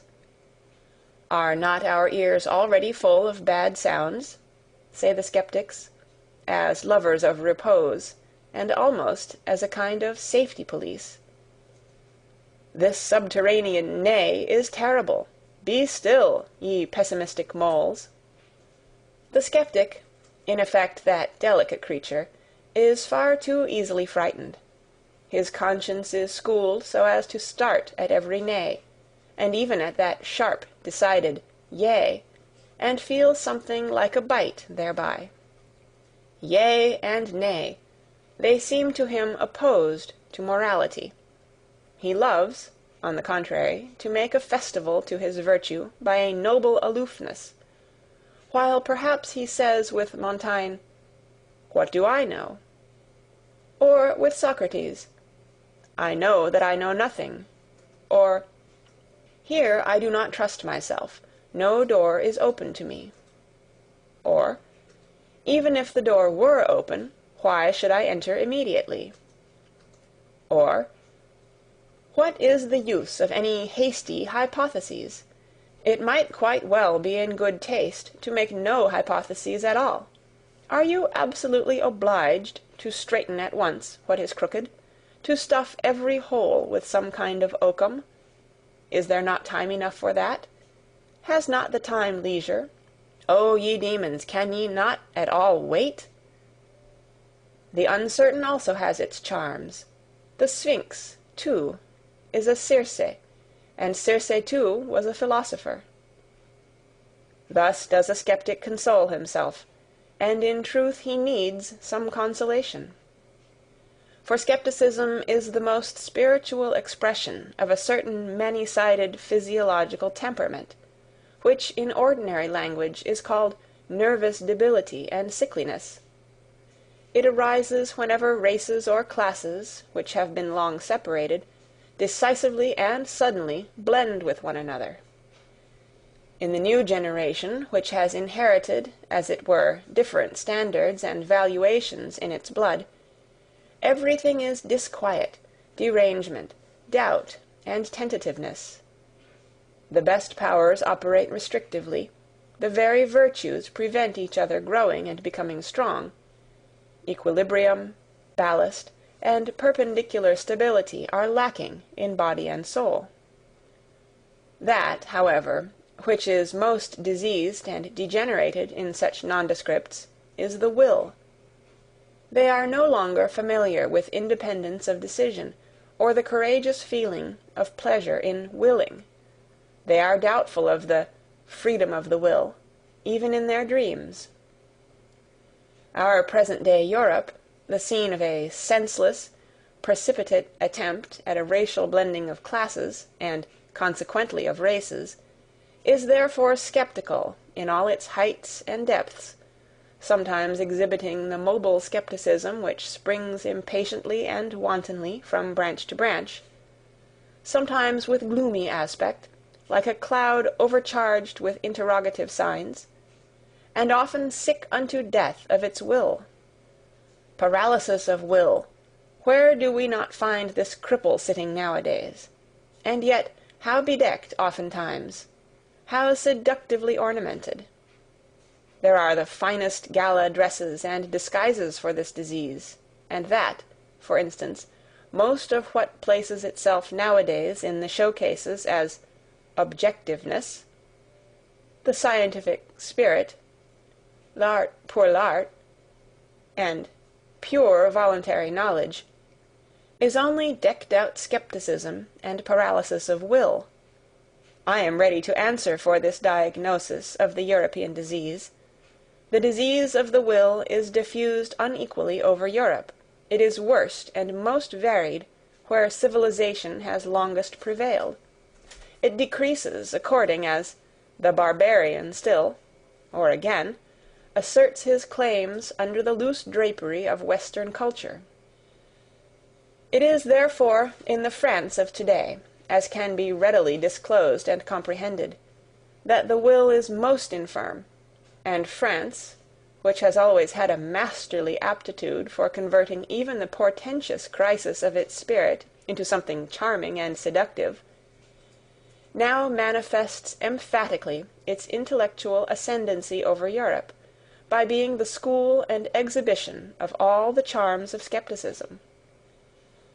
The power to will and to persist, moreover, in a resolution, is already somewhat stronger in Germany, and again in the north of Germany it is stronger than in central Germany.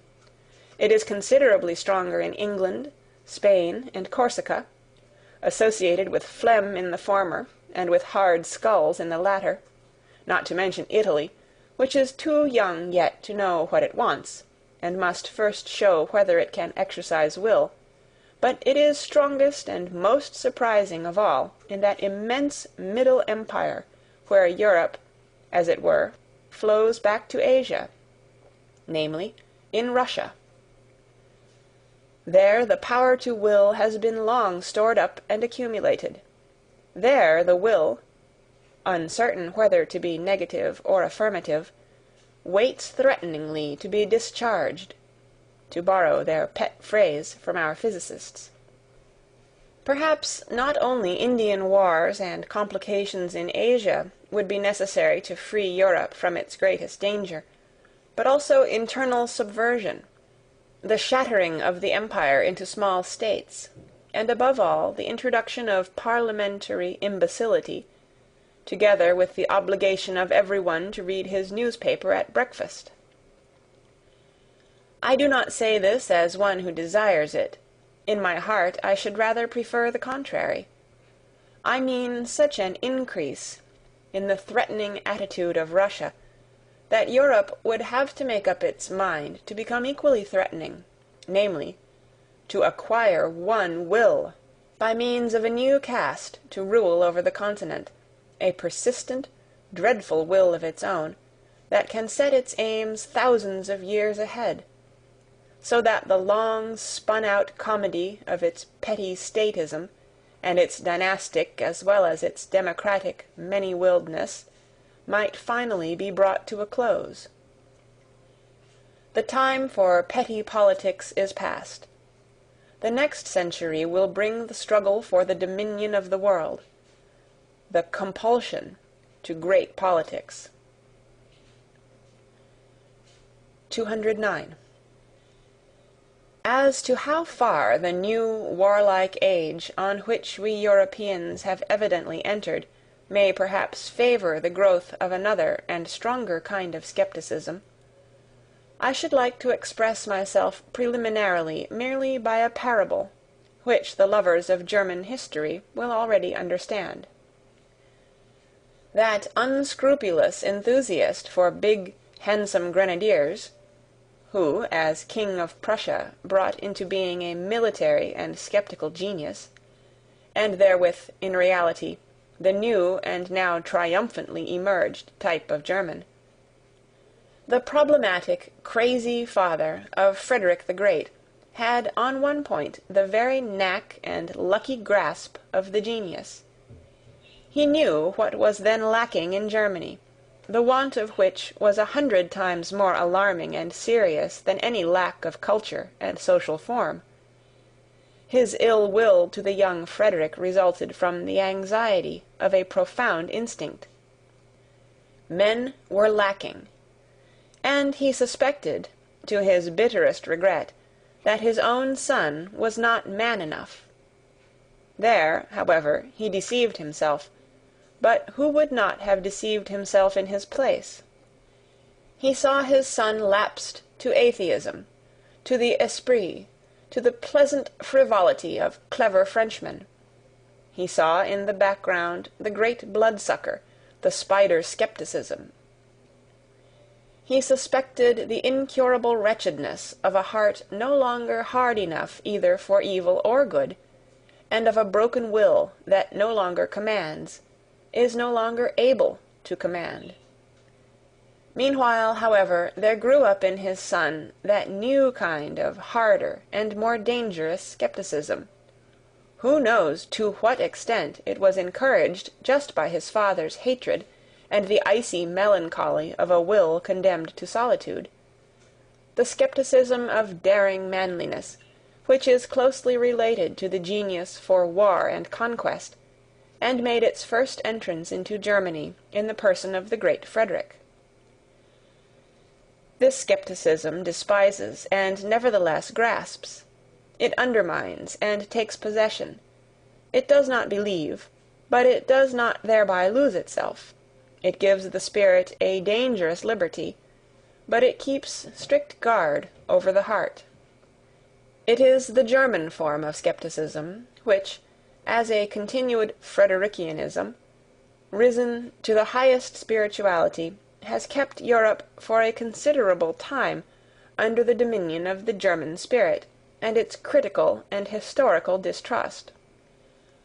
Owing to the insuperably strong and tough masculine character of the great German philologists and historical critics, who, rightly estimated, were also all of them artists of destruction and dissolution, a new conception of the German spirit gradually established itself, in spite of all romanticism in music and philosophy, in which the leaning towards masculine skepticism was decidedly prominent, whether, for instance, as fearlessness of gaze, as courage and sternness of the dissecting hand, or as resolute will to dangerous voyages of discovery, to spiritualized North Pole expeditions under barren and dangerous skies.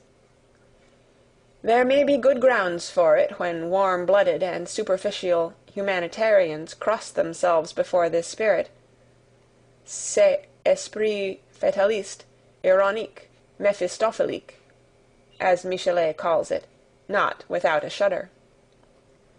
But if one would realize how characteristic is this fear of the man in the German spirit which awakened Europe out of its dogmatic slumber, let us call to mind the former conception which had to be overcome by this new one, and that it is not so very long ago that a masculinized woman could dare, with unbridled presumption, to recommend the Germans to the interest of Europe as gentle, good-hearted, weak-willed, and poetical fools. Finally, let us only understand profoundly enough Napoleon's astonishment when he saw Goethe. It reveals what had been regarded for centuries as the German spirit. Voilà un homme. That was as much to say, but this is a man, and I only expected to see a German. 210. Supposing, then, that in the picture of the philosophers of the future, some trait suggests the question whether they must not perhaps be skeptics in the last-mentioned sense, something in them would only be designated thereby, and not they themselves. With equal right they might call themselves critics, and assuredly they will be men of experiments. By the name with which I ventured to baptize them, I have already expressly emphasized their attempting and their love of attempting. Is this because, as critics in body and soul, they will love to make use of experiments in a new and perhaps wider and more dangerous sense? In their passion for knowledge, will they have to go further in daring and painful attempts than the sensitive and pampered taste of a democratic century can approve of? There is no doubt these coming ones will be least able to dispense with the serious and not unscrupulous qualities which distinguish the critic from the skeptic. I mean the certainty as to standards of worth, the conscious employment of a unity of method, the wary courage, the standing alone, and the capacity for self-responsibility. Indeed, they will avow among themselves a delight in denial and dissection, and a certain considerate cruelty which knows how to handle the knife surely and deftly, even when the heart bleeds. They will be sterner, and perhaps not always towards themselves only, than humane people may desire. They will not deal with the truth in order that it may please them, or elevate and inspire them. They will rather have little faith in truth, bringing with it such revels for the feelings. They will smile, those rigorous spirits, when anyone says in their presence, "That thought elevates me, why should it not be true?" or, "That work enchants me, why should it not be beautiful?" or, "That artist enlarges me, why should he not be great?" Perhaps they will not only have a smile, but a genuine disgust for all that is thus rapturous, idealistic, feminine, and hermaphroditic, and if anyone could look into their inmost hearts, he would not easily find therein the intention to reconcile Christian sentiments with antique taste, or even with modern parliamentarism, the kind of reconciliation necessarily found even among philosophers in our very uncertain and consequently very conciliatory century. Critical discipline, and every habit that conduces to purity and rigor in intellectual matters, will not only be demanded from themselves by these philosophers of the future, they may even make a display thereof as their special adornment. Nevertheless, they will not want to be called critics on that account. It will seem to them no small indignity to philosophy to have it decreed, as is so welcome nowadays, that philosophy itself is criticism and critical science, and nothing else whatever. Though this estimate of philosophy may enjoy the approval of all the positivists of France and Germany, and possibly it even flattered the heart and taste of Kant. Let us call to mind the titles of his principal works. Our new philosophers will say, notwithstanding, that critics are instruments of the philosopher, and just on that account, as instruments, they are far from being philosophers themselves. Even the great Chinaman of Königsberg was only a great critic. 211.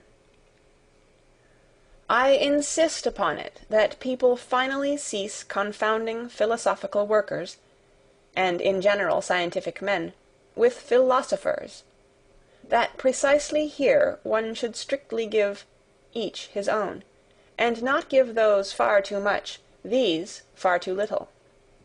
It may be necessary for the education of the real philosopher that he himself should have once stood upon all those steps upon which his servants, the scientific workers of philosophy, remain standing, and must remain standing. He himself must perhaps have been critic, and dogmatist, and historian, and besides, poet, and collector, and traveller, and riddle reader, and moralist, and seer, and free spirit, and almost everything, in order to traverse the whole range of human values and estimations, and that he may be able, with a variety of eyes and consciences, to look from a height to any distance, from a depth up to any height, from a nook into any expanse. But all these are only preliminary conditions for his task. This task itself demands something else. It requires him to create values.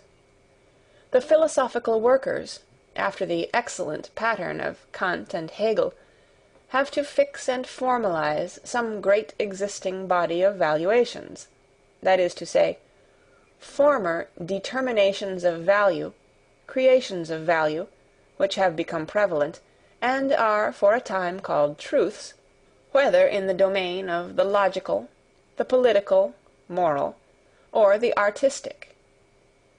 It is for these investigators to make whatever has happened and been esteemed hitherto conspicuous, conceivable, intelligible, and manageable, to shorten everything long, even time itself, and to subjugate the entire past, an immense and wonderful task, in the carrying out of which all refined pride, all tenacious will, can surely find satisfaction. The real philosophers, however, are commanders and law-givers. They say, "Thus shall it be." They determine first the whither and the why of mankind, and thereby set aside the previous labour of all philosophical workers, and all subjugators of the past. They grasp at the future with a creative hand, and whatever is and was becomes for them thereby a means, an instrument, and a hammer. Their knowing is creating, their creating is a law-giving, their will to truth is will to power. Are there at present such philosophers? Have there ever been such philosophers? Must there not be such philosophers some day? 212. It is always more obvious to me that the philosopher, as a man indispensable for the morrow and the day after the morrow, has ever found himself, and has been obliged to find himself, in contradiction to the day in which he lives. His enemy has always been the ideal of his day. Hitherto all those extraordinary furtherers of humanity whom one calls philosophers, who rarely regarded themselves as lovers of wisdom, but rather as disagreeable fools and dangerous interrogators, have found their mission, their hard, involuntary, imperative mission, in the end, however, the greatness of their mission, in being the bad conscience of their age. In putting the vivisector's knife to the breast of the very virtues of their age, they have betrayed their own secret. It has been for the sake of a new greatness of man, a new untrodden path to his aggrandizement. They have always disclosed how much hypocrisy, indolence, self-indulgence, and self-neglect, how much falsehood was concealed under the most venerated types of contemporary morality, how much virtue was outlived. They have always said, "We must remove hence to where you are least at home." In the face of a world of modern ideas, which would like to confine every one in a corner, in a specialty, a philosopher, if there could be philosophers nowadays, would be compelled to place the greatness of man, the conception of greatness, precisely in his comprehensiveness and multifariousness, in his all-roundness. He would even determine worth and rank according to the amount and variety of that which a man could bear and take upon himself, according to the extent to which a man could stretch his responsibility. Nowadays the taste and virtue of the age weaken and attenuate the will. Nothing is so adapted to the spirit of the age as weakness of will. Consequently, in the ideal of the philosopher, strength of will, sternness, and capacity for prolonged resolution must specially be included in the conception of greatness, with as good a right as the opposite doctrine, with its ideal of a silly, renouncing, humble, selfless humanity, was suited to an opposite age, such as the 16th century, which suffered from its accumulated energy of will, and from the wildest torrents and floods of selfishness. In the time of Socrates, among men only of worn-out instincts, old conservative Athenians who let themselves go, for the sake of happiness, as they said, for the sake of pleasure, as their conduct indicated, and who had continually on their lips the old pompous words to which they had long forfeited the right by the life they led, irony was perhaps necessary for greatness of soul, the wicked Socratic assurance of the old physician and plebeian, who cut ruthlessly into his own flesh, as into the flesh and heart of the noble, with a look that said plainly enough, "Do not dissemble before me. Here, we are equal." At present, on the contrary, when throughout Europe the herding animal alone attains to honours, and dispenses honours, when equality of right can too readily be transformed into equality in wrong, I mean to say into general war against everything rare, strange, and privileged, against the higher man, the higher soul, the higher duty, the higher responsibility, the creative plenipotence and lordliness. At present it belongs to the conception of greatness to be noble, to wish to be apart, to be capable of being different, to stand alone, to have to live by personal initiative, and the philosopher will betray something of his own ideal when he asserts, "He shall be the greatest who can be the most solitary, the most concealed, the most divergent, the man beyond good and evil, the master of his virtues, and of superabundance of will. Precisely this shall be called greatness, as diversified as can be entire, as ample as can be full." And to ask once more the question, is greatness possible nowadays? 213. It is difficult to learn what a philosopher is, because it cannot be taught. One must know it by experience, or one should have the pride not to know it. The fact that at present people all talk of things of which they cannot have any experience is true more especially and unfortunately as concerns the philosopher and philosophical matters. The very few know them, are permitted to know them, and all popular ideas about them are false. Thus, for instance, the truly philosophical combination of a bold, exuberant spirituality which runs at presto pace, and a dialectic rigor and necessity which makes no false step, is unknown to most thinkers and scholars from their own experience, and therefore, should anyone speak of it in their presence, it is incredible to them. They conceive of every necessity as troublesome, as a painful compulsory obedience and state of constraint.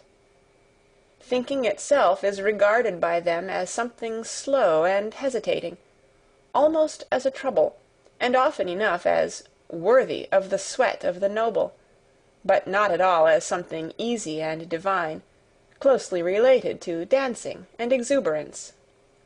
To think, and to take a matter seriously, arduously, that is one and the same thing to them. Such only has been their experience. Artists have here perhaps a finer intuition, they who know only too well that precisely when they no longer do anything arbitrarily, and everything of necessity, their feeling of freedom, of subtlety, of power, of creatively fixing, disposing, and shaping, reaches its climax. In short, that necessity and freedom of will are then the same thing with them.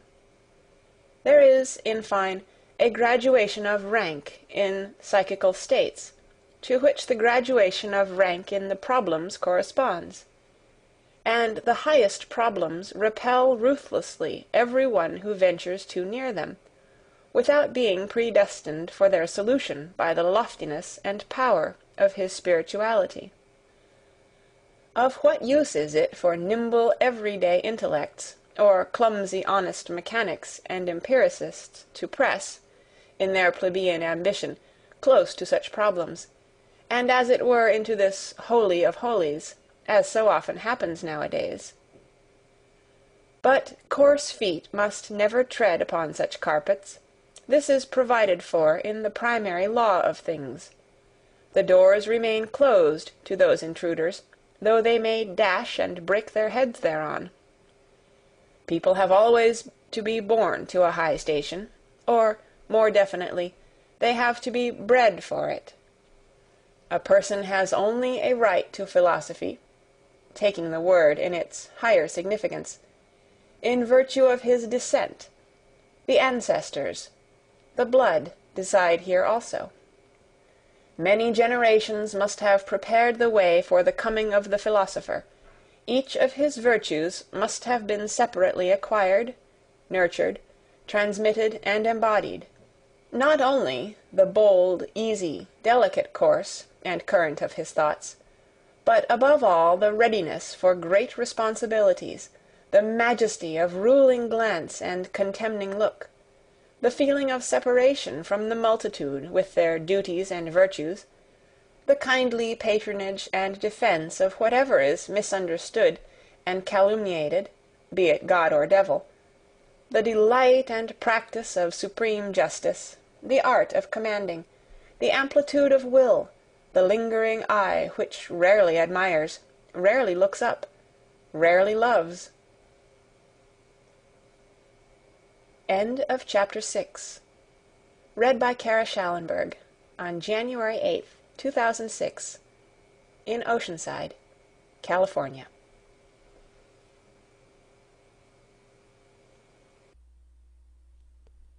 Beyond Good and Evil by Friedrich Nietzsche. Translated by Helen Zimmern.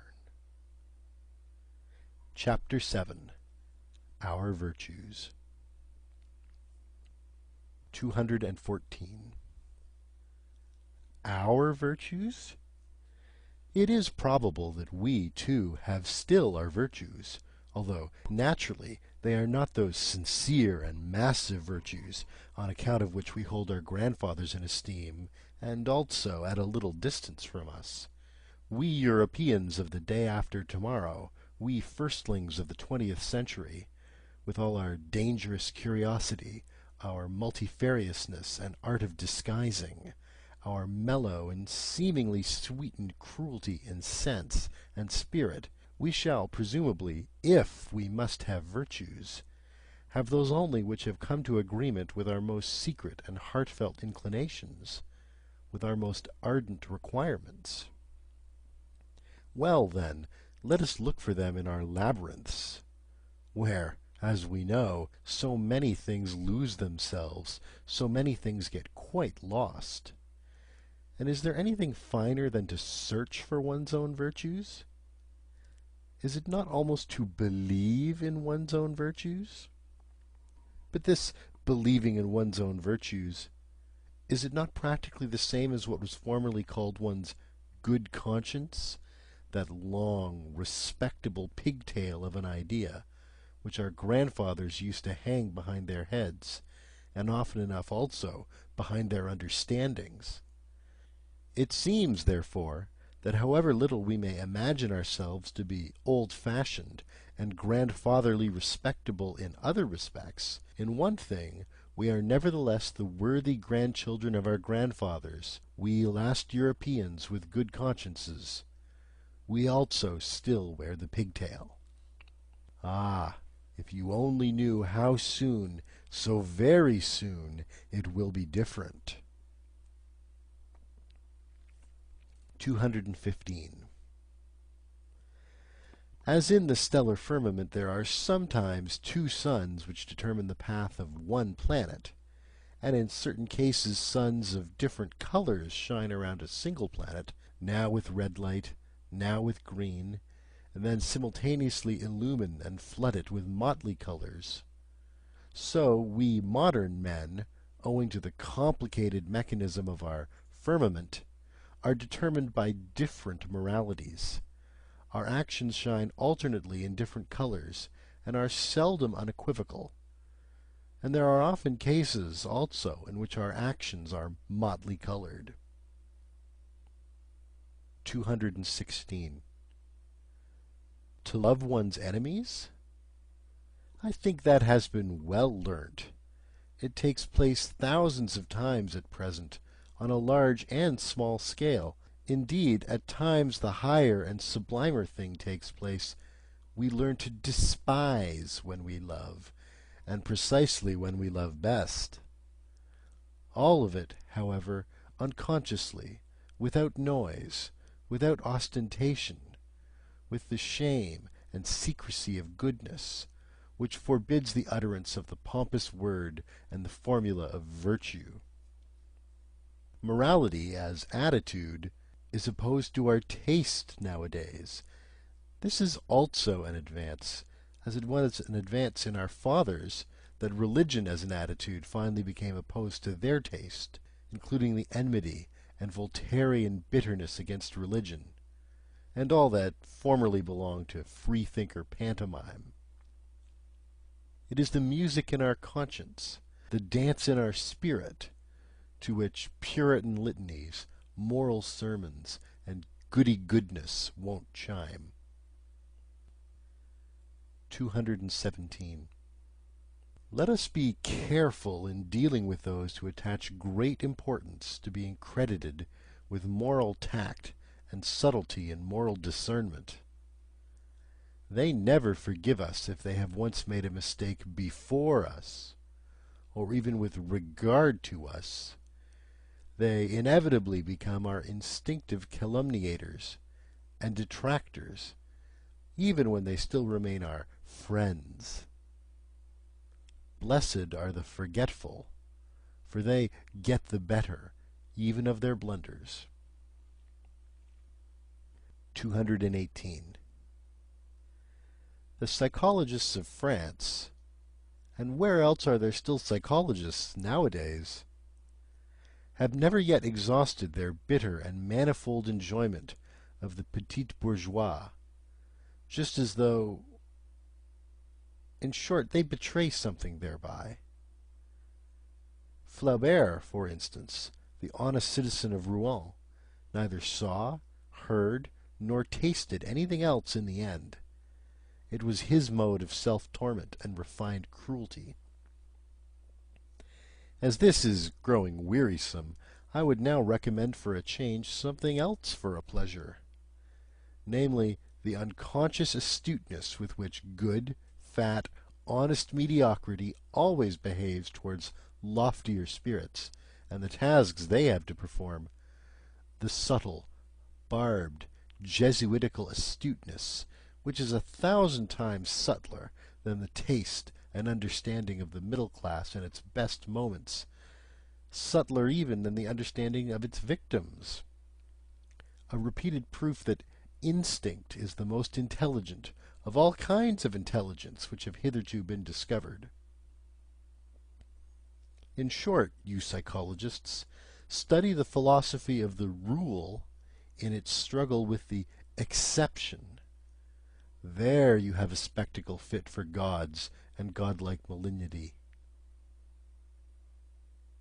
Or, in plainer words, practice vivisection on good people, on the homo bonae voluntatis, on yourselves.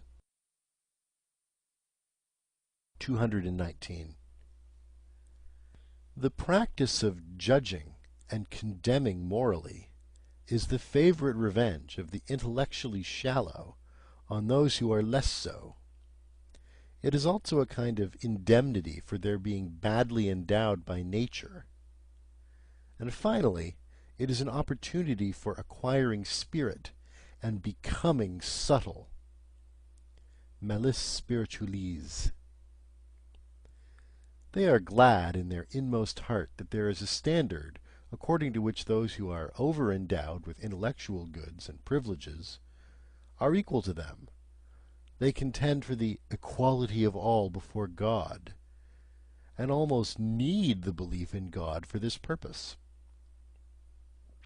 It is among them that the most powerful antagonists of atheism are found.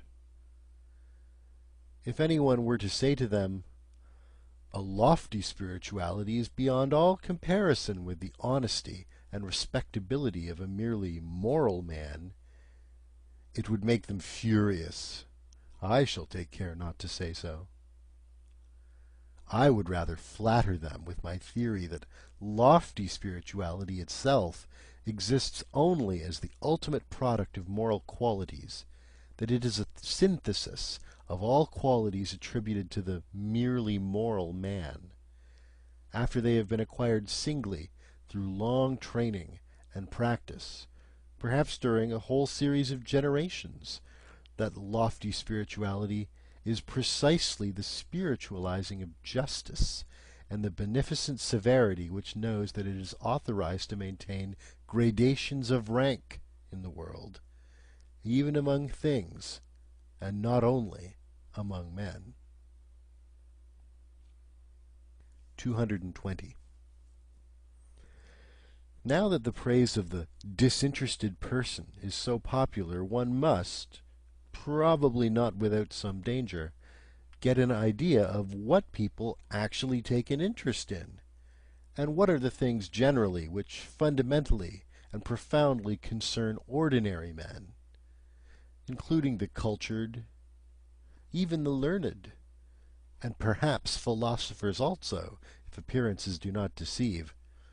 The fact thereby becomes obvious that the greater part of what interests and charms higher natures, and more refined and fastidious tastes, seems absolutely uninteresting to the average man. If, notwithstanding, he perceive devotion to these interests, he calls it désintérêt, and wonders how it is possible to act disinterestedly. There have been philosophers who could give this popular astonishment a seductive and mystical, otherworldly expression, perhaps because they did not know the higher nature by experience. Instead of stating the naked and candidly reasonable truth that disinterested action is very interesting and interested action, provided that... And love? What? Even an action for love's sake shall be unegoistic. But you fools! And the praise of the self-sacrificer? But whoever has really offered sacrifice knows that he wanted and obtained something for it. Perhaps something from himself, for something from himself, that he relinquished here in order to have more there. Perhaps in general to be more, or even feel himself more. But this is a realm of questions and answers in which a more fastidious spirit does not like to stay. For here truth has to stifle her yawn so much when she is obliged to answer. And, after all, truth is a woman. One must not use force with her. 221.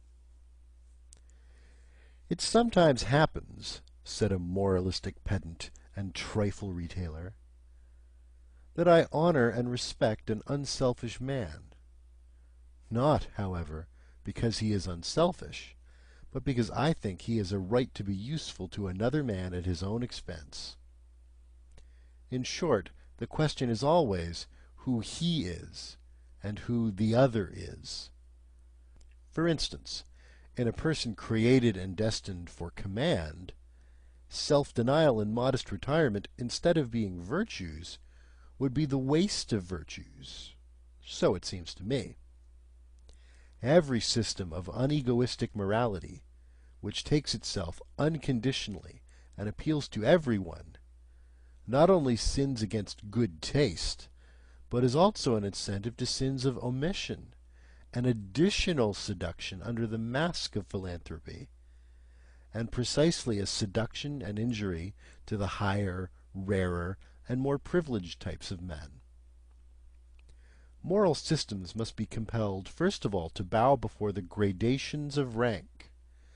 Their presumption must be driven home to their conscience, until they thoroughly understand at last that it is immoral to say that what is right for one is proper for another.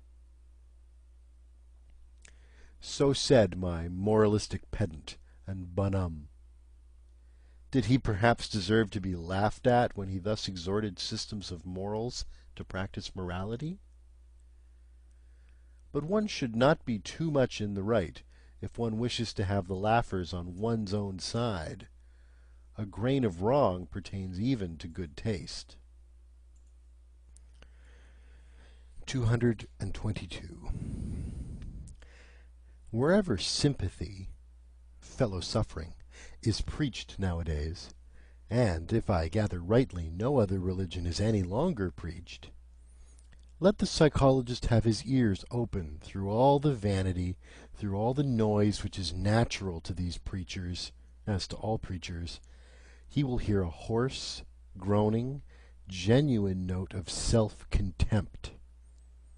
It belongs to the overshadowing and uglifying of Europe, which has been on the increase for a century, the first symptoms of which are already specified documentarily in a thoughtful letter of Galliani to Madame d'Épinay, if it is not really the cause thereof. The man of modern ideas, the conceited ape, is excessively dissatisfied with himself. This is perfectly certain. He suffers, and his vanity wants him only to suffer with his fellows. 223. The hybrid European, a tolerably ugly plebeian, taken all in all, absolutely requires a costume. He needs history as a storeroom of costumes. To be sure, he notices that none of the costumes fit him properly. He changes and changes. Let us look at the 19th century with respect to these hasty preferences and changes in its masquerades of style, and also with respect to its moments of desperation on account of nothing suiting us.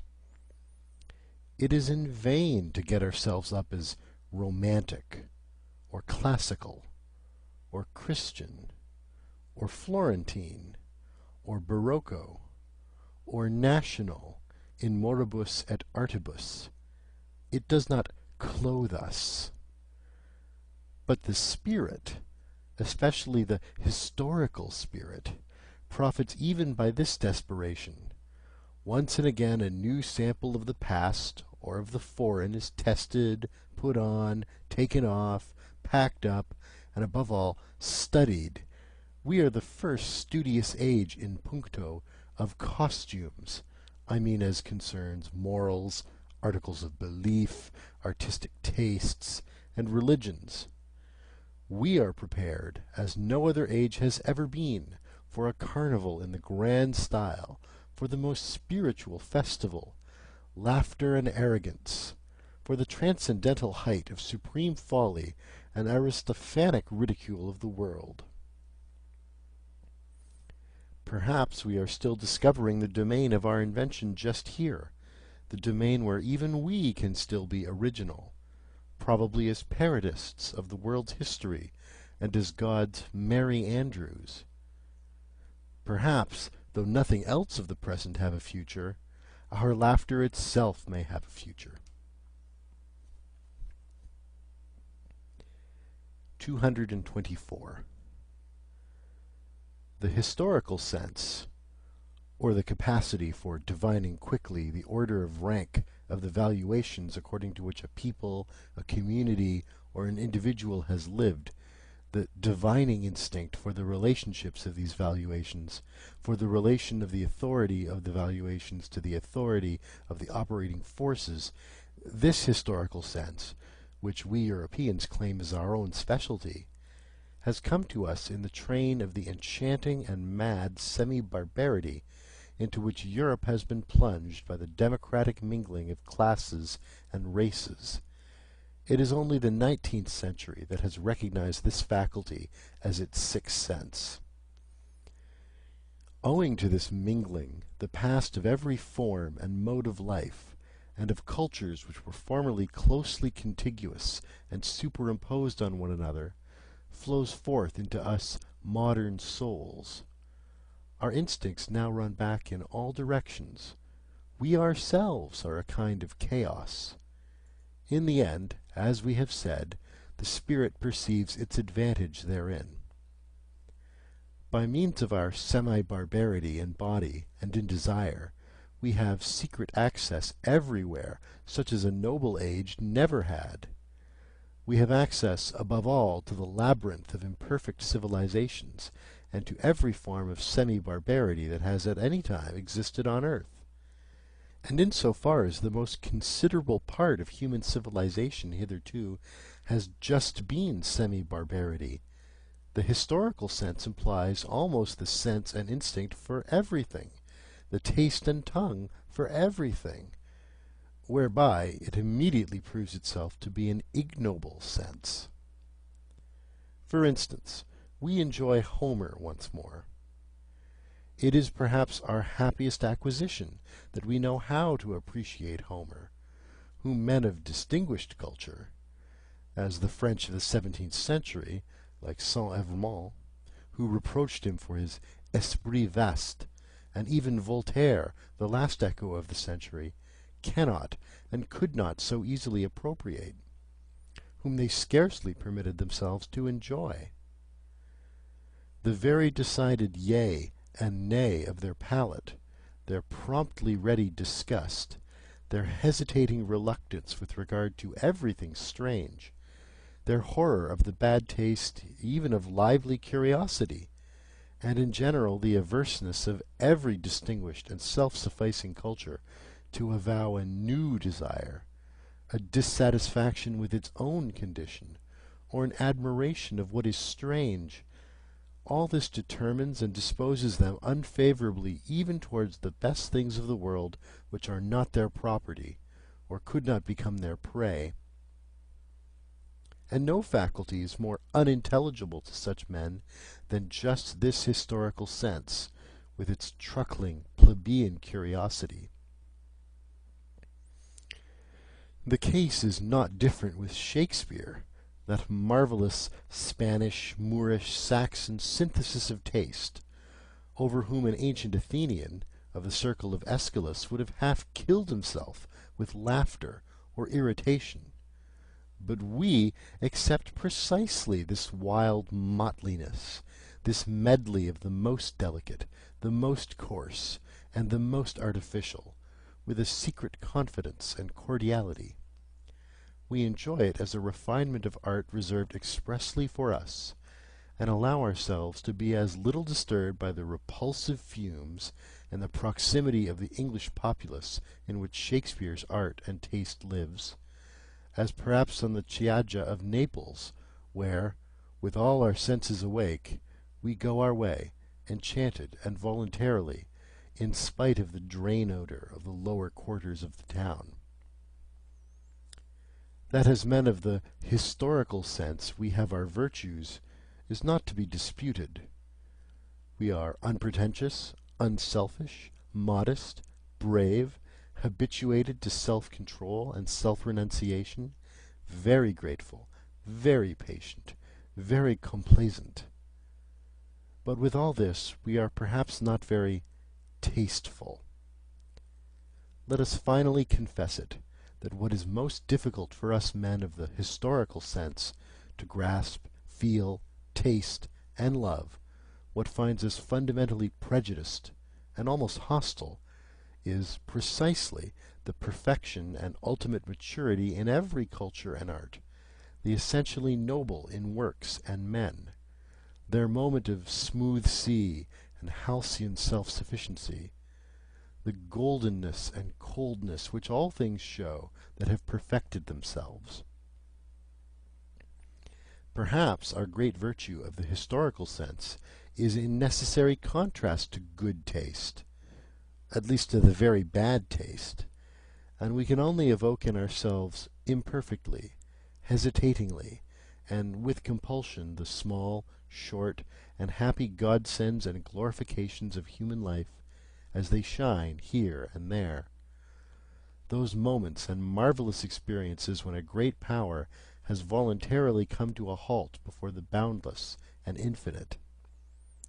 When a superabundance of refined delight has been enjoyed by a sudden checking and petrifying, by standing firmly and planting oneself fixedly on still trembling ground. Proportionateness is strange to us. Let us confess it to ourselves. Our itching is really the itching for the infinite, the immeasurable. Like the rider on his forward panting horse, we let the reins fall before the infinite, we modern men, we semi-barbarians, and are only in our highest bliss when we are in the most danger. 225. Whether it be hedonism, pessimism, utilitarianism, or eudaimonism, all those modes of thinking which measure the worth of things according to pleasure and pain, that is, according to accompanying circumstances and secondary considerations, are plausible modes of thought and naïvetés which everyone conscious of creative powers and an artist's conscience will look down upon with scorn, though not without sympathy. Sympathy for you! To be sure, that is not sympathy as you understand it. It is not sympathy for social distress, for society with its sick and misfortuned, for the hereditarily vicious and defective who lie on the ground around us. Still less is it sympathy for the grumbling, vexed, revolutionary slave classes who strive after power. They call it freedom. Our sympathy is a loftier and further-sighted sympathy. We see how man dwarfs himself, how you dwarf him. And there are moments when we view your sympathy with an indescribable anguish, when we resist it, when we regard your seriousness as more dangerous than any kind of levity. You want, if possible, and there is not a more foolish, if possible, to do away with suffering. And it really seems that we would rather have it increased and made worse than it has ever been. Well-being, as you understand it, is certainly not a goal. It seems to us an end, a condition which at once renders man ludicrous and contemptible, and makes his destruction desirable. The discipline of suffering, of great suffering, know ye not that it is only this discipline that has produced all the elevations of humanity hitherto?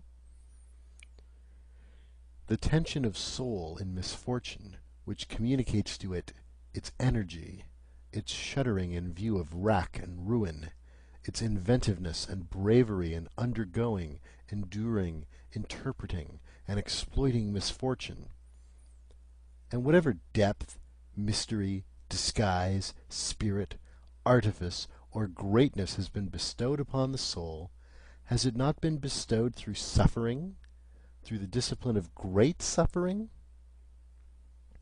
In man, creature and creator are united. In man there is not only matter, shred, excess, clay, mire, folly, chaos, but there is also the creator, the sculptor, the hardness of the hammer, the divinity of the spectator, and the seventh day. Do ye understand this contrast?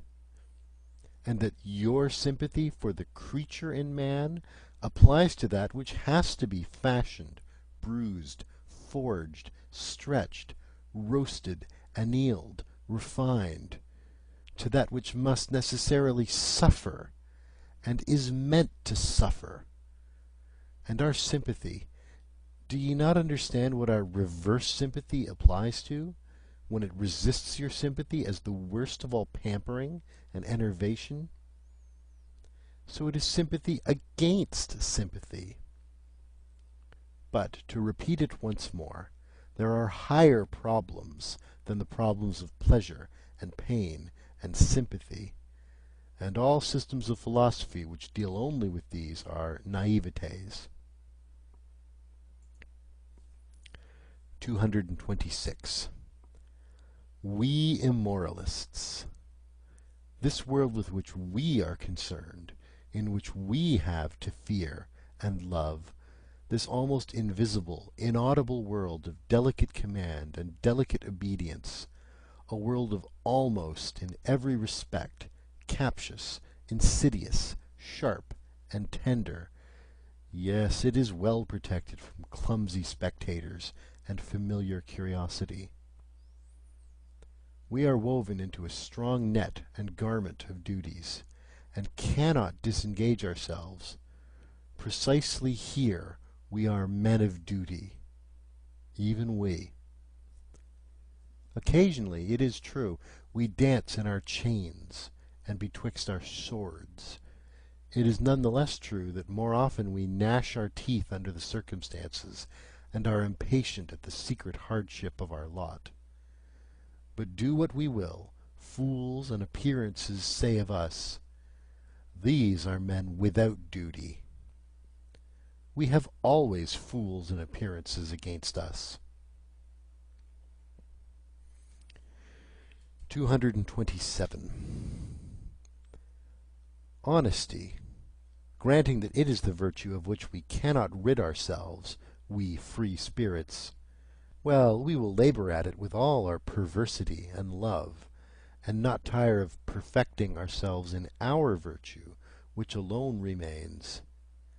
May its glance some day overspread like a gilded, blue, mocking twilight this aging civilization with its dull, gloomy seriousness. And if, nevertheless, our honesty should one day grow weary, and sigh, and stretch its limbs, and find us too hard, and would fain have it pleasanter, easier, and gentler, like an agreeable vice, let us remain hard, we latest Stoics, and let us send to its help whatever devilry we have in us, our disgust at the clumsy and undefined, our nitimur invetitum, our love of adventure, our sharpened and fastidious curiosity, our most subtle, disguised, intellectual will to power and universal conquest, which rambles and roves avidiously around all the realms of the future. Let us go with all our devils to the help of our God. It is probable that people will misunderstand and mistake us on that account. What does it matter? They will say, their honesty, that is their devilry, and nothing else. What does it matter? And even if they were right, have not all gods hitherto been such sanctified, rebaptized devils? And after all, what do we know of ourselves? And what the spirit that leads us wants to be called? It is a question of names. And how many spirits we harbor? Our honesty, we free spirits, let us be careful lest it become our vanity, our ornament and ostentation, our limitation, our stupidity.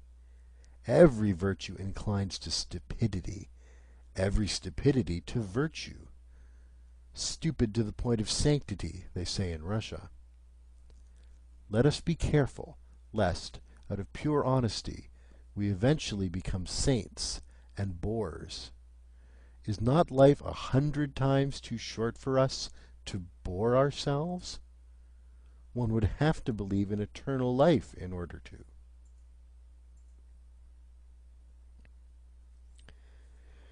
(228) I hope to be forgiven for discovering that all moral philosophy hitherto has been tedious and has belonged to the soporific appliances, and that virtue, in my opinion, has been more injured by the tediousness of its advocates than by anything else. At the same time, however, I would not wish to overlook their general usefulness.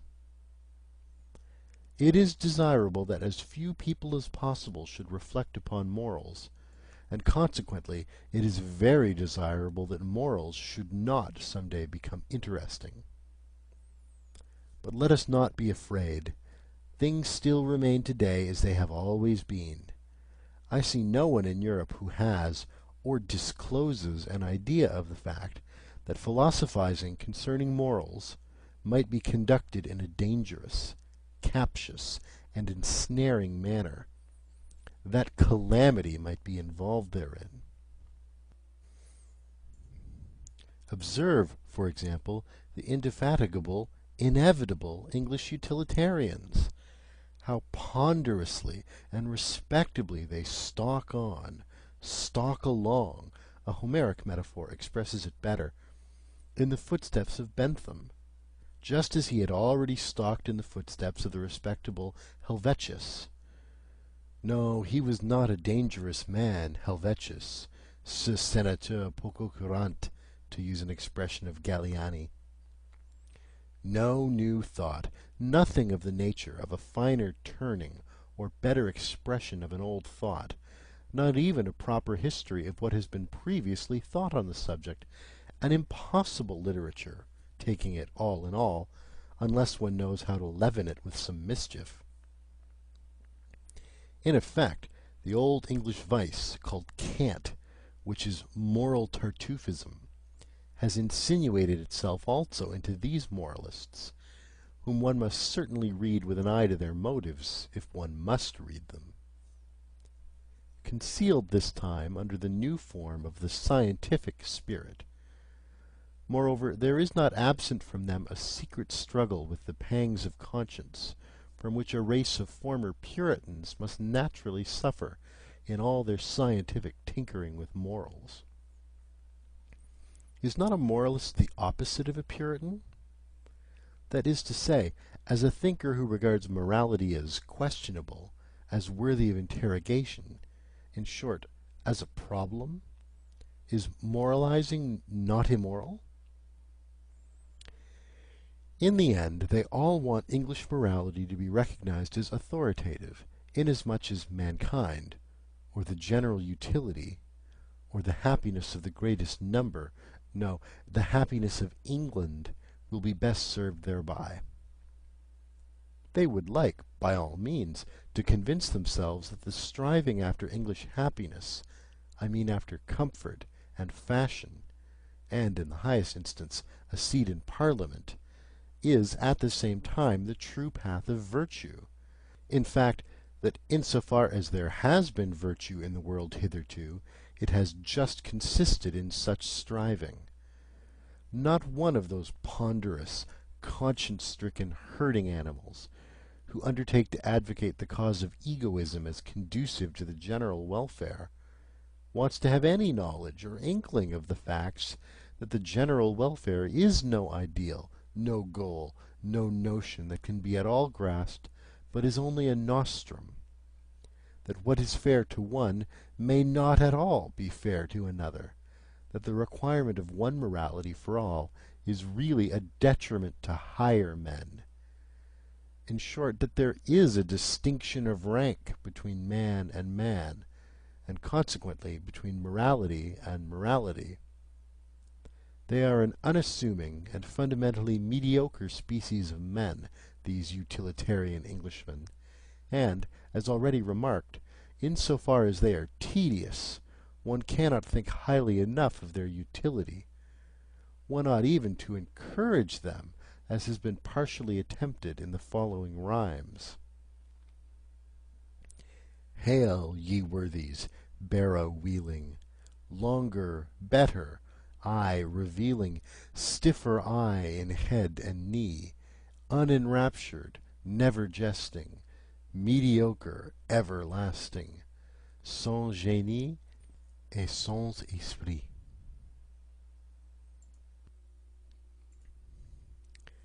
229. In these later ages, which may be proud of their humanity, there still remains so much fear, so much superstition of the fear, of the cruel wild beast, the mastering of which constitutes the very pride of these humaner ages, that even obvious truths, as if by the agreement of centuries, have long remained unuttered, because they have the appearance of helping the finally slain wild beast back to life again. I perhaps risk something when I allow such a truth to escape. Let others capture it again, and give it so much milk of pious sentiment. Footnote: an expression from Schiller's William Tell, Act 4, Scene 3. Let others capture it again and give it so much milk of pious sentiment to drink that it will lie down quiet and forgotten in its old corner.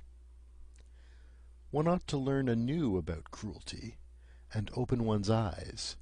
One ought at last to learn impatience, in order that such immodest gross errors, as, for instance, have been fostered by ancient and modern philosophers with regard to tragedy, may no longer wander about virtuously and boldly. Almost everything that we call higher culture is based upon the spiritualizing and intensifying of cruelty. This is my thesis. The wild beast has not been slain at all. It lives. It flourishes. It has only been transfigured. That which constitutes the painful delight of tragedy is cruelty. That which operates agreeably in so-called tragic sympathy, and at the basis even of everything sublime, up to the highest and most delicate thrills of metaphysics, obtains its sweetness solely from the intermingled ingredient of cruelty.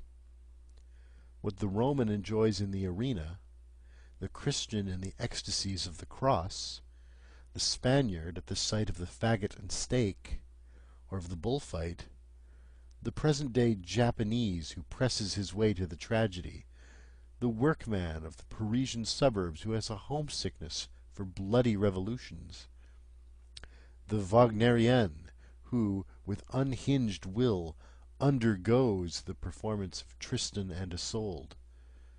What all these enjoy, and strive with mysterious ardour to drink in, is the filter of the great Circe, cruelty. Here, to be sure, we must put aside entirely the blundering psychology of former times, which could only teach with regard to cruelty that it originated at the sight of the suffering of others. There is an abundant, superabundant enjoyment even, in one's own suffering, in causing one's own suffering.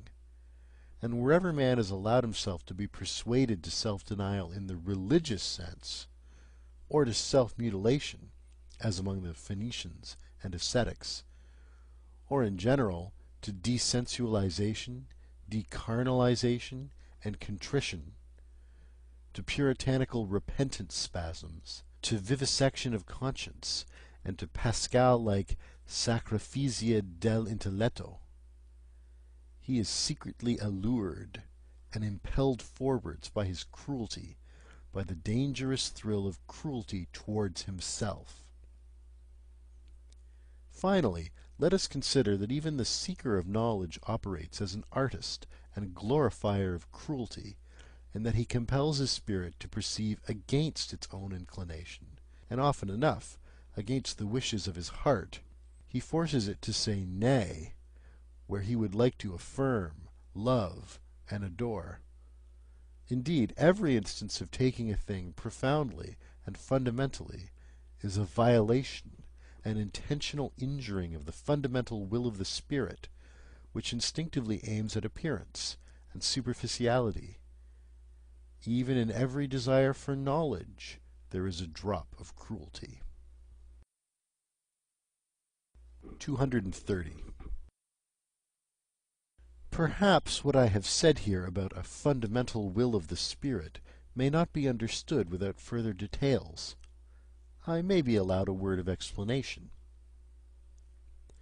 That imperious something, which is popularly called the spirit, wishes to be master internally and externally, and to feel itself master. It has the will of a multiplicity for a simplicity, a binding, taming, imperious, and essentially ruling will. Its requirements and capacities here are the same as those assigned by physiologists to everything that lives, grows, and multiplies. The power of the spirit to appropriate foreign elements reveals itself in a strong tendency to assimilate the new to the old, to simplify the manifold, to overlook or repudiate the absolutely contradictory, just as it arbitrarily re-underlines, makes prominent, and falsifies for itself certain traits and lines in the foreign elements, in every portion of the outside world. Its object thereby is the incorporation of new experiences, the assortment of new things in the old arrangements, in short, growth, or, more properly, the feeling of growth, the feeling of increased power, is its object. This same will has at its service an apparently opposed impulse of the spirit, a suddenly adopted preference of ignorance, of arbitrary shutting out, a closing of windows, an inner denial of this or that, a prohibition to approach, a sort of defensive attitude against much that is knowable, a contentment with obscurity, with the shutting in horizon, an acceptance and approval of ignorance, as that which is all necessary according to the degree of its appropriating power, its digestive power, to speak figuratively. And in fact, the spirit resembles a stomach more than anything else. Here also belong an occasional propensity of the spirit to let itself be deceived, perhaps with a waggish suspicion that it is not so and so, but is only allowed to pass as such, a delight in uncertainty and ambiguity, an exulting enjoyment of arbitrary, out-of-the-way narrowness and mystery, of the too near, of the foreground, of the magnified, the diminished, the misshapen, the beautified, an enjoyment of the arbitrariness of all these manifestations of power. Finally, in this connection, there is the not unscrupulous readiness of the spirit to deceive other spirits and dissemble before them, the constant pressing and straining of a creating, shaping, changeable power. The spirit enjoys therein its craftiness and its variety of disguises. It enjoys also its feeling of security therein.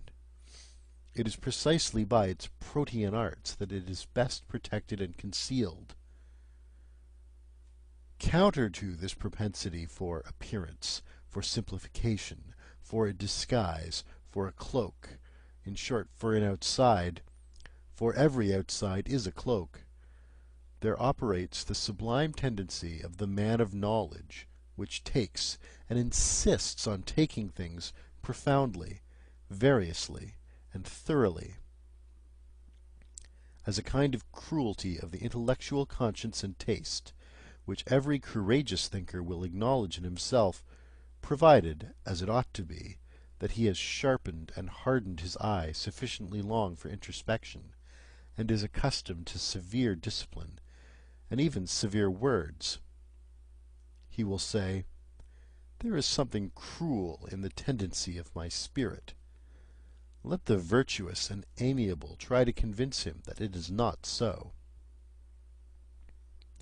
In fact, it would sound nicer if, instead of our cruelty, perhaps our extravagant honesty were talked about, whispered about, and glorified. We free, very free spirits, and some day perhaps such will actually be our posthumous glory. Meanwhile, for there is plenty of time until then, we should be least inclined to deck ourselves out in such florid and fringed moral verbiage. Our whole former work has just made us sick of this taste and its sprightly exuberance. They are beautiful, glistening, jingling, festive words. Honesty, love of truth, love of wisdom, sacrifice for knowledge, heroism of the truthful. There is something in them that makes one's heart swell with pride.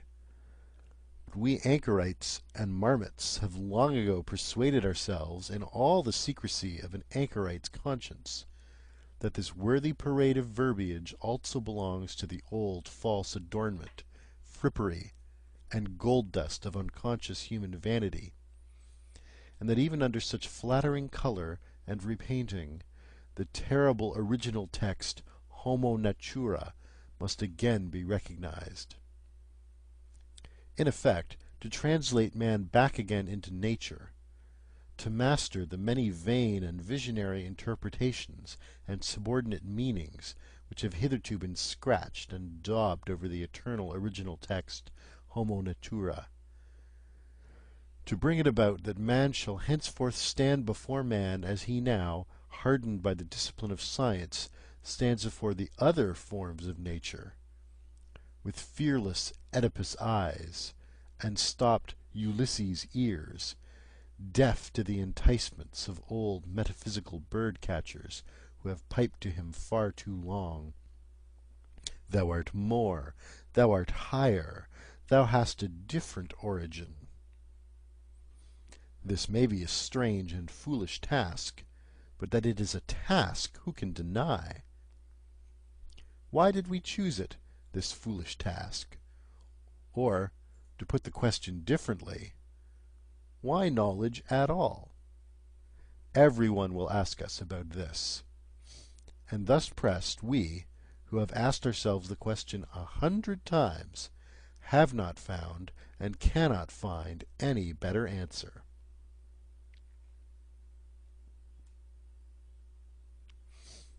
(231) Learning alters us.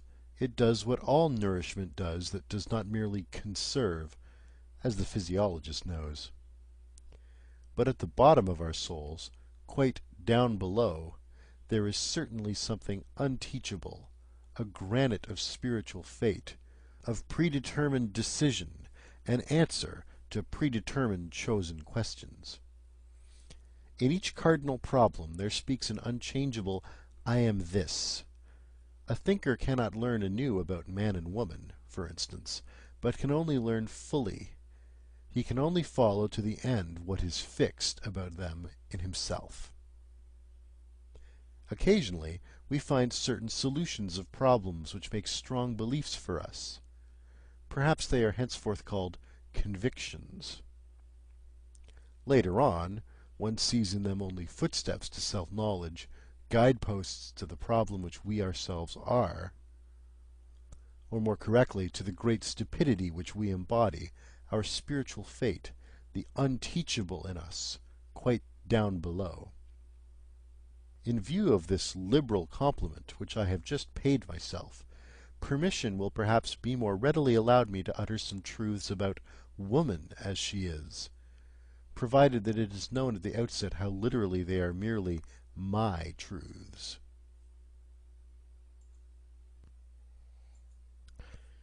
(232) Woman wishes to be independent, and therefore she begins to enlighten men about woman as she is. This is one of the worst developments of the general uglifying of Europe.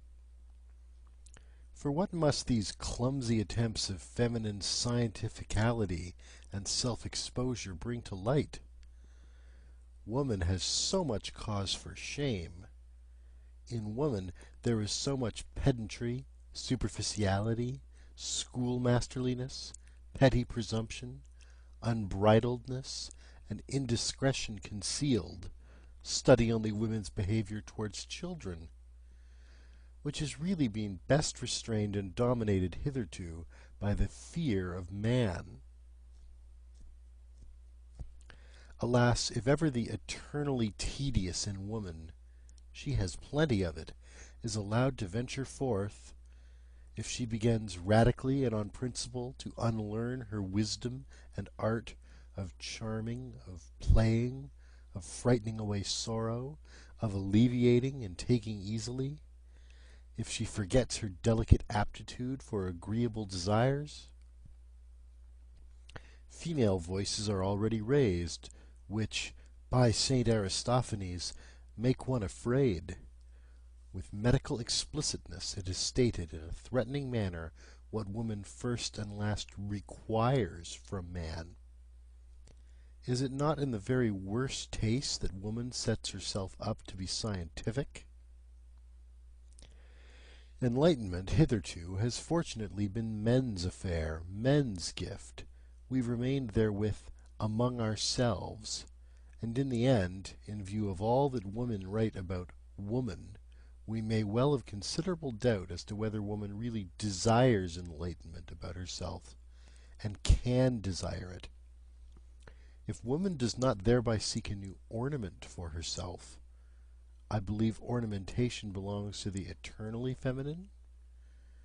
Why, then, she wishes to make herself feared. Perhaps she thereby wishes to get the mastery. But she does not want truth.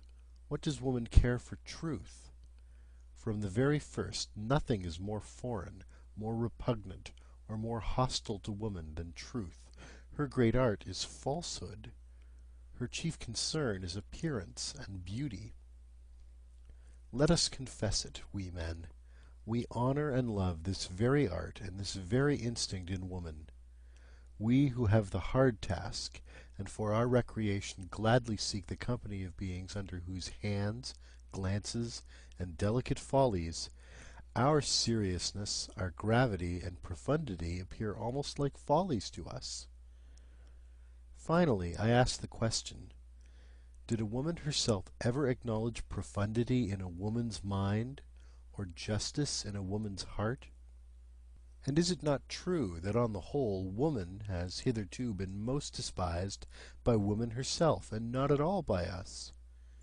We men desire that woman should not continue to compromise herself by enlightening us, just as it was man's care and the consideration for woman, when the Church decreed, Mulier taceat in ecclesia. It was to the benefit of woman when Napoleon gave the too eloquent Madame de Staël to understand, Mulier taceat in politicis. And in my opinion, he is a true friend of woman who calls out to woman today, Mulier taceat de mulieral. 233.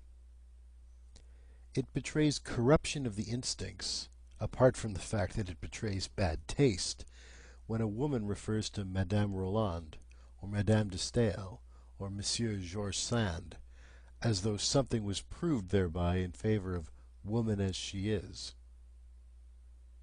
Among men, these are the three comical women as they are, nothing more, and just the best involuntary counter-arguments against feminine emancipation and autonomy. 234. Stupidity in the kitchen, woman as cook, the terrible thoughtlessness with which the feeding of the family and the master of the house is managed. Woman does not understand what food means, and she insists on being cook. If woman had been a thinking creature, she should certainly, as cook for thousands of years, have discovered the most important physiological facts, and should likewise have got possession of the healing art. Through bad female cooks, through the entire lack of reason in the kitchen, the development of mankind has been longest retarded and most interfered with. Even today matters are very little better. A word to high school girls. 235. There are turns and casts of fancy, there are sentences, little handfuls of words, in which a whole culture, a whole society suddenly crystallizes itself. Among these is the incidental remark of Madame de Lambert to her son, Mon ami, ne vous permettez jamais que des folies, que vous feront grand plaisir. The motherliest and wisest remark, by the way, that was ever addressed to a son. 236. I have no doubt that every noble woman will oppose what Dante and Goethe believed about woman. The former when he sang, Ella guardava suso, ed io in lei, and the latter when he interpreted it, the eternally feminine draws us aloft. For this is just what she believes of the eternally masculine. 237. 7 apothegms for women. How the longest ennui flees when a man comes to our knees. Age, alas, and science staid furnish even weak virtue aid. Sombre garb and silence meet, dress for every dame discreet. Whom I thank when in my bliss? God and my good tailoress. Young, a flower-decked cavern home. Old, a dragon thence doth roam. Noble title, leg that's fine, man as well, oh, were he mine! Speech in brief and sense in mass, slippery for the jenny ass. 237a. Woman has hitherto been treated by men like birds, which, losing their way, have come down among them from an elevation, as something delicate, fragile, wild, strange, sweet, and animating, but as something also which must be cooped up to prevent it flying away. 238. To be mistaken in the fundamental problem of man and woman, to deny here the profoundest antagonism and the necessity for an eternally hostile tension, to dream here perhaps of equal rights, equal training, equal claims and obligations, that is a typical sign of shallow-mindedness, and a thinker who has proved himself shallow at this dangerous spot, shallow in instinct, may generally be regarded as suspicious, nay more, as betrayed, as discovered. He will probably prove too short for all fundamental questions of life, future as well as present, and will be unable to descend into any of the depths. On the other hand, a man who has depth of spirit as well as of desires, and has also the depth of benevolence which is capable of severity and harshness, and easily confounded with them, can only think of woman as Orientals do. He must conceive of her as a possession, as confinable property, as being predestined for service, and accomplishing her mission therein.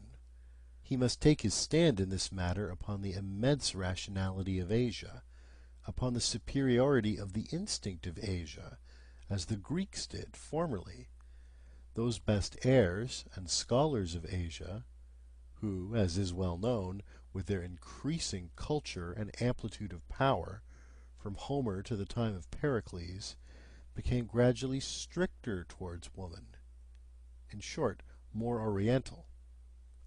How necessary, how logical, even how humanely desirable this was, let us consider for ourselves. 239. The weaker sex has in no previous age been treated with so much respect by men as at present. This belongs to the tendency and fundamental taste of democracy, in the same way as disrespectfulness to old age. What wonder is it that abuse should be immediately made of this respect? They want more, they learn to make claims, the tribute of respect is at last felt to be well-nigh galling. Rivalry for rights, indeed actual strife itself, would be preferred.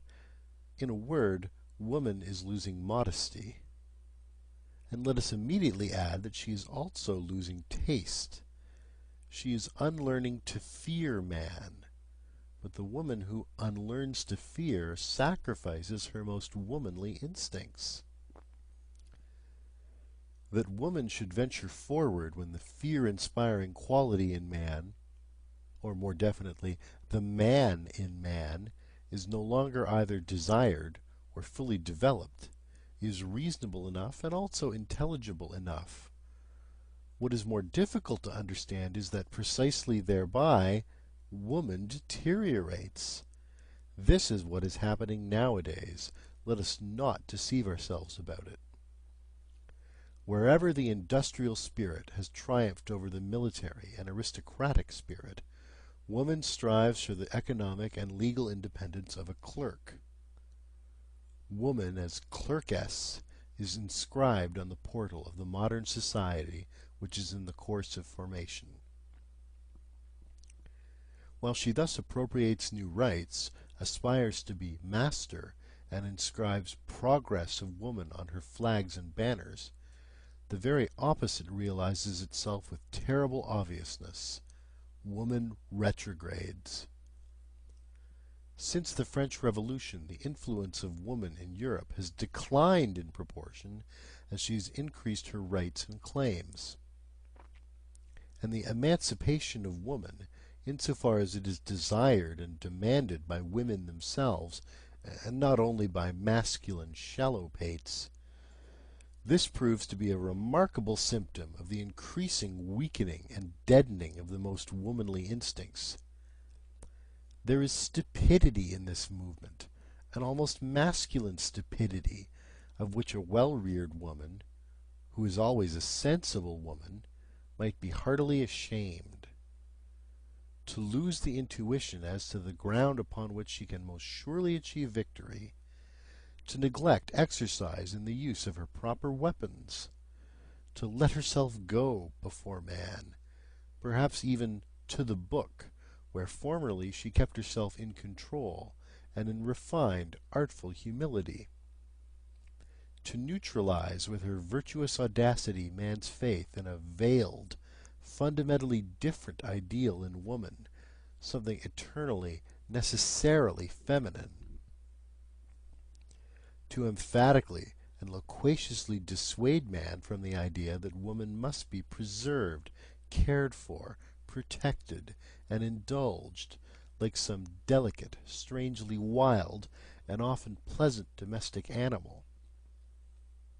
The clumsy and indignant collection of everything of the nature of servitude and bondage, which the position of woman in the hitherto existing order of society has entailed and still entails, as though slavery were a counter-argument, and not rather a condition of every higher culture, of every elevation of culture. What does all this betoken, if not a disintegration of womanly instincts, a defeminizing? Certainly there are enough of idiotic friends and corrupters of woman among the learned asses of the masculine sex, who advise woman to defeminize herself in this manner, and to imitate all the stupidities from which man in Europe, European manliness, suffers, who would like to lower woman to general culture, indeed even to newspaper reading and meddling with politics. Here and there they wish even to make women into free spirits and literary workers, as though a woman without piety would not be something perfectly obnoxious or ludicrous to a profound and godless man. Almost everywhere her nerves are being ruined by the most morbid and dangerous kind of music, our latest German music, and she is daily being made more hysterical and more incapable of fulfilling her first and last function, that of bearing robust children. They wish to cultivate her in general still more, and intend, as they say, to make the weaker sex strong by culture, as if history did not teach in the most emphatic manner that the cultivating of mankind and his weakening, that is to say, the weakening, dissipating, and languishing of his force of will, have always kept pace with one another, and that the most powerful and influential women in the world, and lastly the mother of Napoleon, had just to thank their force of will, and not their schoolmasters, for their power and ascendancy over men. That which inspires respect in woman, and often enough fear also, is her nature, which is more natural than that of man, her genuine carnivora-like cunning flexibility, her tiger claws beneath the glove, her naivete and egoism, her untrainableness and innate wildness, the incomprehensibleness, extent, and deviation of her desires and virtues. That which, in spite of fear, excites one's sympathy for the dangerous and beautiful cat, woman, is that she seems more afflicted, more vulnerable, more necessitous of love, and more condemned to disillusionment than any other creature. Fear and sympathy it is with these feelings that man has hitherto stood in the presence of woman, always with one foot already in tragedy, which rends while it delights. What? And all that is now to be at an end? And the disenchantment of woman is in progress? The tediousness of woman is slowly evolving? Oh, Europe, Europe! We know the horned animal which is always most attractive to thee, from which danger is ever again threatening thee. Thy old fable might once more become history, and immense stupidity might once again overmaster thee and carry thee away. and no God concealed beneath it. No, only an idea, a modern idea. End of chapter 7.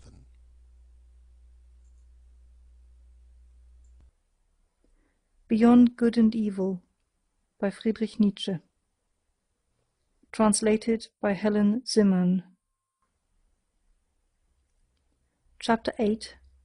Peoples and Countries. 240. I heard, once again for the first time, Richard Wagner's overture to the Master Singer. It is a piece of magnificent, gorgeous, heavy, latter-day art, which has the pride to presuppose 2 centuries of music as still living, in order that it may be understood. It is an honor to Germans that such a pride did not miscalculate. What flavors and forces, what seasons and climes do we not find mingled in it? It impresses us at one time as ancient, at another time as foreign, bitter, and too modern. It is as arbitrary as it is pompously traditional. It is not infrequently roguish, still oftener rough and coarse. It has fire and courage, and at the same time the loose, dun-colored skin of fruits which ripen too late. It flows broad and full, and suddenly there is a moment of inexplicable hesitation, like a gap that opens between cause and effect, an oppression that makes us dream, almost a nightmare. But already it broadens and widens anew, the old stream of delight, the most manifold delight, of old and new happiness, including especially the joy of the artist in himself, which he refuses to conceal, his astonished, happy cognizance of his mastery of the expedients here employed, the new, newly acquired, imperfectly tested expedients of art, which he apparently betrays to us. All in all, however, no beauty, no south, nothing of the delicate southern clearness of the sky, nothing of grace, no dance, hardly a will to logic, a certain clumsiness even, which is also emphasized, as though the artist wishes to say to us, "It is part of my intention." A cumbersome drapery, something arbitrarily barbaric and ceremonious, a flaring of learned and venerable conceits and witticisms, something German in the best and worst sense of the word, something in the German style, manifold, formless, and inexhaustible, a certain German potency and superplenitude of soul, which is not afraid to hide itself under the raffinements of decadence, which perhaps feels itself more at ease there, a real, genuine token of the German soul, which is at the same time young and aged, too ripe and yet still too rich in futurity. This kind of music expresses best what I think of the Germans. They belong to the day before yesterday and the day after tomorrow. They have as yet no today. 241. We good Europeans, we also have hours when we allow ourselves a warm-hearted patriotism, a plunge and relapse into old loves and narrow views. I have just given an example of it. Hours of national excitement, of patriotic anguish, and all other sorts of old-fashioned floods of sentiment. Duller spirits may perhaps only get done with what confines its operations in us to hours and plays itself out in hours, in a considerable time, some in half a year, others in half a lifetime, according to the speed and strength with which they digest and change their material. Indeed, I could think of sluggish, hesitating races, which even in our rapidly moving Europe would require half a century ere they could surmount such atavistic attacks of patriotism and soil attachment, and return once more to reason, that is to say, to good Europeanism. And while digressing on this possibility, I happened to become an ear-witness of a conversation between two old patriots. They were evidently both hard of hearing, and consequently spoke all the louder. He has as much, and knows as much, philosophy as a peasant or a corps student, said the one. He is still innocent. But what does that matter nowadays? It is the age of the masses. They lie on their belly before everything that is massive. And so also in politics. A statesman who rears up for them a new Tower of Babel, some monstrosity of empire and power, they call great.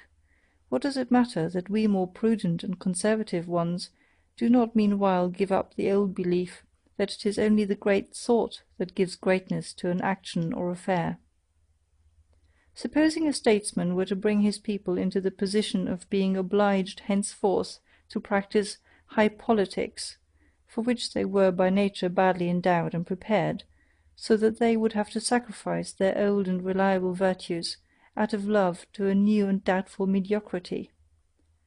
Supposing a statesman were to condemn his people generally to practice politics, when they have hitherto had something better to do and think about, and when in the depths of their souls they have been unable to free themselves from a prudent loathing of the restlessness, emptiness, and noisy wranglings of the essentially politics-practising nations. Supposing such a statesman were to stimulate the slumbering passions and avidities of his people, were to make a stigma out of their former diffidence and delight in aloofness, an offence out of their exoticism and hidden permanency, were to depreciate their most radical proclivities, subvert their consciences, make their minds narrow and their tastes national. What? A statesman who should do all this, which his people would have to do penance for throughout their whole future, if they had a future, such a statesman would be great, would he? Undoubtedly, replied the other old patriot vehemently. Otherwise he could not have done it.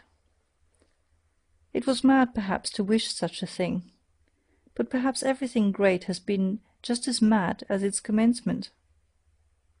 Misuse of words, cried his interlocutor contradictorily.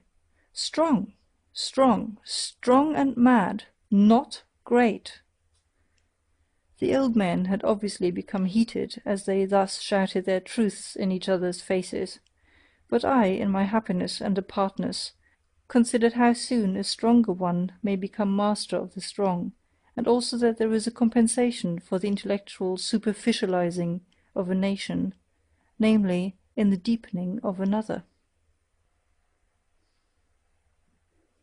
242.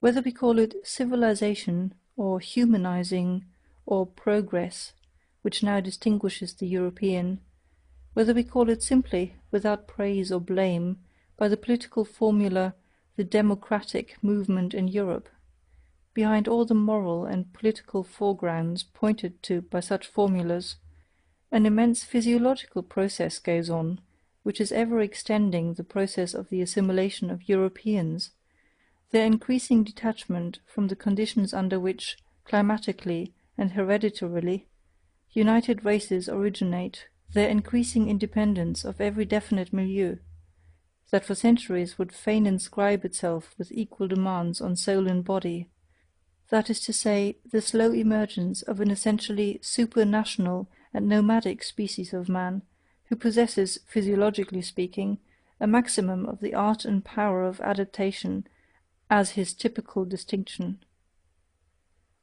This process of the evolving European, which can be retarded in its tempo by great relapses, but will perhaps just gain and grow thereby in vehemence and depth, the still raging storm and stress of national sentiment pertains to it, and also the anarchism which is appearing at present. This process will probably arrive at results on which its naive propagators and panegyrists, the apostles of modern ideas, would least care to reckon. The same new conditions under which on an average a levelling and mediocrising of man will take place. A useful, industrious, variously serviceable, and clever, gregarious man, are in the highest degree suitable to give rise to exceptional men of the most dangerous and attractive qualities. For while the capacity for adaptation, which is every day changing conditions, and begins a new work with every generation, almost with every decade, makes the powerfulness of the type impossible, while the collective impression of such future Europeans will probably be that of numerous, talkative, weak-willed, and very handy workmen who require a master, a commander, as they require their daily bread. While, therefore, the democratizing of Europe will tend to the production of a type prepared for slavery in the most subtle sense of the term, this strong man will necessarily in individual and exceptional cases become stronger and richer than he has perhaps ever been before, owing to the unprejudicedness of his schooling, owing to the immense variety of practice, art, and disguise. I meant to say that the democratizing of Europe is at the same time an involuntary arrangement for the rearing of tyrants, taking the word in all its meanings, even in its most spiritual sense. 243. I hear with pleasure that our sun is moving rapidly towards the constellation Hercules, and I hope that the men on this earth will do like the sun. And we foremost, we good Europeans. 244. There was a time when it was customary to call Germans deep, by way of distinction, but now that the most successful type of New Germanism is covetous of quite other honours, and perhaps misses smartness in all that has depth, it is almost opportune and patriotic to doubt whether we did not formerly deceive ourselves with that commendation. In short, whether German depth is not at bottom something different and worse, and something from which, thank God, we are on the point of successfully ridding ourselves. Let us try, then, to relearn with regard to German depth. The only thing necessary for the purpose is a little vivisection of the German soul. The German soul is above all manifold, varied in its source, aggregated and superimposed, rather than actually built. This is owing to its origin. A German who would embolden himself to assert, "Two souls, alas, dwell in my breast," would make a bad guess at the truth, or, more correctly, he would come far short of the truth about the number of souls. As a people made up of the most extraordinary mixing and mingling of races, perhaps even with the preponderance of the pre-Aryan element, as the people of the centre, in every sense of the term, the Germans are more intangible, more ample, more contradictory, more unknown, more incalculable, more surprising, and even more terrifying than other people are to themselves. They escape definition, and are thereby alone the despair of the French. It is characteristic of the Germans that the question, "What is German?" never dies out among them. Kotzebue certainly knew his Germans well enough. "We are known," they cried jubilantly to him, but Sand also thought he knew them. Jean-Paul knew what he was doing when he declared himself incensed at Fichte's lying but patriotic flatteries and exaggerations. But it is probable that Goethe thought differently about Germans from Jean-Paul, even though he acknowledged him to be right with regard to Fichte. It is a question what Goethe really thought about the Germans. But about many things around him he never spoke explicitly, and all his life he knew how to keep an astute silence. Probably he had good reason for it. It is certain that it was not the wars of independence that made him look up more joyfully, any more than it was the French Revolution. The event on account of which he reconstructed his Faust, and indeed the whole problem of man, was the appearance of Napoleon. There are words of Goethe in which he condemns with impatient severity, as from a foreign land, that which Germans take pride in. He once defined the famous German turn of mind as indulgence towards its own and others' weaknesses. Was he wrong? It is characteristic of Germans that one is seldom entirely wrong about them. The German soul has passages and galleries in it, there are caves, hiding places, and dungeons therein. Its disorder has much of the charm of the mysterious. The German is well acquainted with the bypaths to chaos. And as everything loves its symbol, so the German loves the clouds and all that is obscure, evolving, crepuscular, damp and shrouded. It seems to him that everything uncertain, undeveloped, self-displacing and growing is deep. The German himself does not exist, he is becoming, he is developing himself. Development is therefore the essentially German discovery, and hit in the great domain of philosophical formulas, a ruling idea which, together with German beer and German music, is labouring to Germanize all Europe. Foreigners are astonished and attracted by the riddles which the conflicting nature at the basis of the German soul propounds to them, riddles which Hegel systematized, and Richard Wagner has in the end set to music. Good-natured and spiteful, such a juxtaposition, preposterous in the case of every other people, is unfortunately only too often justified in Germany. One has only to live for a while among Swabians to know this.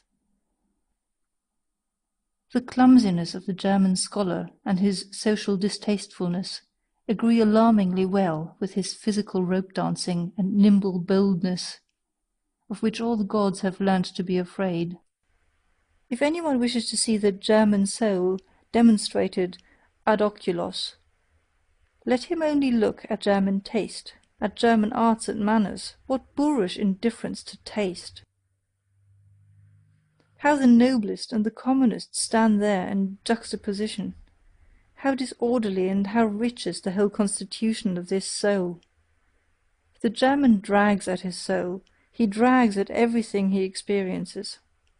He digests his events badly, he never gets done with them, and German depth is often only a difficult, hesitating digestion.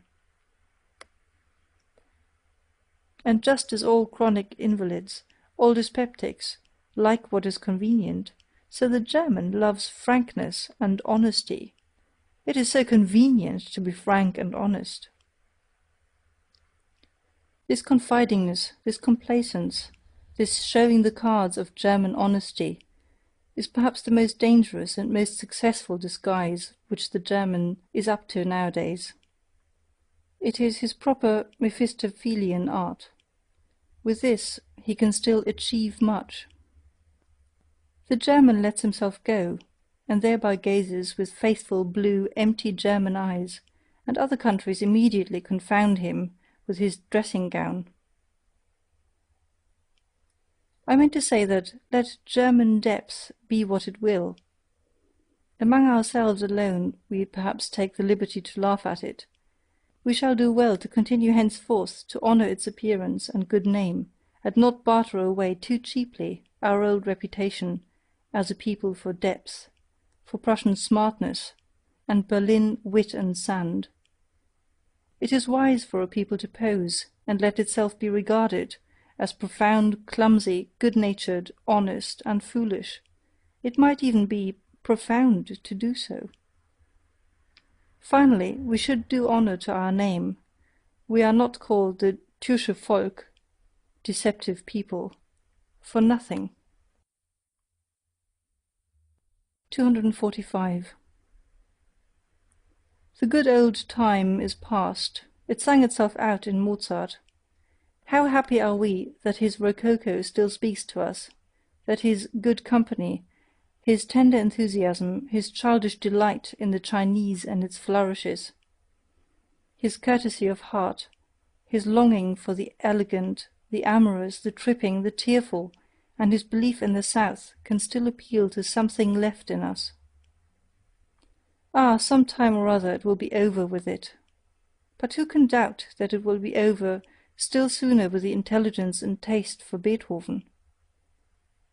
For he was only the last echo of a break and transition in style, and not, like Mozart, the last echo of a great European taste, which had existed for centuries.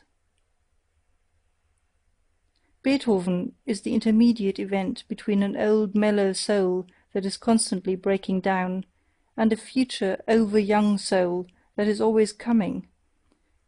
There is spread over his music the twilight of eternal loss and eternal extravagant hope, the same light in which Europe was bathed when it dreamed with Rousseau, when it danced round the tree of liberty of the Revolution, and finally almost fell down in adoration before Napoleon. But how rapidly does this very sentiment now pale! How difficult nowadays is even the apprehension of this sentiment! How strangely does the language of Rousseau, Schiller, Shelley, and Byron sound to our ear, in whom collectively the same fate of Europe was able to speak, which knew how to sing in Beethoven. Whatever German music came afterwards belongs to Romanticism, that is to say, to a movement which, historically considered, was still shorter, more fleeting, and more superficial than the great interlude, the transition of Europe from Rousseau to Napoleon, and to the rise of democracy. Weber, but what do we care nowadays of Freischütz and Oberon? Or Marschner's Hans Heiling and Vampyre? Or even Wagner's Tannhäuser? That is extinct, although not yet forgotten music.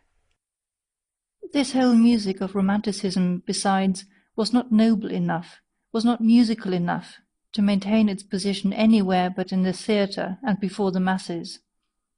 From the beginning it was second-rate music, which was little thought of by genuine musicians. It was different with Felix Mendelssohn, that halcyon master who, on account of his lighter, purer, happier soul, quickly acquired admiration and was equally quickly forgotten, as the beautiful episode of German music.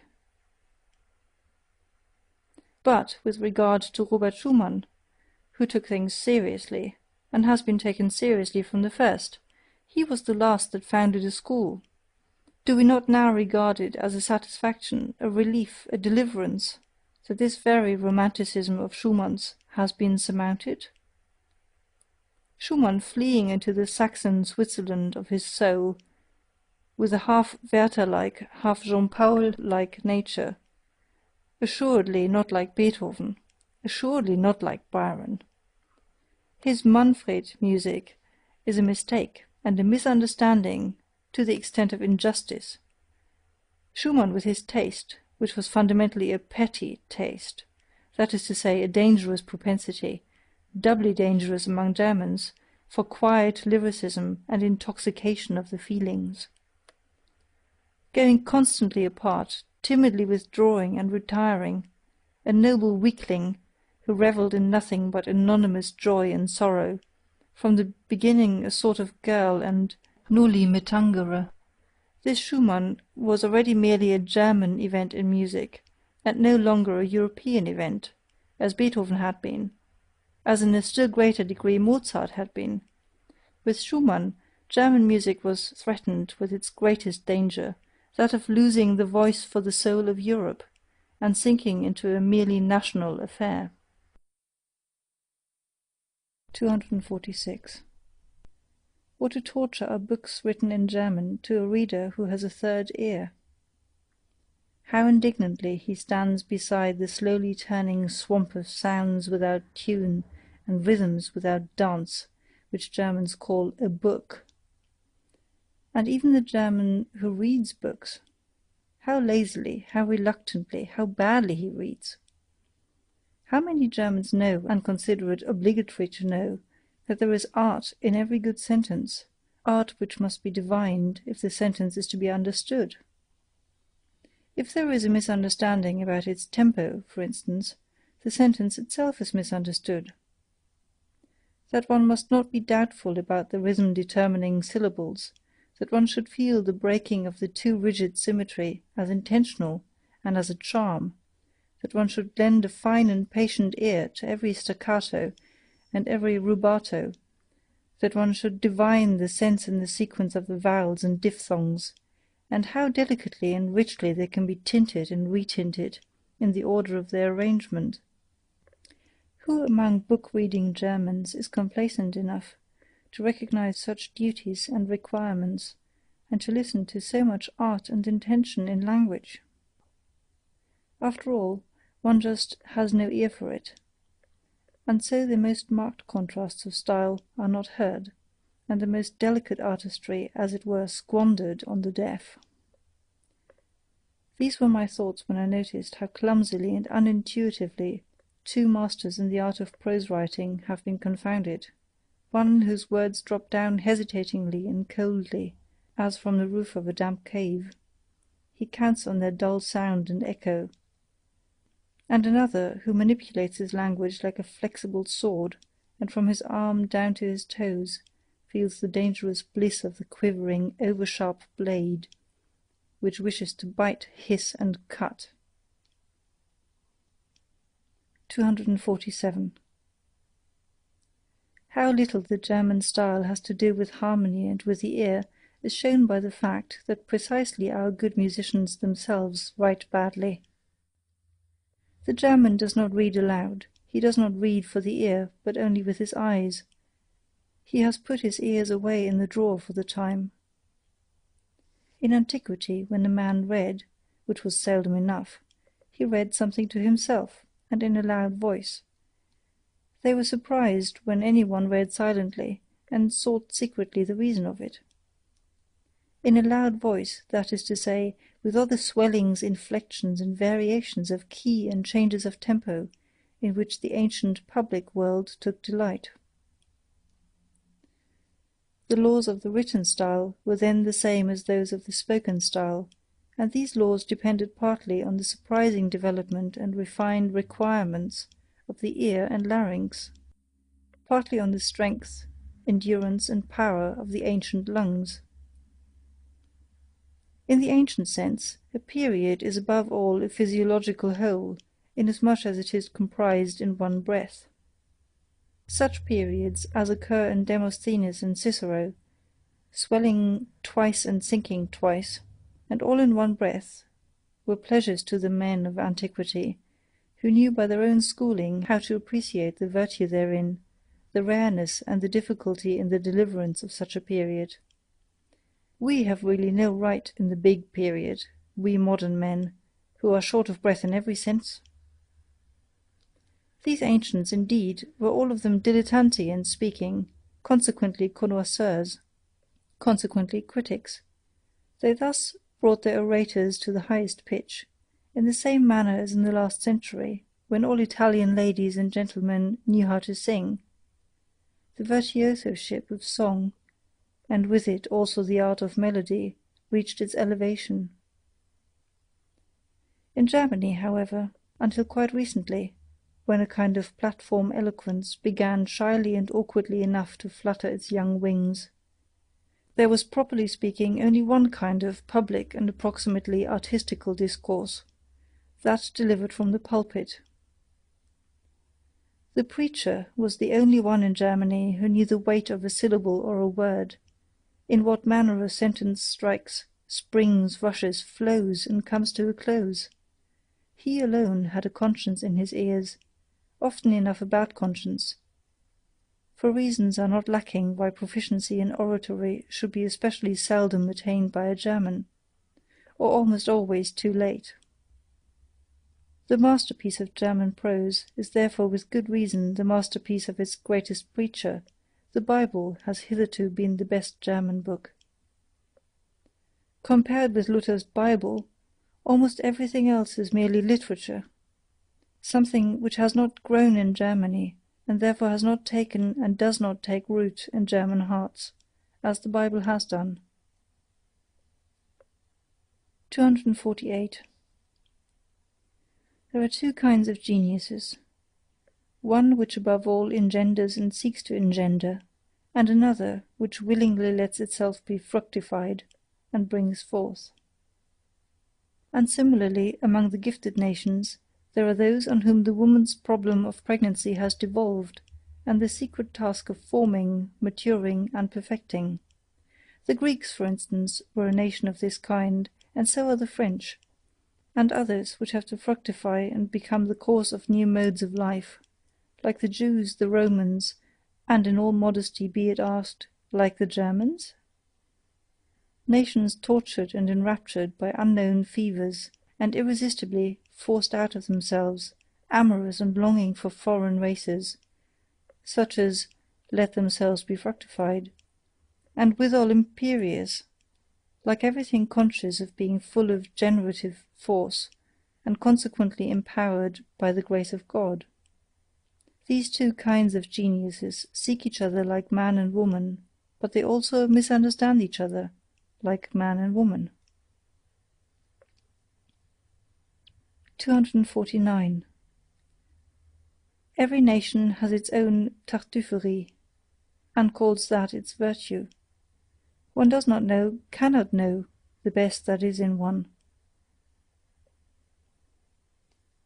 250. What Europe owes to the Jews? Many things, good and bad, and above all, one thing of the nature both of the best and the worst, the grand style in morality, the fearfulness and majesty of infinite demands, of infinite significations, the whole romanticism and sublimity of moral questionableness, and consequently just the most attractive, ensnaring, and exquisite element in those iridescences and allurements to life, in the aftersheen of which the sky of our European culture, its evening sky, now glows, perhaps glows out. For this we artists among the spectators and philosophers are grateful to the Jews. 251. It must be taken into the bargain, if various clouds and disturbances, in short, slight attacks of stupidity, pass over the spirit of a people that suffers and wants to suffer from national nervous fever and political ambition. For instance, among present-day Germans there is alternately the anti-French folly, the anti-Semitic folly, the anti-Polish folly, the Christian romantic folly, the Wagnerian folly, the Teutonic folly, the Prussian folly. Just look at all those poor historians, the Zübels and Treitschkes, and their closely bandaged heads, and whatever else these little obscurations of the German spirit and conscience may be called. May it be forgiven me that I, too, when on a short daring sojourn into very infected ground, did not remain wholly exempt from the disease, but like every one else, began to entertain thoughts about matters which did not concern me, the first symptom of political infection. About the Jews, for instance, listen to the following. I have never yet met a German who was favourably inclined to the Jews, and however decided the repudiation of actual anti-Semitism may be on the part of all prudent and political men, this prudence and policy is not perhaps directed against the nature of the sentiment itself, but only against its dangerous excess, and especially against the distasteful and infamous expression of this excess of sentiment. On this point we must not deceive ourselves. That Germany has amply sufficient Jews, that the German stomach, the German blood, has difficulty, and will long have difficulty, in disposing only of this quantity of Jew, as the Italian, the Frenchman, and the Englishman have done by means of a stronger digestion. That is the unmistakable declaration and language of a general instinct, to which one must listen, and according to which one must act. Let no more Jews come in, and shut the doors, especially towards the east, also towards Austria. Thus commands the instinct of a people whose nature is still feeble and uncertain, so that it could be easily wiped out, easily extinguished by a stronger race. The Jews, however, are beyond all doubt the strongest, toughest, and purest race at present living in Europe. They know how to succeed even under the worst conditions, in fact better than under favourable ones. by means of virtues of some sort which one would like nowadays to label as vices, owing above all to a resolute faith which does not need to be ashamed before modern ideas. They alter only when they do alter, in the same way that the Russian Empire makes its conquest, as an empire that has plenty of time and is not of yesterday, namely, according to the principle, as slowly as possible. A thinker who has the future of Europe at heart will, in all his perspectives concerning the future, calculate upon the Jews, as he will calculate upon the Russians, as above all the surest and likeliest factors in the great play and battle of forces. That which is at present called a nation in Europe, and is really rather a res facta than nata, perhaps sometimes confusingly similar to a res ficta et picta, is in every case something evolving, young, easily displaced, and not yet a race, much less such a race ere perennis, as the Jews are such nations should most carefully avoid all hot-headed rivalry and hostility. It is certain that the Jews, if they desired, or if they were driven to it, as the anti-Semites seem to wish, could have the ascendancy, nay, literally the supremacy, over Europe. That they are not working and planning for that end is equally certain. Meanwhile, they rather wish and desire, even somewhat importunely, to be insorbed and absorbed by Europe. They long to be finally settled, authorized, and respected somewhere, and wish to put an end to the nomadic life, to the wandering Jew, and one should certainly take account of this impulse and tendency, and make advances to it. It possibly betokens a mitigation of the Jewish instincts, for which purpose it would perhaps be useful and fair to banish the anti-Semitic bawlers out of the country. One should make advances with all prudence and with selection, pretty much as the English nobility do. It stands to reason that the most powerful and strongly marked types of New Germanism could enter into relation with the Jews with the least hesitation. For instance, the nobleman officer from the Prussian border. It would be interesting in many ways to see whether the genius for money and patience, and especially some intellect and intellectuality, sadly lacking in the place referred to, could not in addition be annexed and trained to the hereditary art of commanding and obeying, for both of which the country in question has now a classic reputation. But here it is expedient to break off my festal discourse at my sprightly Teutonomania, for I have already reached my serious topic, the European problem, as I understand it, the rearing of a new ruling caste for Europe. 252. They are not a philosophical race, the English. Bacon represents an attack on the philosophical spirit generally. Hobbes, Hume, and Locke, an abasement and a depreciation of the idea of a philosopher for more than a century. It was against Hume that Kant uprose and raised himself. It was Locke of whom Schelling rightly said, "Je méprise Locke." In the struggle against the English mechanical stultification of the world, Hegel and Schopenhauer, along with Goethe, were of one accord. The two hostile brother geniuses in philosophy, who pushed in different directions towards the opposite poles of German thought, and thereby wronged each other as only brothers will do. What is lacking in England, and has always been lacking, that half-actor and rhetorician knew well enough, the absurd muddlehead Carlyle, who sought to conceal under passionate grimaces what he knew about himself, namely, what was lacking in Carlyle, real power of intellect, real depth of intellectual perception, in short, philosophy.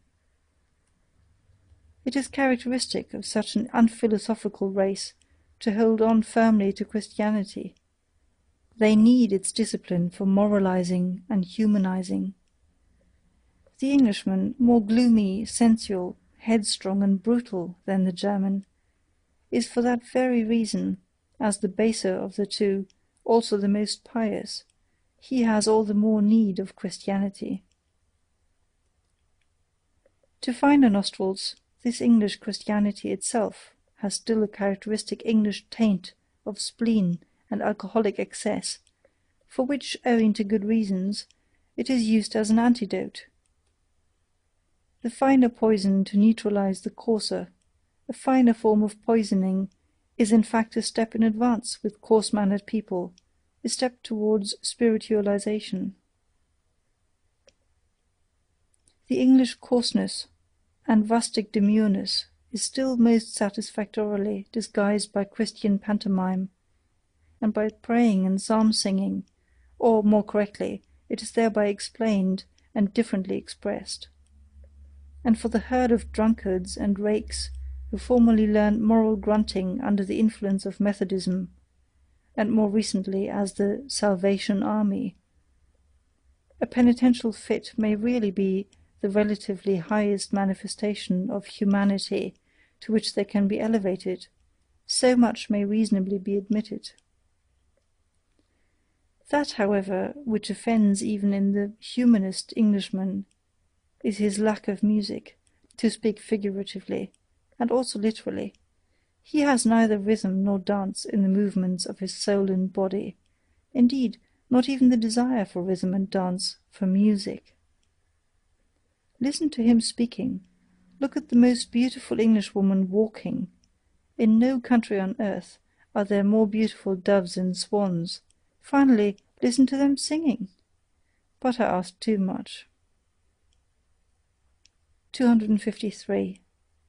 There are truths which are best recognized by mediocre minds, because they are best adapted for them. There are truths which only possess charms and seductive power for mediocre spirits. One is pushed to this probably unpleasant conclusion, now that the influence of respectable but mediocre Englishmen, I may mention Darwin, John Stuart Mill, and Herbert Spencer, begins to gain the ascendancy of the middle-class region of European taste. Indeed, who could doubt that it is a useful thing for such minds to have the ascendancy for a time? It would be an error to consider the highly developed and independently soaring minds as specially qualified for determining and collecting many little common facts, and deducing conclusions from them. As exceptions, they are rather from the first in no very favourable position towards those who are the rules.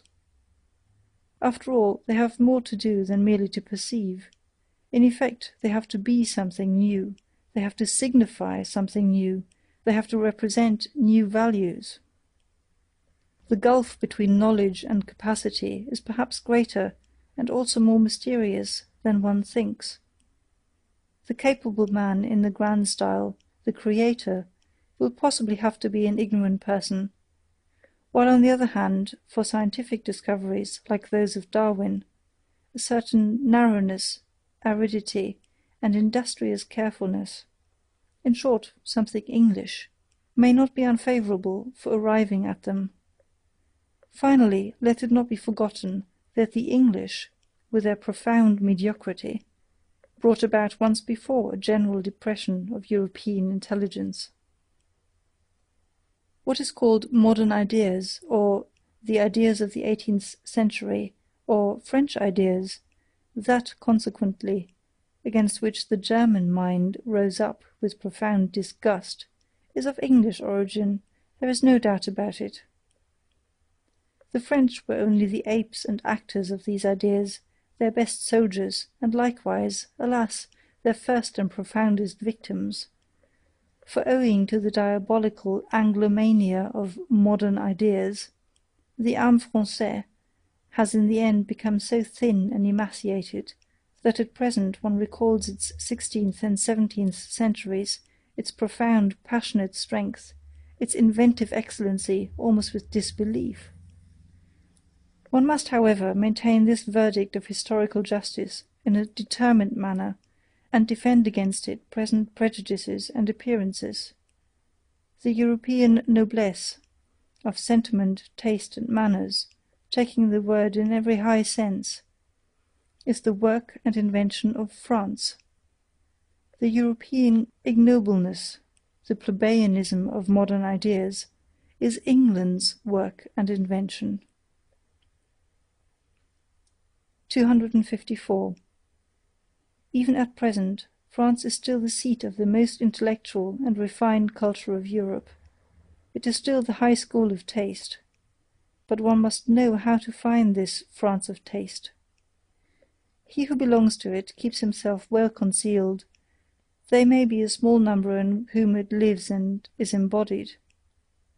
Besides, perhaps, being men who do not stand upon the strongest legs, in part fatalists, hypochondriacs, invalids, in part persons overindulged, over-refined, such as have the ambition to conceal themselves. They have all something in common. They keep their ears closed in presence of the delirious folly and noisy spouting of the democratic bourgeois. In fact, a besotted and brutalized France at present sprawls in the foreground. It recently celebrated a veritable orgy of bad taste, and at the same time of self-admiration, in the funeral of Victor Hugo. There is also something else common to them, a predilection to resist intellectual Germanizing, and a still greater inability to do so.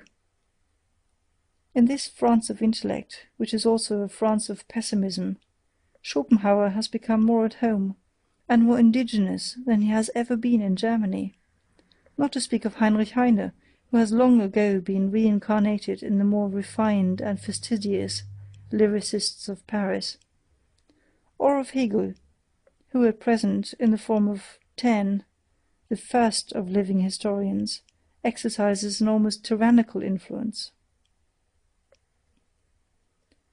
As regards Richard Wagner, however, the more French music learns to adapt itself to the actual needs of the âme moderne, the more will it Wagneride.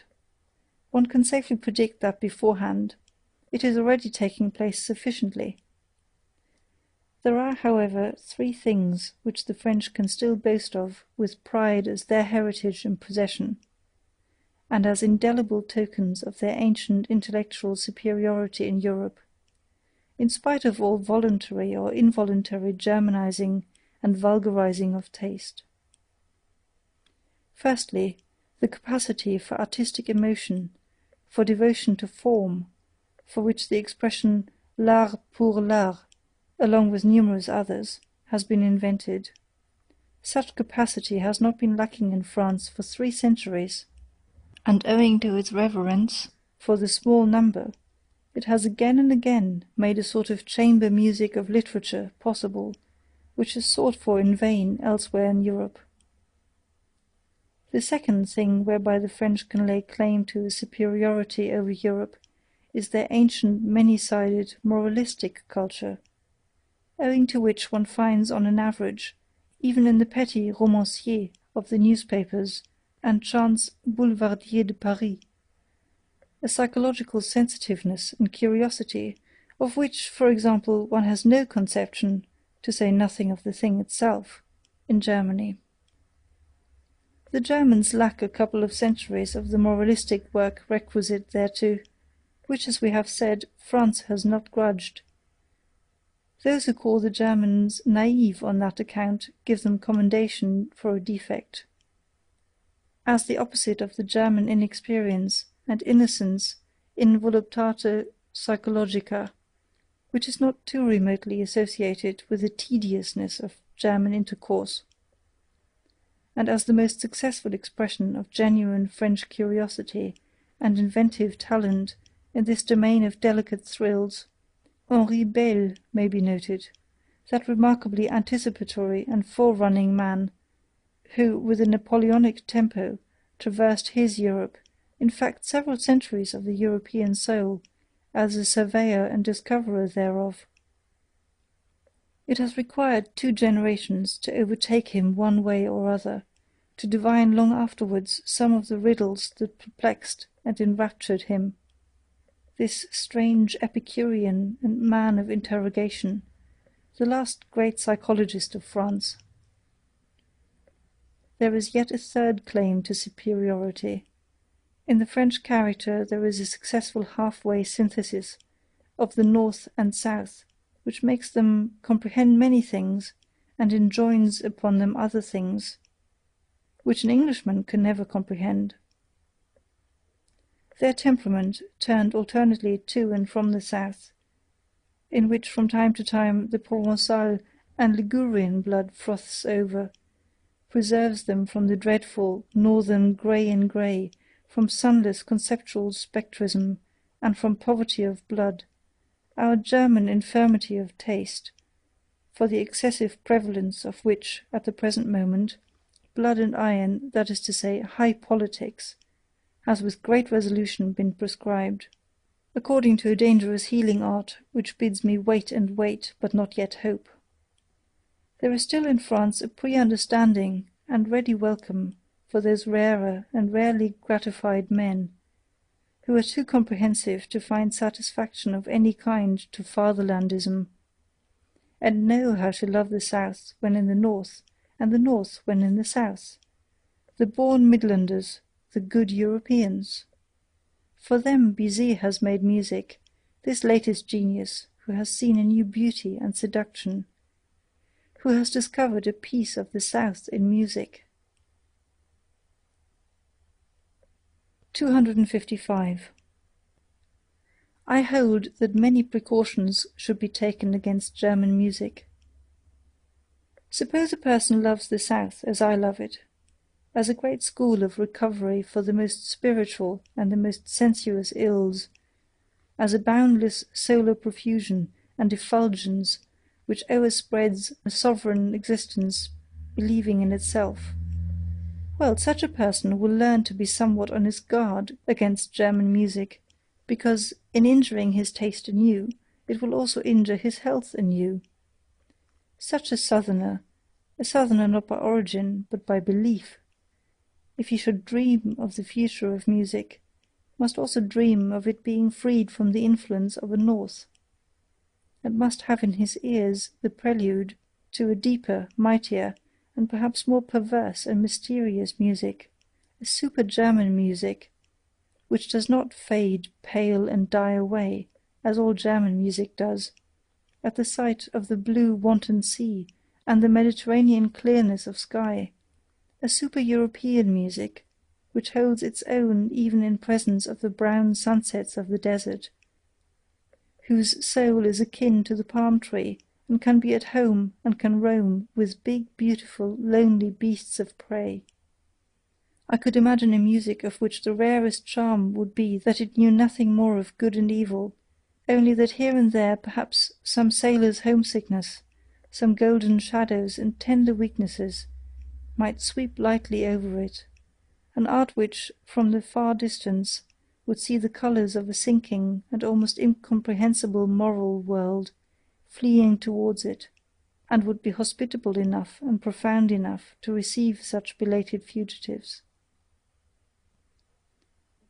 256.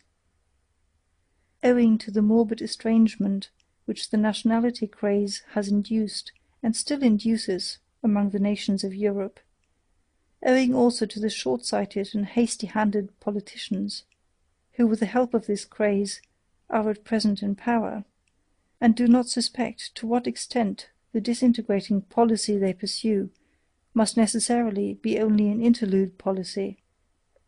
Owing to all this, and much else that is altogether unmentionable at present, the most unmistakable signs that Europe wishes to be one are now overlooked or arbitrarily and falsely misinterpreted. With all the more profound and large-minded men of this century, the real general tendency of the mysterious labour of their souls was to prepare the way for that new synthesis, and tentatively to anticipate the European of the future. Only in their simulations, or in their weaker moments, in old age perhaps, did they belong to the fatherlands. They only wrested from themselves when they became patriots. I think of such men as Napoleon, Goethe, Beethoven, Stendhal, Heinrich Heine, Schopenhauer. It must not be taken amiss if I also count Richard Wagner among them. about whom one must not let oneself be deceived by his own misunderstandings. Geniuses like him have seldom the right to understand themselves. Still less, of course, by the unseemly noise with which he is now resisted and opposed in France. The fact remains, nevertheless, that Richard Wagner and the later French Romanticism of the 40s are most closely and intimately related to one another. They are akin, fundamentally akin, in all the heights and depths of their requirements. It is Europe, the one Europe, whose soul presses urgently and longingly outwards and upwards in their multifarious and boisterous art. Whither? Into a new light? Towards a new sun? But who would attempt to express accurately what all these masters of new modes of speech could not express distinctly? It is certain that the same storm and stress tormented them, that they sought in the same manner, these last great seekers. All of them steeped in literature to their eyes and ears, the first artists of universal literary culture, for the most part even themselves writers, poets, intermediaries and blenders of the art and the senses. Wagner as musician is reckoned among painters, as poet among musicians, as artist generally among actors. All of them fanatics for expression at any cost. I especially mention Delacroix, the nearest related to Wagner, all of them great discoverers of the realm of the sublime, also of the loathsome and dreadful, yet greater discoverers in effect, in display, in the art of the show-shop, all of them talented far beyond their genius, out-and-out virtuosi, with mysterious accesses to all that seduces, allures, constrains and upsets, born enemies of logic and the straight line, hankering after the strange, the exotic, the monstrous, the crooked and the self-contradictory. As men, Tantalises of the will, plebeian parvenus, who knew themselves to be incapable of a noble tempo or of a lento in life and action. Think of Balzac, for instance, unrestrained workers, almost destroying themselves by work. Antinomians and rebels in manners, ambitious and insatiable, without equilibrium and enjoyment, all of them finally shattering and sinking down at the Christian cross. And with right and reason, for who of them would have been sufficiently profound and sufficiently original for an anti-Christian philosophy? On the whole, a boldly daring, splendidly overbearing, high-flying and aloft-up-dragging class of higher men, who had first to teach their century, and it is the century of the masses, the conception higher man. Let the German friends of Richard Wagner advise together as to whether there is anything purely German in the Wagnerian art, whether its distinction does not consist precisely in coming from super-German sources and impulses, in which connection it may not be underrated how indispensable Paris was in the development of his type, which the strength of his instincts made him long to visit at the most decisive time, and how the whole style of his proceedings, of his self-apostolate, could only perfect itself in sight of the French socialistic original. On a more subtle comparison it will perhaps be found, to the honour of Richard Wagner's German nature, that he has acted in everything with more strength, daring, severity and elevation than a 19th-century Frenchman could have done, owing to the circumstance that we Germans are as yet nearer to barbarism than the French. Perhaps even the most remarkable creation of Richard Wagner is not only at present, but forever inaccessible, incomprehensible, and inimitable to the whole latter-day Latin race. The figure of Siegfried, that very free man, who was probably far too free, too hard, too cheerful, too healthy, too anti-Catholic for the taste of old and mellow civilized nations. He may even have been a sin against Romanticism, this anti-Latin Siegfried. Well, Wagner atoned amply for this sin in his old sad days, when, anticipating a taste which has meanwhile passed into politics, he began, with a religious vehemence peculiar to him, to preach at least the way to Rome, if not walk therein. That these last words may not be misunderstood, I will call to my aid a few powerful rhymes, which will even betray to less delicate ears what I mean. What I mean counter to the last Wagner and his Parsifal music. Is this our mode? From German heart came this vexed ululating? From German body this self-lacerating? Is ours this priestly hand dilation, this incense-fuming exaltation? Is ours this faltering, falling, shambling, this quite uncertain ding-dong-dangling? This sly nun-ogling, Ave-hour bell-ringing, this holy false enraptured heaven overspringing? Is this our mode? Think well. Ye still wait for admission, for what ye hear is Rome, Rome's faith by intuition. End of chapter 8. Peoples and Countries.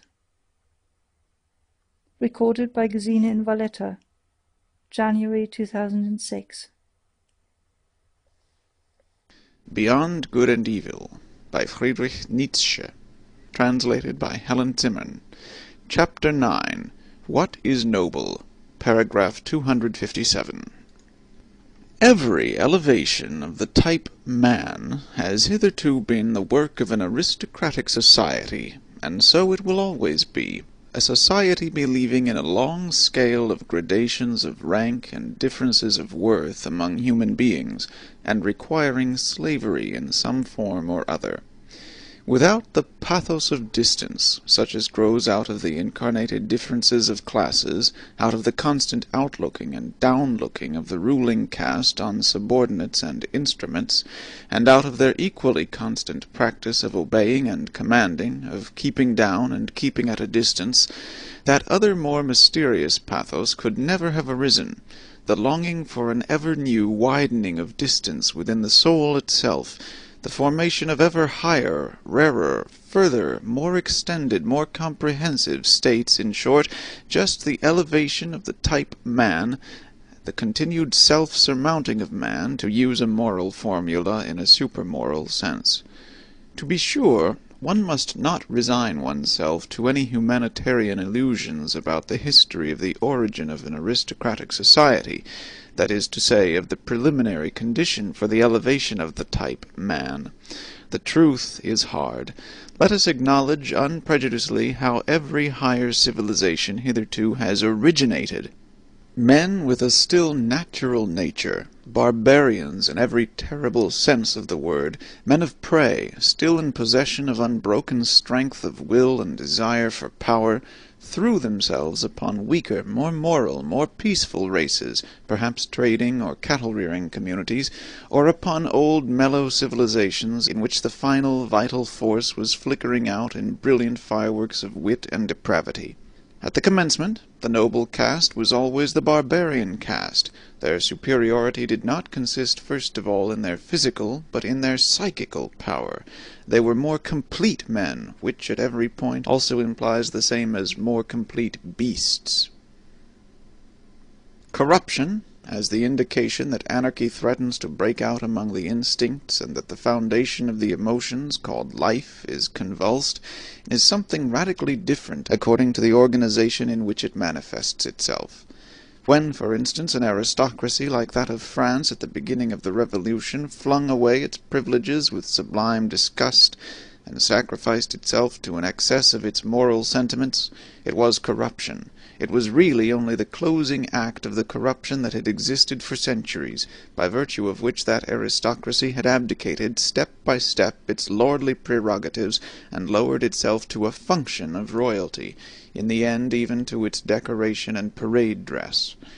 The essential thing, however, in a good and healthy aristocracy, is that it should not regard itself as a function either of the kingship or the commonwealth, but as the significance and highest justification thereof, that it should therefore accept with a good conscience the sacrifice of a legion of individuals who for its sake must be suppressed and reduced to imperfect men, to slaves and instruments. Its fundamental belief must be precisely that society is not allowed to exist for its own sake, but only as a foundation and scaffolding, by means of which a select class of beings may be able to elevate themselves to their higher duties, and in general to a higher existence. Like those sun-seeking climbing plants in Java, they are called sipo matador, which encircle an oak so long and so often with their arms, until at last, high above it, but supported by it, they can unfold their tops in the open light, and exhibit their happiness. To refrain mutually from injury, from violence, from exploitation, and put one's will on a par with that of others, this may result in a certain rough sense in good conduct among individuals when the necessary conditions are given, namely, the actual similarity of the individuals in amount of force and degree of worth, and their correlation within one organization. As soon, however, as one wished to take this principle more generally, and, if possible, even as the fundamental principle of society, it would immediately disclose what it really is, namely a will to the denial of life, a principle of dissolution and decay. Here one must think profoundly to the very basis, and resist all sentimental weakness. Life itself is essentially appropriation, injury, conquest of the strange and weak, suppression, severity, obtrusion of peculiar forms, incorporation, and, at the very least, putting it mildest, exploitation. But why should one forever use precisely these words on which for ages a disparaging purpose has been stamped? Even the organization within which, as was previously supposed, the individuals treat each other as equal, it takes place in every healthy aristocracy, must itself, if it be a living and not a dying organization, do all that towards other bodies that the individuals within it refrain from doing to each other. It will have to be the incarnated will to power. It will endeavor to grow, to gain ground, attract to itself, and acquire ascendancy, not owing to any morality or immorality, but because it lives, and because life is precisely will to power.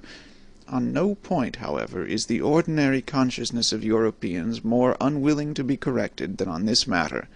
People now rave everywhere, even under the guise of science, about coming conditions of society in which the exploiting character is to be absent. That sounds to my ears as if they promised to invent a mode of life that should refrain from all organic functions. Exploitation does not belong to a depraved or imperfect and primitive society. It belongs to the nature of the living being as a primary organic function. It is a consequence of the intrinsic will to power, which is precisely the will to life. Granting that as a theory this is a novelty, as a reality it is the fundamental fact of all history. Let us be so far honest towards ourselves. In a tour through the many finer and coarser moralities that have hitherto prevailed or still prevail on the earth, I found certain traits recurring regularly together, and connected with one another, until finally two primary types revealed themselves to me, and a radical distinction was brought to light. There is master morality and slave morality. I would at once add, however, that in all higher and mixed civilizations there are also attempts at the reconciliation of the two moralities, but one finds still oftener the confusion and mutual misunderstanding of them, indeed sometimes their close juxtaposition, even in the same man, within one soul. The distinctions of moral values have either originated in a ruling caste, pleasantly conscious of being different from the ruled, or among the ruled class, the slaves and dependents of all sorts. In the first case, when it is the rulers who determine the conception good, it is the exalted, proud disposition that is regarded as the distinguishing feature, and that determines the order of rank.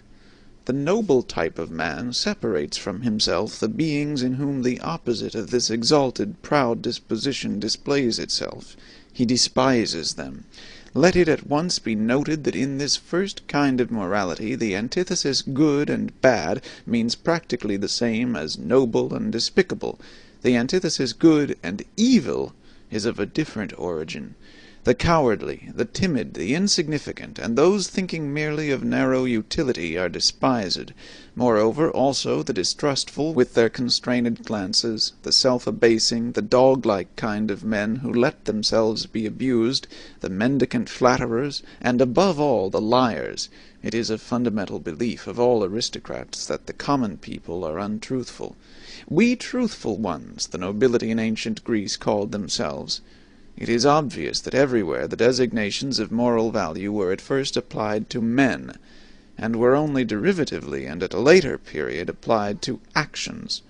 It is a gross mistake, therefore, when historians of morals start with questions like, "Why have sympathetic actions been praised?" The noble type of man regards himself as a determiner of values. He does not require to be approved of. He passes the judgment. What is injurious to me is injurious in itself. He knows that it is he himself only who confers honor on things. He is a creator of values. He honors whatever he recognizes in himself. Such morality equals self-glorification. In the foreground there is the feeling of plenitude, of power, which seeks to overflow, the happiness of high tension, the consciousness of a wealth that would fain give and bestow. The noble man also helps the unfortunate, but not, or scarcely, out of pity, but rather from an impulse generated by the superabundance of power. The noble man honors in himself the powerful one, him also who has power over himself, who knows how to speak and how to keep silence, who takes pleasure in subjecting himself to severity and hardness, and has reverence for all that is severe and hard. Wotan placed a hard heart in my breast, says an old Scandinavian saga. It is thus rightly expressed from the soul of a proud Viking. Such a type of man is even proud of not being made for sympathy. The hero of the saga therefore adds warningly, "He who has not a hard heart when young will never have one." The noble and brave who think thus are the furthest removed from the morality that sees precisely in sympathy or in acting for the good of others, or in désintéressement, the characteristic of the moral.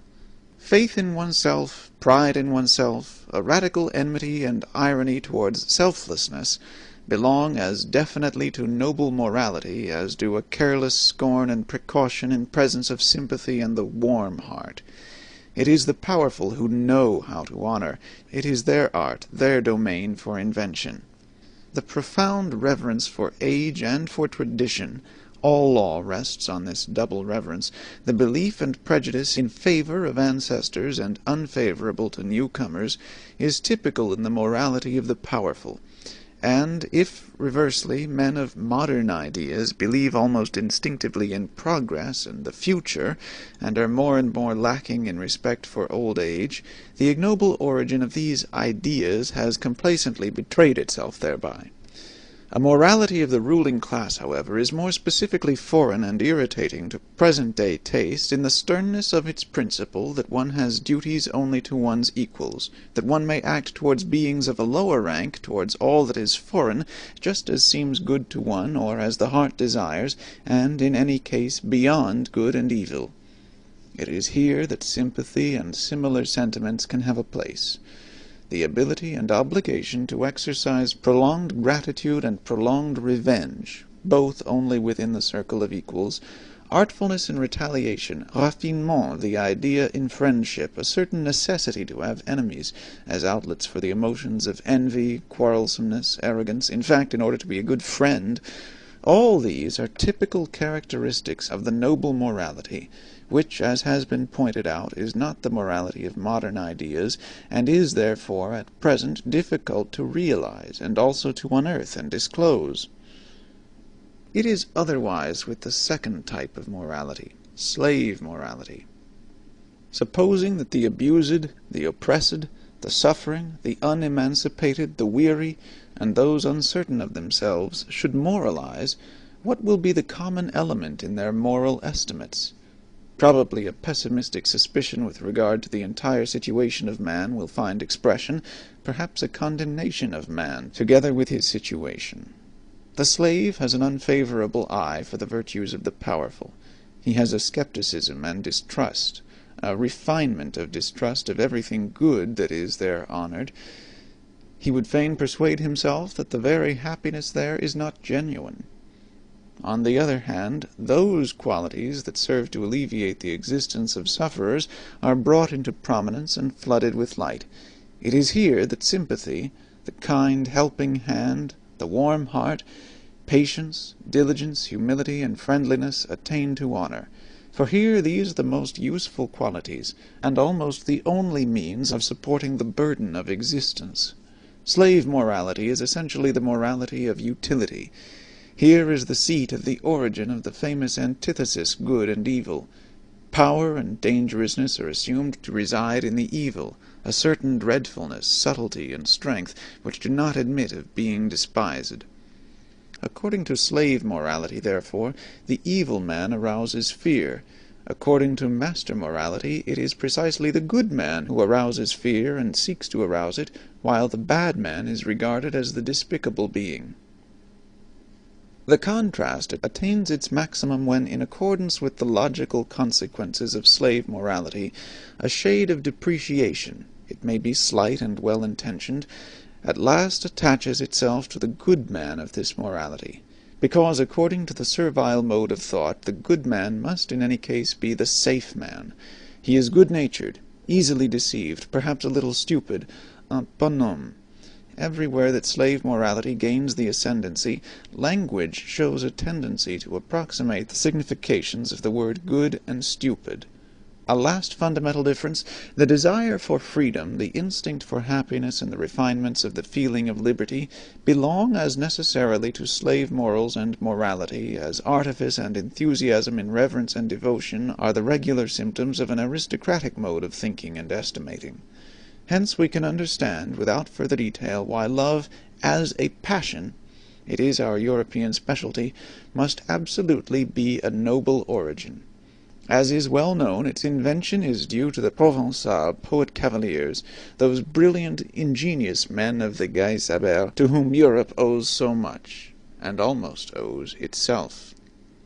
Vanity is one of the things that are perhaps most difficult for a noble man to understand. He will be tempted to deny it where another kind of man thinks he sees it self-evidently. The problem for him is to represent to his mind beings who seek to arouse a good opinion of themselves that they themselves do not possess, and consequently also do not deserve, and who yet believe in this good opinion afterwards. This seems to him on the one hand such bad taste and so self-disrespectful, and on the other hand so grotesquely unreasonable, that he would like to consider vanity an exception, and is doubtful about it in most cases when it is spoken of. He will say, for instance, I may be mistaken about my value, and on the other hand may nevertheless demand that my value should be acknowledged by others precisely as I rate it.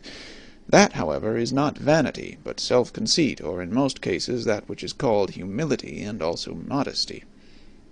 Or he will even say, for many reasons I can delight in the good opinion of others, perhaps because I love and honor them, and rejoice in all their joys, perhaps also because their good opinion endorses and strengthens my belief in my own good opinion, perhaps because the good opinion of others, even in cases where I do not share it, is useful to me, or gives promise of usefulness. All this, however, is not vanity.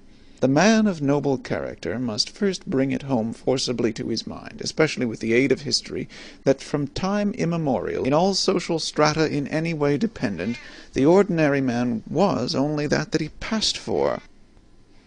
Not being at all accustomed to fix values, he did not assign, even to himself, any other value than that his master assigned to him. It is the peculiar right of masters to create values.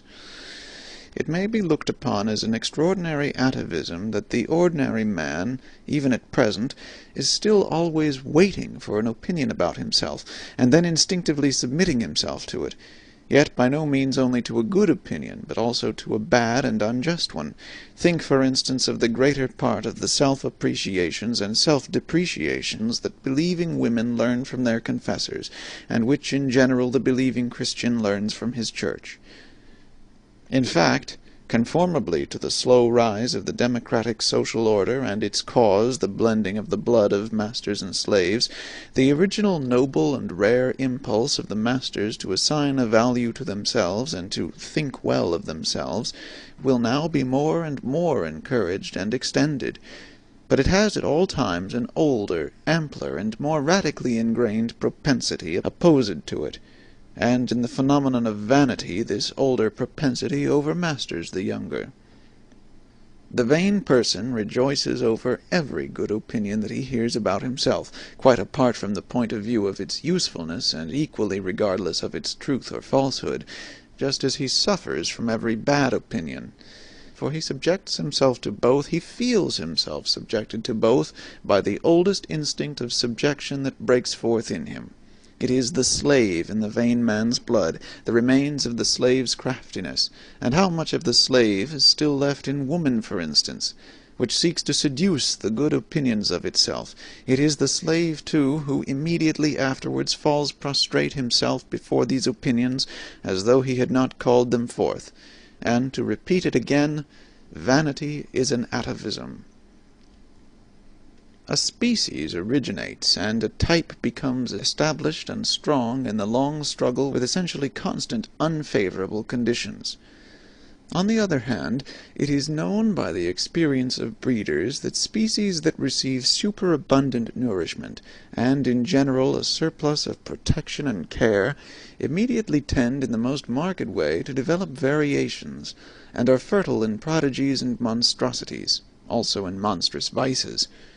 Now look at an aristocratic commonwealth, say an ancient Greek polis, or Venice, as a voluntary or involuntary contrivance for the purpose of rearing human beings. There are there men beside one another, thrown upon their own resources, who want to make their species prevail, chiefly because they must prevail, or else run the terrible danger of being exterminated. The favour, the superabundance, the protection are there lacking under which variations are fostered. The species needs itself as species, as something that precisely by virtue of its hardness, its uniformity, and simplicity of structure, can in general prevail and make itself permanent in constant struggle with its neighbours, or with rebellious or rebellion-threatening vassals.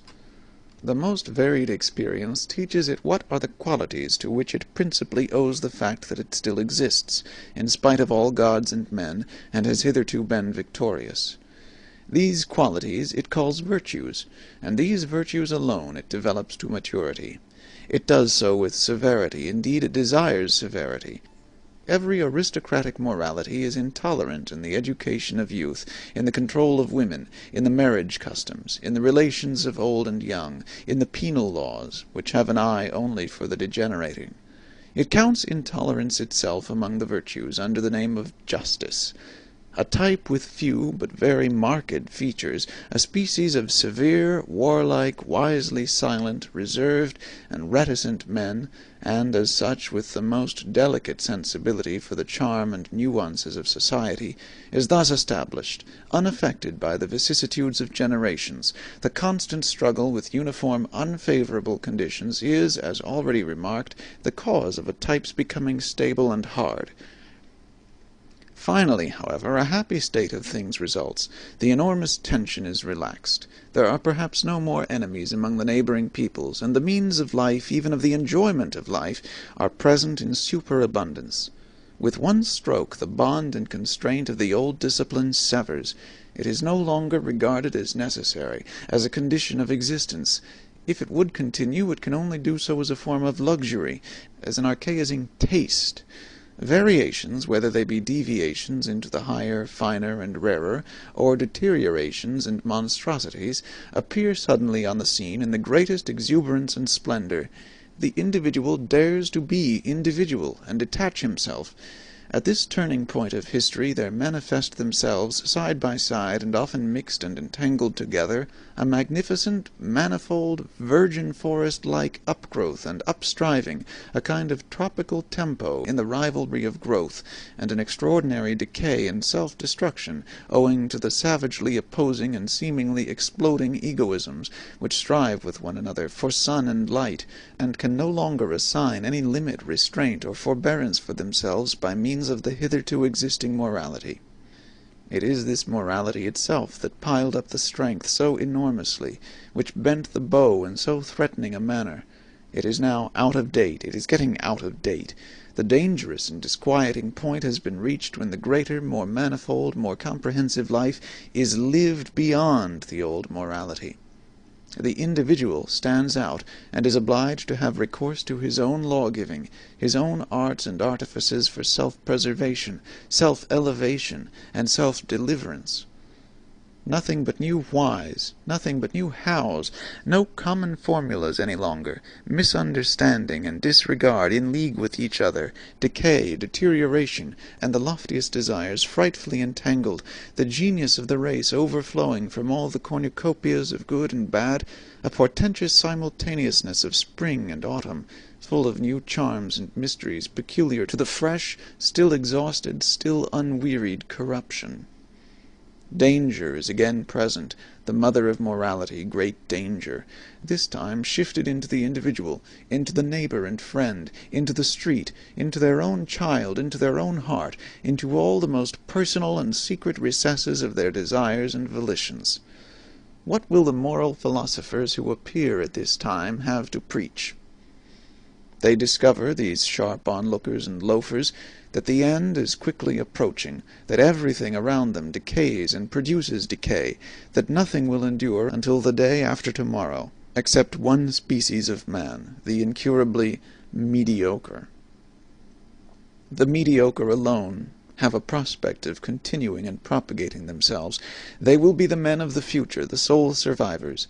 Be like them, become mediocre, is now the only morality that has still a significance, which still obtains a hearing.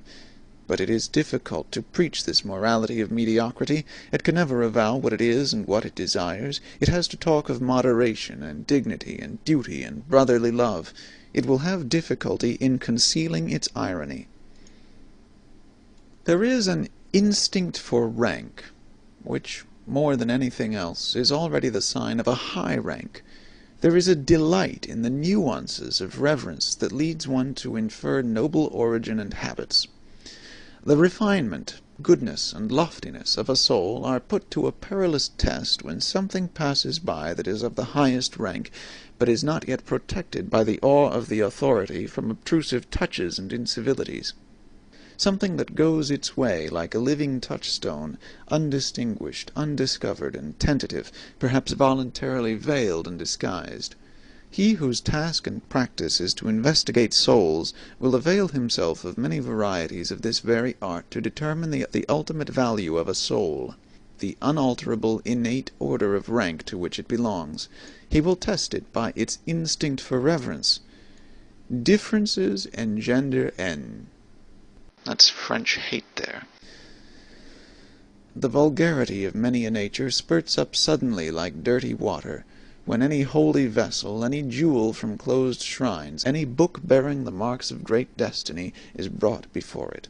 While, on the other hand, there is an involuntary silence, a hesitation of the eye, a cessation of all gestures, by which it is indicated that a soul feels the nearness of what is worthiest of respect. The way in which, on the whole, the reverence for the Bible has hitherto been maintained in Europe is perhaps the best example of discipline and refinement of manners that Europe owes to Christianity. Books of such profoundness and supreme significance require for their protection an external tyranny of authority, in order to acquire the period of thousands of years that is necessary to exhaust and unriddle them. Much has been achieved when the sentiment has been at last instilled into the masses, the shallow pates and the boobies of every kind, that they are not allowed to touch everything, that there are holy experiences before which they must take off their shoes and keep away the unclean hand. It is almost their highest advance towards humanity. On the contrary, in the so-called cultured classes, the believers in modern ideas, nothing is perhaps so repulsive as their lack of shame, their easy insolence of eye and hand with which they touch, taste, and finger everything, and it is possible that even yet there is more relative nobility of taste, and more tact for reverence among the people, among the lower classes of the people, especially among peasants, than among the newspaper-reading demi-monde of intellect, the cultured class. It cannot be effaced from a man's soul what his ancestors have preferably and most constantly done. Whether they were perhaps diligent economizers attached to a desk and a cash-box, modest and citizen-like in their desires, modest also in their virtues, or whether they were accustomed to commanding from morning till night, fond of rude pleasures and probably of still ruder duties and responsibilities, or whether, finally, at one time or another, they have sacrificed old privileges of birth and possession in order to live wholly for their faith, for their God, as men of an inexorable and sensitive conscience which blushes at every compromise. It is quite possible for a man not to have the qualities and predilections of his parents and ancestors in his constitution, whatever appearances may suggest to the contrary. This is the problem of race. Granted that one knows something of the parents, it is admissible to draw a conclusion about the child. Any kind of offensive incontinence, any kind of sordid envy, or of clumsy self-vaunting, the three things that together have constituted the genuine plebeian type in all times, such must pass over to the child as surely as bad blood, and with the help of the best education and culture one will only succeed in deceiving with regard to such heredity. And what else do education and culture try to do nowadays? In our very democratic, or rather very plebeian age, education and culture must be essentially the art of deceiving with regard to origin, with regard to the inherited plebeianism in body and soul. An educator who nowadays preaches truthfulness above everything else, and called out constantly to his pupils, "Be true, be natural, show yourselves as you are," even such a virtuous and sincere ass would learn in a short time to have recourse to the furca of Horace, naturam expellere. With what results? Plebeianism. Usque recurret. Footnote. Horace's Epistles, 1:10-24. At the risk of displeasing innocent ears, I submit that egoism belongs to the essence of a noble soul. I mean the unalterable belief that to a being such as we, other beings must naturally be in subjection and have to sacrifice themselves. The noble soul accepts the fact of his egoism without question, and also without consciousness of harshness, constraint, or arbitrariness therein, but rather as something that may have its basis in the primary law of things. If he sought a designation for it, he would say, "It is justice itself." He acknowledges, under certain circumstances, which made him hesitate at first, that there are other equally privileged ones. As soon as he has settled this question of rank, he moves among those equals and equally privileged ones with the same assurance as regards modesty and delicate respect that he enjoys in intercourse with himself, in accordance with an innate heavenly mechanism that all the stars understand. It is an additional instance of his egoism, this artfulness and self-limitation in intercourse with his equals. Every star is a similar egoist. He honors himself in them, and in the rights that he concedes to them he has no doubt that the exchange of honors and rights as the essence of all intercourse belongs also to the natural condition of things. The noble soul gives as he takes, prompted by the passionate and sensitive instinct of requital, which is at the root of his nature. The notion of favor has, inter pares, neither significance nor good repute. There may be a sublime way of letting gifts, as it were, light upon one from above, and of drinking them thirstily like dewdrops. But for those arts and displays the noble soul has no aptitude. His egoism hinders him here. In general he looks aloft unwillingly. He looks either forward horizontally and deliberately, or downwards. He knows that he is on a height. One can only truly esteem him who does not look out for himself. Goethe to Ratschlosser. The Chinese have a proverb that mothers even teach their children. Xiao Xin, make thy heart small. This is the essentially fundamental tendency in latter-day civilizations. I have no doubt that an ancient Greek also would first of all remark the self-dwarfing in us Europeans of today. In this respect alone should we immediately be distasteful to him. What, after all, is nobleness? Words are vocal symbols for ideas. Ideas, however, are more or less definite mental symbols for frequently returning and concurring sensations, for groups of sensations. It is not sufficient to use the same words in order to understand one another. We must also employ the same words for the same kind of internal experiences. We must, in the end, have experiences in common. On this account, the people of one nation understand one another better than those belonging to different nations, even when they use the same language.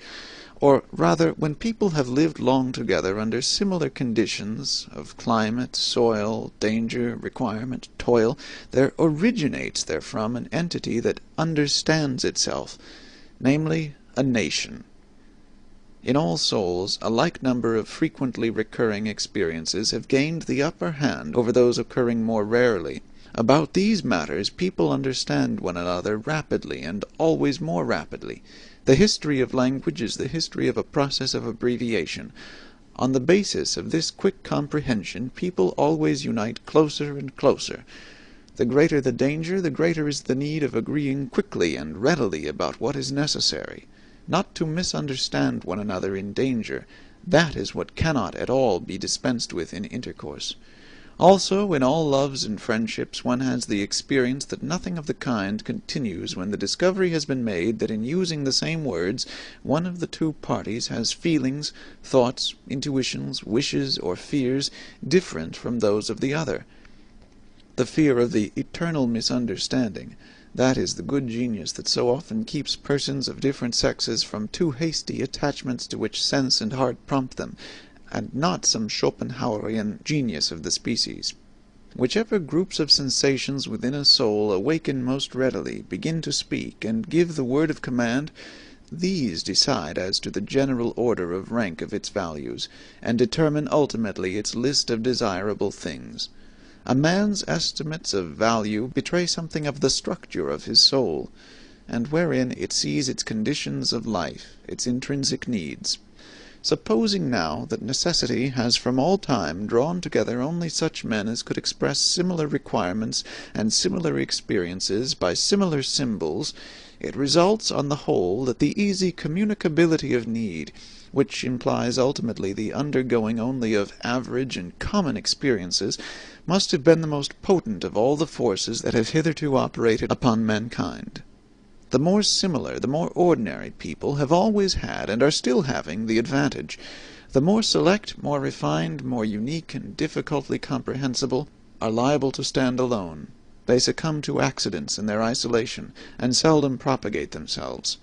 One must appeal to immense opposing forces in order to thwart this natural, all too natural, progressus in simile, the evolution of man to the similar, the ordinary, the average, the gregarious, to the ignoble. The intellectual haughtiness and loathing of every man who has suffered deeply, it almost determines the order of rank how deeply men can suffer. The chilling certainty with which he is thoroughly imbued and colored that by virtue of his suffering he knows more than the shrewdest and wisest can ever know, that he has been familiar with and at home in many distant dreadful worlds of which you know nothing. This silent intellectual haughtiness of the sufferer, this pride of the elect of knowledge, of the initiated, of the almost sacrificed, finds all forms of disguise necessary to protect itself from contact with officious and sympathizing hands, and in general from all that is not its equal in suffering. Profound suffering makes noble. It separates. One of the most refined forms of disguise is epicurism, along with a certain ostentatious boldness of taste, which takes suffering lightly, and puts itself on the defensive against all that is sorrowful and profound.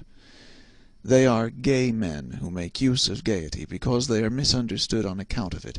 They wish to be misunderstood. There are scientific minds who make use of science because it gives a gay appearance, and because scientificness leads to the conclusion that a person is superficial, they wish to mislead to a false conclusion. There are free, insolent minds which would fain conceal and deny that they are broken, proud, incurable hearts, the cynicism of Hamlet, the case of Galliani, and occasionally folly itself is the mask of an unfortunate over-assured knowledge, from which it follows that it is the part of a more refined humanity to have reverence for the mask, and not to make use of psychology and curiosity in the wrong place. That which separates two men most profoundly is a different sense and grade of purity. What does it matter about all their honesty and reciprocal usefulness? What does it matter about all their mutual goodwill? The fact still remains. They cannot smell each other. The highest instinct for purity places him who is affected with it in the most extraordinary and dangerous isolation as a saint, for it is just holiness, the highest spiritualization of the instinct in question. Any kind of cognizance of an indescribable excess in the joy of the bath, any kind of ardour or thirst which perpetually impels the soul out of night into the morning, and out of gloom, out of affliction into clearness, brightness, depth, and refinement, just as much as such a tendency distinguishes, it is a notable tendency, it also separates. The pity of the saint is pity for the filth of the human, all too human. And there are grades and heights where pity itself is regarded by him as impurity, as filth. Signs of nobility. Never to think of lowering our duties to the rank of duties for everybody, to be unwilling to renounce or to share our responsibilities, to count our prerogatives, and the exercise of them, among our duties.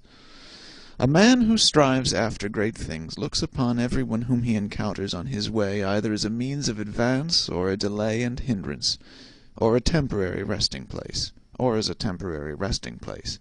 His peculiar lofty bounty to his fellow men is only possible when he attains his elevation and dominates. Impatience and the consciousness of being always condemned to comedy up to that time, for even strife is a comedy and conceals the end, as every means does, spoil all intercourse with him. This kind of man is acquainted with solitude, and what is most poisonous in it. The problem of those who wait. Happy chances are necessary, and many incalculable elements, in order that a higher man in whom the solution of a problem is dormant may yet take action, or break forth, as one might say, at the right moment. On an average, it does not happen, and in all corners of the earth there are waiting ones sitting who hardly know to what extent they are waiting, and still less that they wait in vain. Occasionally, too, the waking call comes too late, the chance which gives permission to take action when their best youth and strength for action have been used up in sitting still, and how many a one, just as he sprang up, has found with horror that his limbs are benumbed, and his spirits are now too heavy. It is too late, he has said to himself, and has become self-distrustful and henceforth forever useless. In the domain of genius may not the Raphael without hands, taking the expression in its widest sense, perhaps not be the exception but the rule? Perhaps genius is by no means so rare, but rather the 500 hands which it requires in order to tyrannize over the right time, in order to take chance by the forelock.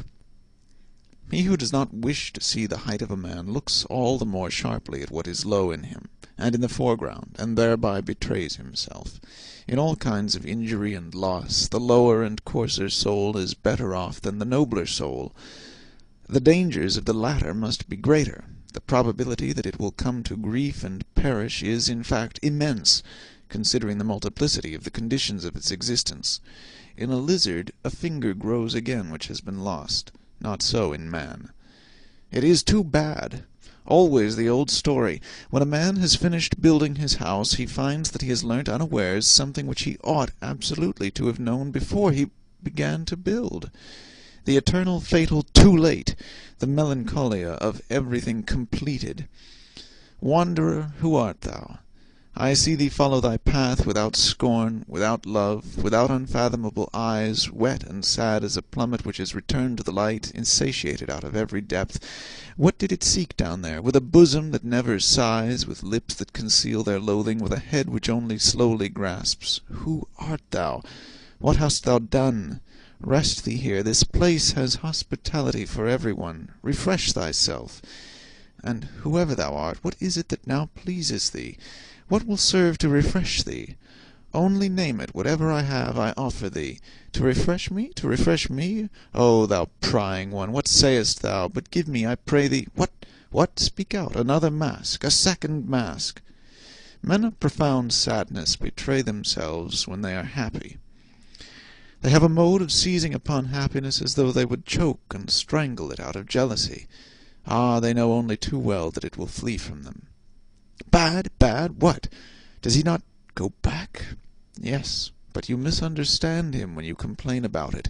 He goes back like everyone who is about to make a big spring. Will people believe it of me? But I insist that they believe it of me. I have always thought very unsatisfactorily of myself and about myself, only in very rare cases, only compulsorily, always without delight in the subject, ready to digress from myself, and always without faith in the result, owing to the unconquerable distrust of the possibility of self-knowledge, which has led me so far to feel a contradictio in adjecto even in the idea of direct knowledge which theorists allow themselves. This matter of fact is almost the most certain thing I know about myself.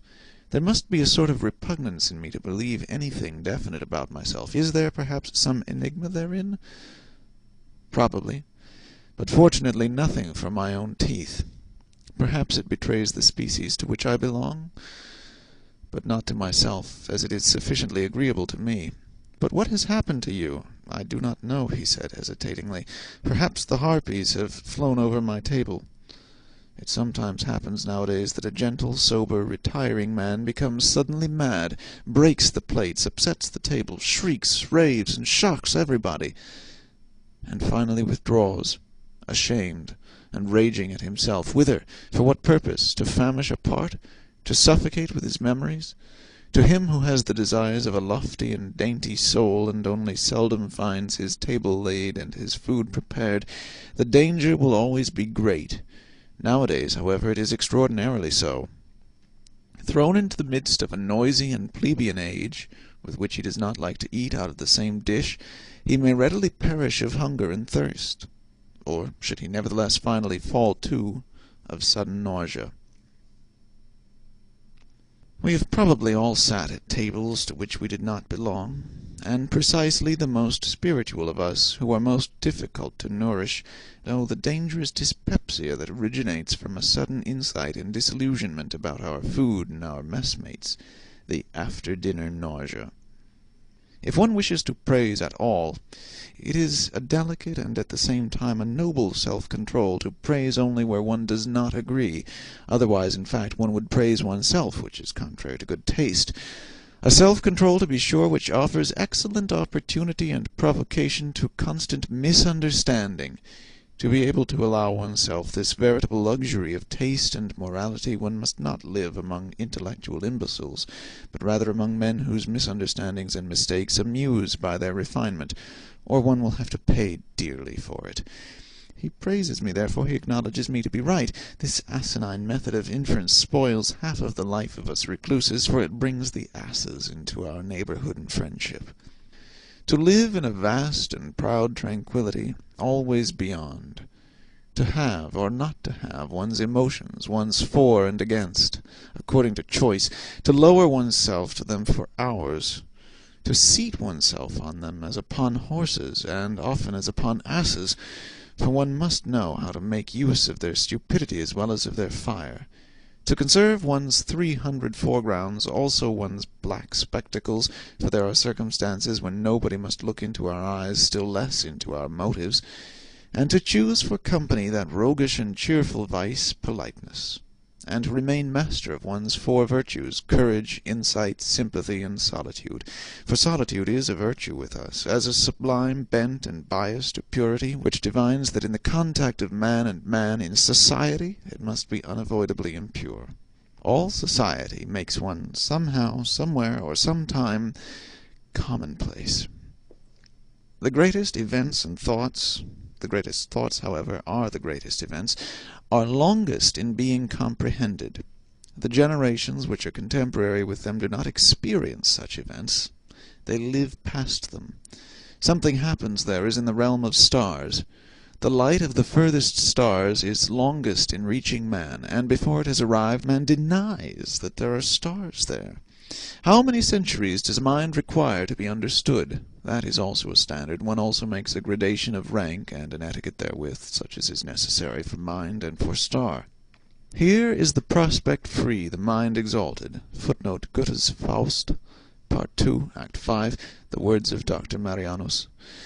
But there is a reverse kind of man, who is also upon a height, and has also a free prospect, but looks downwards.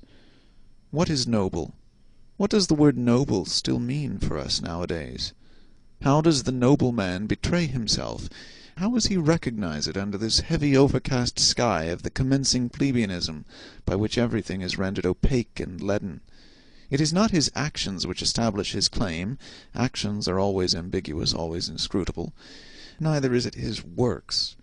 One finds nowadays among artists and scholars plenty of those who betray by their works that a profound longing for nobleness impels them.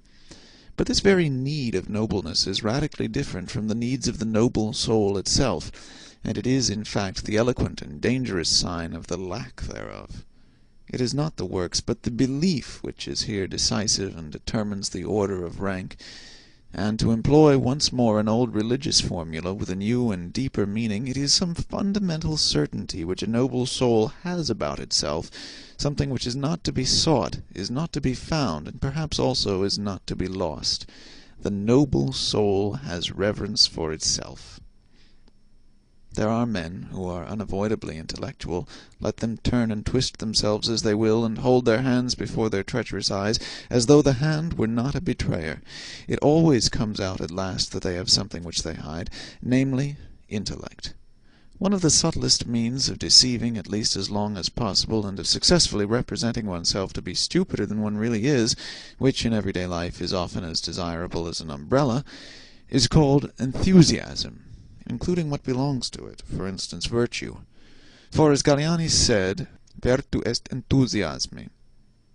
In the writings of a recluse, one always hears something of the echo of the wilderness, something of the murmuring tones and timid vigilance of solitude. In his strongest words, even in his cry itself, there sounds a new and more dangerous kind of silence, of concealment. He who has sat day and night, from year's end to year's end, alone with his soul in familiar discord and discourse, he who has become a cave-bear, or a treasure-seeker, or a treasure-guardian and dragon in his cave, it may be a labyrinth, but can also be a gold-mine, his ideas themselves eventually acquire a twilight color of their own, and an odor as much of the depth as of the mould, something uncommunicative and repulsive, which blows chilly upon every passer-by. The recluse does not believe that a philosopher, supposing that a philosopher has always in the first place been a recluse, ever expressed his actual and ultimate opinions in books. Are not books written precisely to hide what is in us? Indeed, he will doubt whether a philosopher can have ultimate and actual opinions at all, whether behind every cave in him there is not, and must necessarily be, a still deeper cave, an ampler, stranger, richer world beyond the surface, an abyss behind every bottom, beneath every foundation. Every philosophy is a foreground philosophy. This is a recluse's verdict. There is something arbitrary in the fact that the philosopher came to a stand here, took a retrospect, and looked around, that he here laid his spade aside and did not dig any deeper. There is also something suspicious in it. Every philosophy also conceals a philosophy. Every opinion is also a lurking place. Every word is also a mask. Every deep thinker is more afraid of being understood than of being misunderstood.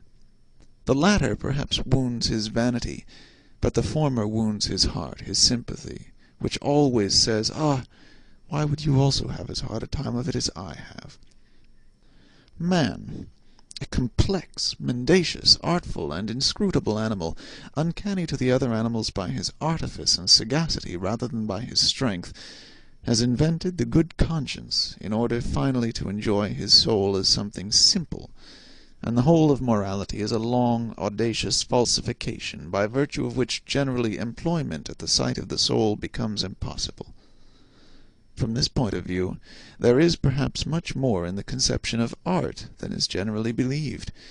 A philosopher, that is, a man who constantly experiences, sees, hears, suspects, hopes, and dreams extraordinary things, who is struck by his own thoughts as if they came from the outside, from above and below, as a species of events and lightning flashes peculiar to him, who is perhaps himself a storm pregnant with new lightnings, a portentous man around whom there is always rumbling and mumbling and gaping and something uncanny going on, a philosopher, alas, a being who often runs away from himself, is often afraid of himself, but whose curiosity always makes him come to himself again.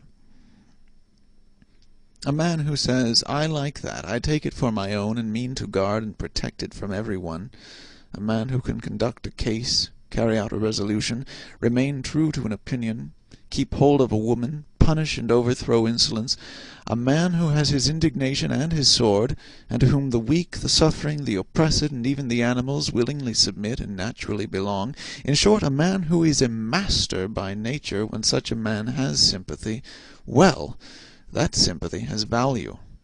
But of what account is the sympathy of those who suffer, or of those even who preach sympathy?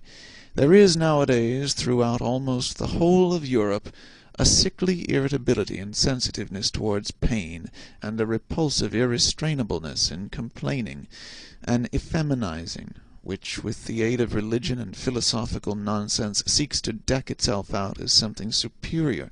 There is a regular cult of suffering. The unmanliness of that which is called sympathy by such groups of visionaries is always, I believe, the first thing that strikes the eye. One must resolutely and radically taboo this latest form of bad taste. And finally, I wish people to put the good amulet, gay saber, gay science in ordinary language, on heart and neck as a protection against it. The Olympian Vice. Despite the philosopher who as a genuine Englishman tried to bring laughter into bad repute in all thinking minds, laughing is a bad infirmity of human nature which every thinking mind will strive to overcome, Hobbes, I would even allow myself to rank philosophers according to the quality of their laughing, up to those who are capable of golden laughter. And supposing that gods also philosophize, which I am strongly inclined to believe, owing to many reasons, I have no doubt that they also know how to laugh thereby in an overman-like and new fashion, and at the expense of all serious things. Gods are fond of ridicule. It seems that they cannot refrain from laughter even in holy matters.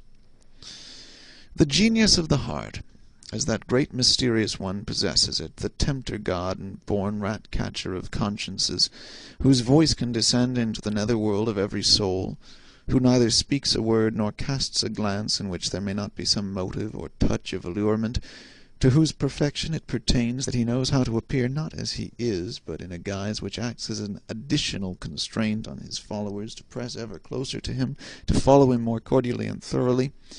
The genius of the heart, which imposes silence and attention on everything loud and self-conceited, which smooths rough souls and makes them taste a new longing, to lie placid as a mirror, that the deep heavens may be reflected in them.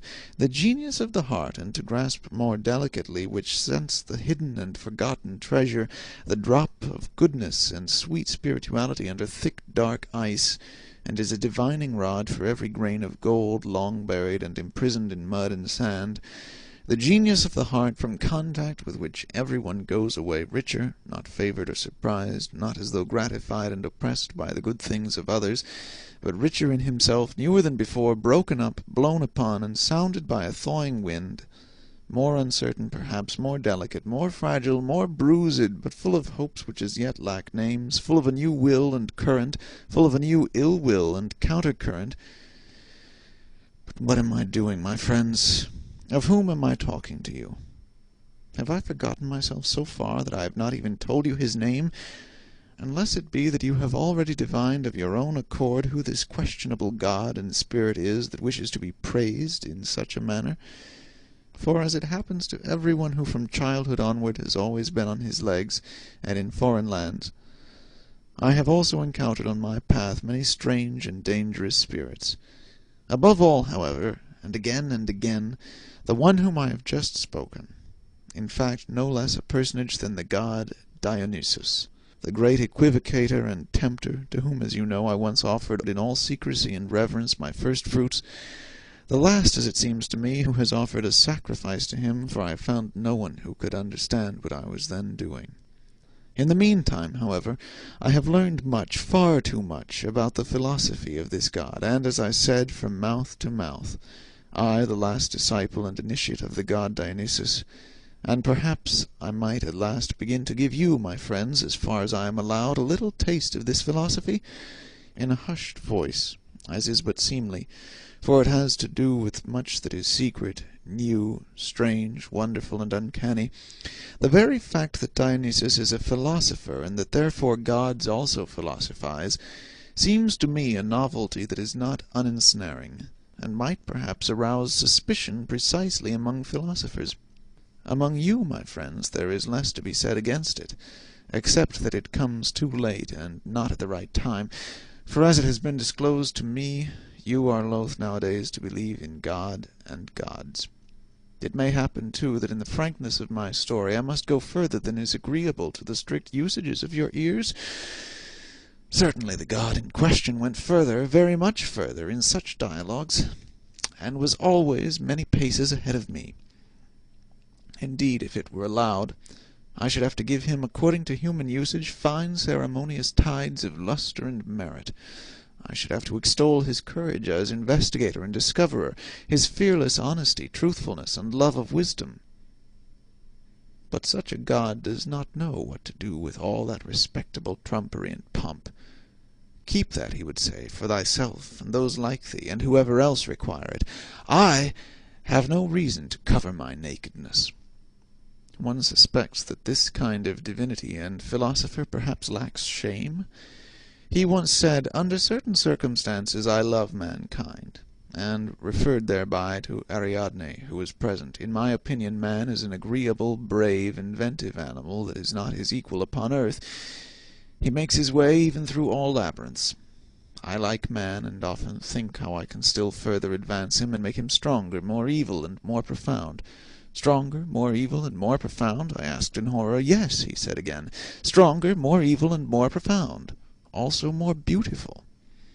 And thereby the tempter god smiled with his halcyon smile, as though he had just paid some charming compliment.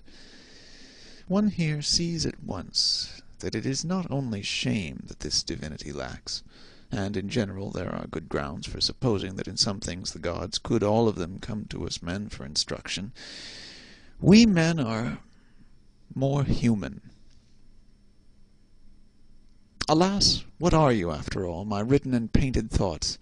Not long ago you were so variegated, young and malicious, so full of thorns and secret spices, that you made me sneeze and laugh. And now? You have already doffed your novelty, and some of you, I fear, are ready to become truths, so immortal do they look, so pathetically honest, so tedious. And was it ever otherwise? What then do we write and paint, we mandarins with Chinese brush, we immortalizers of things which lend themselves to writing? What are we alone capable of painting? Alas, only that which is just about to fade and begins to lose its odor. Alas, only exhausted and departing storms and belated yellow sentiments.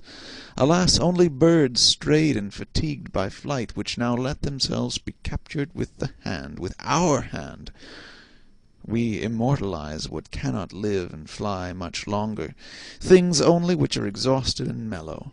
And it is only for your afternoon, you, my written and painted thoughts, for which alone I have colours, perhaps many variegated softenings, and 50 yellows and browns and greens and reds, but nobody will divine thereby how ye looked in your morning. You sudden sparks and marvels of my solitude, you, my old beloved evil thoughts.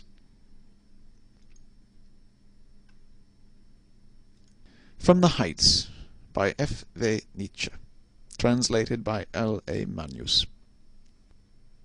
Midday of life, O season of delight, my summer's park, unceaseful joy to look, to lurk, to hark, I peer for friends, am ready day and night. Where linger ye, my friends? The time is right. Is not the glaciers grey to-day for you rose-garlanded?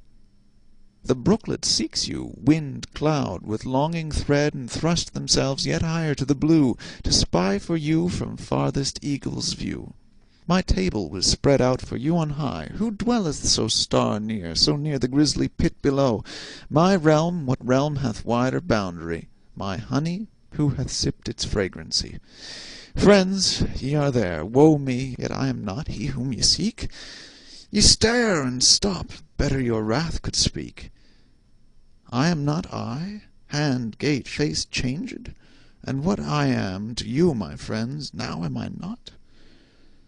Am I an other? Strange am I to me? Yet from me sprung? A wrestler by himself too oft self-wrung, hindering too oft my own self's potency, wounded and hampered by self-victory, I sought whereso the winds blow keenest. There I learned to dwell where no man dwells, on lonesome ice-lorn fell, and unlearned man and God and curse and prayer became a ghost haunting the glaciers bare. Yes, my old friends, look, ye turn pale, filled o'er with love and fear. Go, yet not in wrath, ye could ne'er live here. Here in the farthest realm of ice and scar, a huntsman must one be, like chamois sore. An evil huntsman was I. See how taut my bow was bent. Strongest was he by whom such bolt were sent. Woe now! That arrow is with peril fraught, perilous as none. Have yon safe home ye sought? Ye go, thou didst endure enough, O heart. Strong was thy hope. Unto new friends thy portals widely ope. Let old ones be. Bid memory depart. Wast thou young then? Now better young thou art. What linked us once together, one hope's tie? Who now doth con those lines, now fading, love once wrote thereon, is like a parchment which the hand is shy to touch, like crackling leaves, all seared, all dry. Oh, friends no more! They are, what name for those? Friends' phantom flight, knocking at my heart's window-pane at night, gazing on me, that speaks we were, and goes, oh, withered words, once fragrant as the rose. Pinings of youth that might not understand, for which I pined, which I deemed changed with me, kin of my kind, but they grew old, and thus were doomed and banned. None but new kith are native of my land. Midday of life, my second youth's delight, my summer's park, unrestful joy to long, to lurk, to hark, I peer for friends, am ready day and night for my new friends. Come, come, the time is right. This song is done, the sweet sad cry of rue sang out its end. A wizard wrought it, he the timely friend, the midday friend. No, do not ask me who. At midday 'twas when one became as two. We keep our feast of feasts, sure of our bourne, our aims self-same. The guest of guests, friend Zarathustra, came. The world now laughs, the grisly veil was torn, and light and dark were one that wedding morn. End of Friedrich Nietzsche's Beyond Good and Evil.